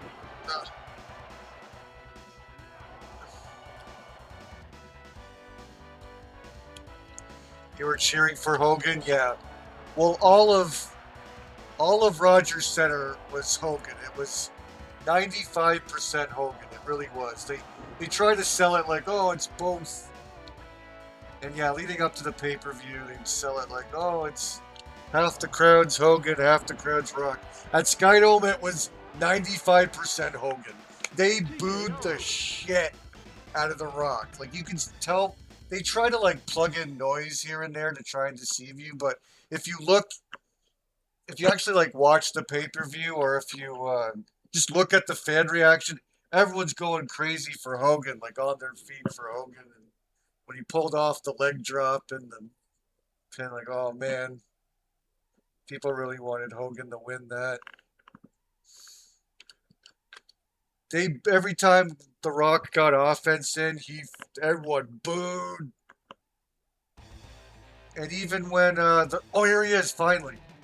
And when The Rock, even The Rock's, when he said his piece to Hulk Hogan when he died, he said like, "Thank you for the house," he said, because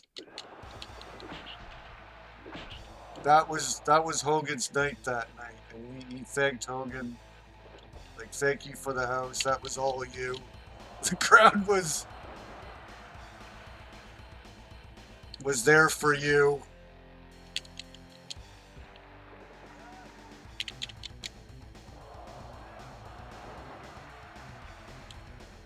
Like, oh yeah, it was a big deal when Hulk Hogan came to town. Like, he's a legitimate draw.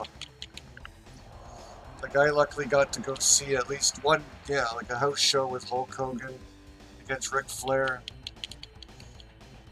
Yeah, like, Hogan's always been a fucking draw. Look at that, I can't ring the boxer off the ropes. And all he can do is punch, he can't grapple.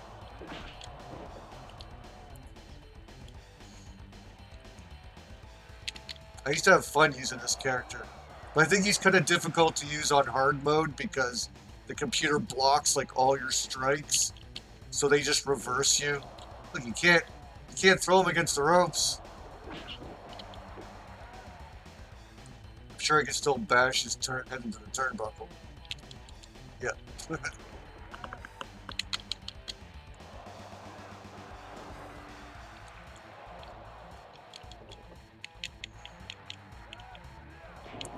Yeah, I don't think it was because the fans hated The Rock. No, it's just because we love Hogan. We miss Hulkamania. Still love the NWO.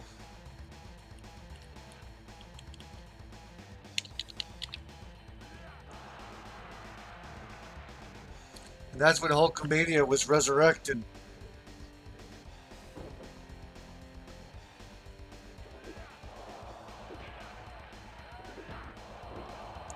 Oh, I knocked out the boxer. Oh. Oh, I knocked out the boxer again. Stay down, bitch. Yeah. Got nothing on Wrath. Took you down with your own wrestler showing my boxer skills. Here we go. I unlocked him. I think I played every single heavyweight. Wow, that took forever.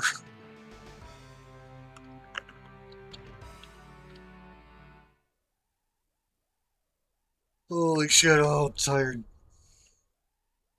And now I've unlocked everyone except for one character. I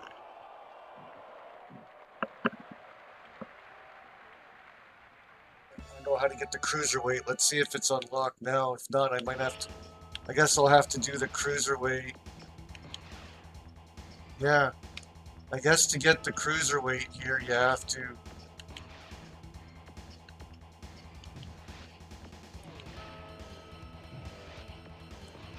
Either get them all, or maybe I have to do this one, and then there's a cruiserweight here as well. But not in the independent. They only got tag. And yeah, I can't find the proper information on. But I have a feeling I have to do the cruiserweight championships. Pretty damn sure. There's only 2 of them you have to do.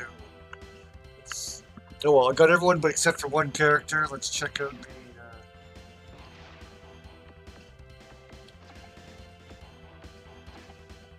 Where's he located here? Wraths and DOA. Glaciers and Independent.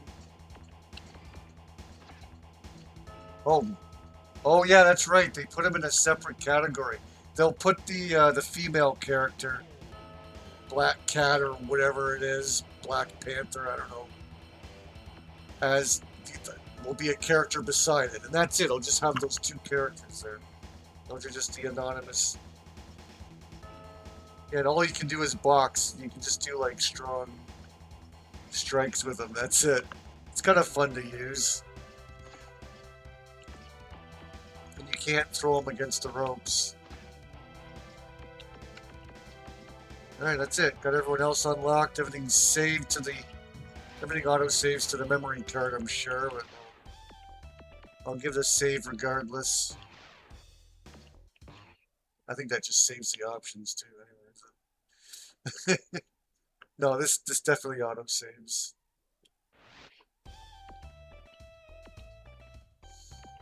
Alrighty. That was fun. Still a fun game. It still has all the basic mechanics of Revenge, and still runs at the same speed, but holy shit, the graphics and the wrestlers look really bad in this. It really does feel like a prototype compared to Revenge. My god. You can't even like customize wrestlers in this. Yeah, the Fever game's at 1 o'clock, right? Yeah, sweet. Yeah, that's the Lynx game. And yeah, I got Monday off. So yeah, I don't know, I might be playing some more games, or... Yeah, I got some new pickups I might want to play live. Pizza Tower, we'll see. Yeah, I'm probably going to pop in. Definitely be playing this Pizza Tower game. I found the physical.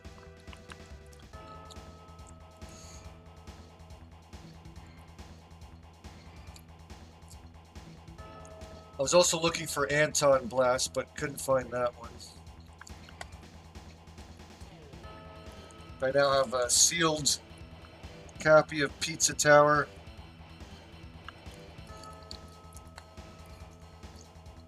Yeah, I might have a game of Super Lucky's Tale as well. I might give that a go and see if the Switch 2 can load this game up faster. Hopefully. Hopefully the Switch 2 can cut down on the loading time in this game.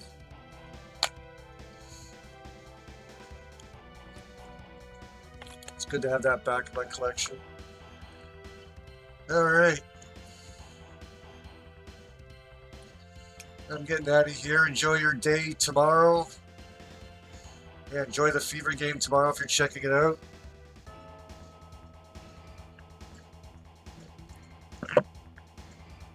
Yeah, I might be back again sometime this weekend, long weekend, or next week. I'm having more time finding time for this shit, getting all my shit done, and yeah, I like to do a bit of retro gaming or some Switch gaming Fridays. And Saturdays, if I'm not doing too much, are good times to stream right now.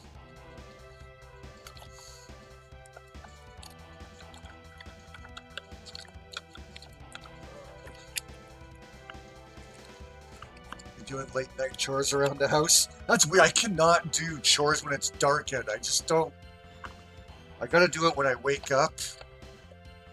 That and I smoke weed all day, right? Usually by night, there's no way. But I gotta do my chores before I start puffing on the weed. So yeah, it's always something that I do when I wake up. Then I got the energy, and yeah, I don't smoke any weed until I do some cleaning, dusting, vacuuming.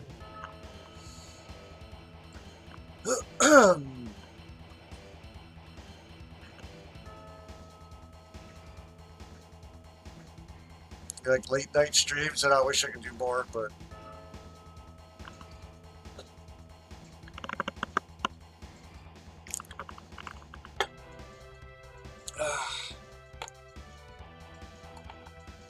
weeknights are probably no good for late night streams. I can't. Yeah, I can't be any later than.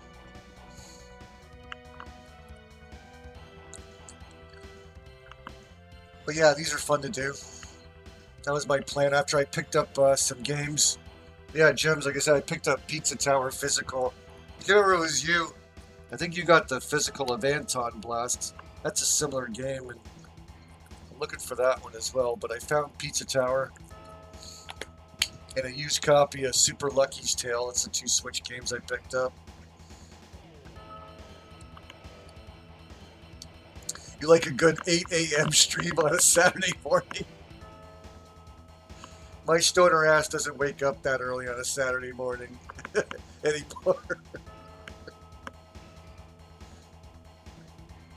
You didn't like Anton Blast? You sold it after you beat it? Oh, dude. I think that game's gonna be, like, worth a little bit, maybe. I don't know. There's so many Switch games now. It's like, well, that game could have been worth some money, too. Like, they didn't make many copies of it. You didn't like it? I thought the demo was pretty good. Does it just get annoying? I know, I wasn't too blown away by it. Like, I played the demo, and it's like, oh yeah, you have to run back through the stage again.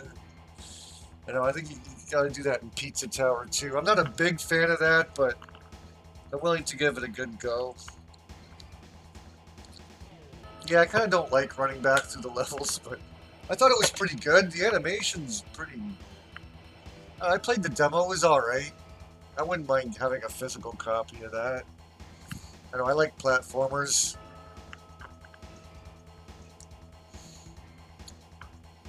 That one platformer that I bought, though, was kind of stupid, that Dogman game.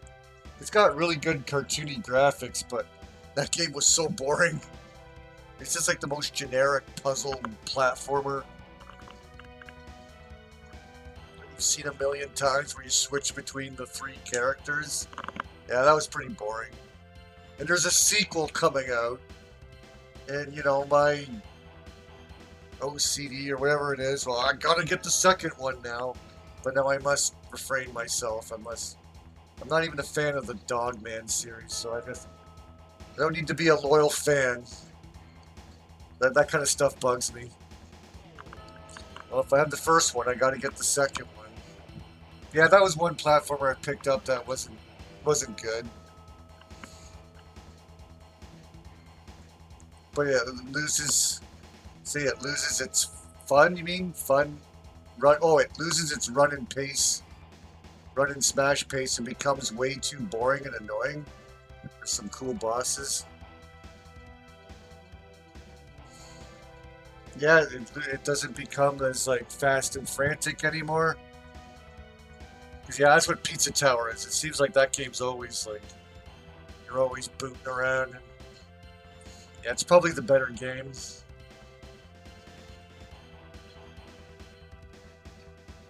Yeah, I'm still collecting for the Switch. I'm still not picking up any physical games for Switch 2, unless I can see maybe if I get store credits, and maybe all I want to get are some Switch 2 games with the store credit, then maybe I'll get physical. But there's nothing really I really want to trade in at the moment for that kind of stuff. No, I don't see myself getting any Switch 2 games again unless I was using store credit and just pick it up for that convenience. But and it's brutal collecting for the Switch because there's just so much shit. Like there's just so many indie physical releases. You don't know what you're buying. You could end up just like taking a chance on a game, and you end up with like a graphic novel or something, like a, or you know, like what are those? What do they call them? Digital novels, novel games where you're just reading. Like, there's so much shit. Like, what are all these games? It's just littered. You go in the game stores now, and the games are just littered with Switch games. Like, what are all these games? You can't even find like first-party titles as much anymore, like the older ones. All you just see is just a litter of unknown shit. It's hard. You really gotta like when you're browsing through Switch games, you really gotta look.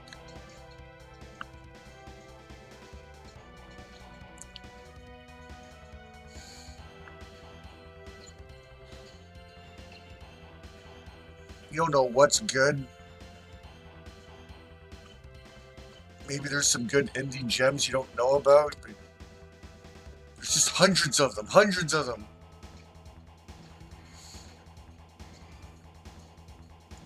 So yeah, eventually I'm just gonna give up collecting for the Switch. Like if I haven't heard of the game, then I'm not buying it. So I don't know what the hell I'm gonna be buying. Oh, it's gonna be some generic crappy roguelike game. Some whatever. I'm done ranting. I'm done. I'm tired. Played a lot of this. How many hours have I been? Yeah, almost fucking 4.5 hours. I'm beat. I'm burnt. I'm getting out of here. Thanks for hanging out, talking about wrestling and all that shit.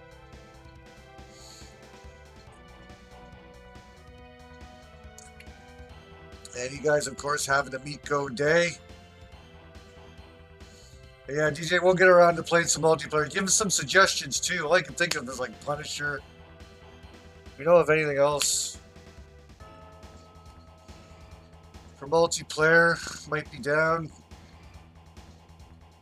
But yeah, tonight I really wanted to do some World Tour. Been looking forward to playing this one. Oh, the Power Ranger game? That game sucks. You've done that multiplayer before. I don't like the Zord. It's okay, but the fighting is not good. Like, we might as well just play Cosmic Invasion or something again. I know, we've played these games a million times now. We played Shredder's Revenge so many times. Now I gotta take long breaks. Yeah, if anyone's got any multiplayer suggestions, stuff to go back to and stuff. But yeah, we've done a lot recently. There's not too much out there. Alright, anyways. You guys have an Amico day. Including you. You.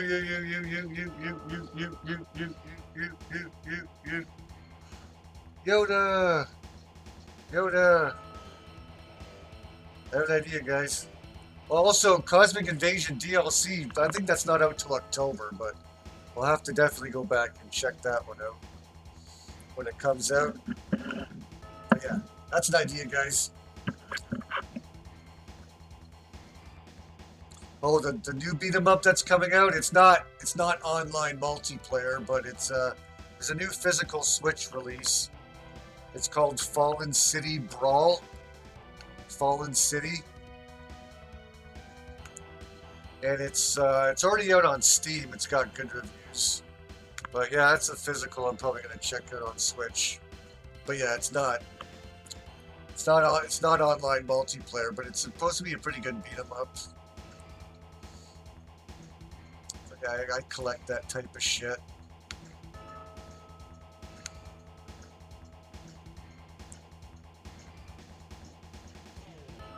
And the challenges. What do you mean? What challenges?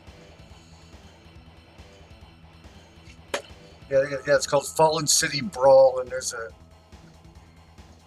collector's edition as well. But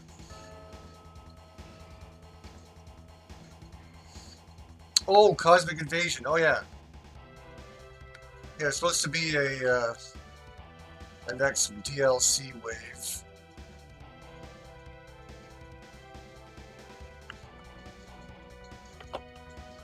I guess two more characters now. I want to see more X-Men. I want to see another X-Men representation. I would like to see either Beast or Rogue, or maybe even Nightcrawler. I know I keep mentioning X-Men. Any X-Men. We have enough like strong characters, like they all pretty much they kind of play the same a little bit. Beast would probably be another one of those big brawl characters. I think Rogue would be alright. Maybe you could like do like a kiss move or something and steal their powers, like kind of like Marvel vs. Capcom. Yeah, I want to see Rogue in Cosmic Invasion.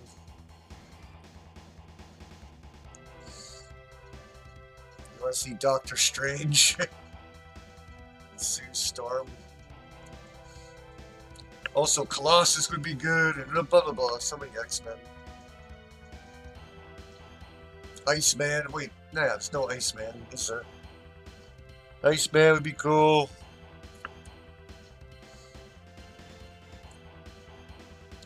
But anyways, you guys having a Miko day?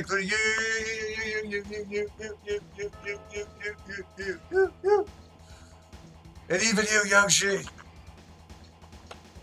Having a Miko day, everybody.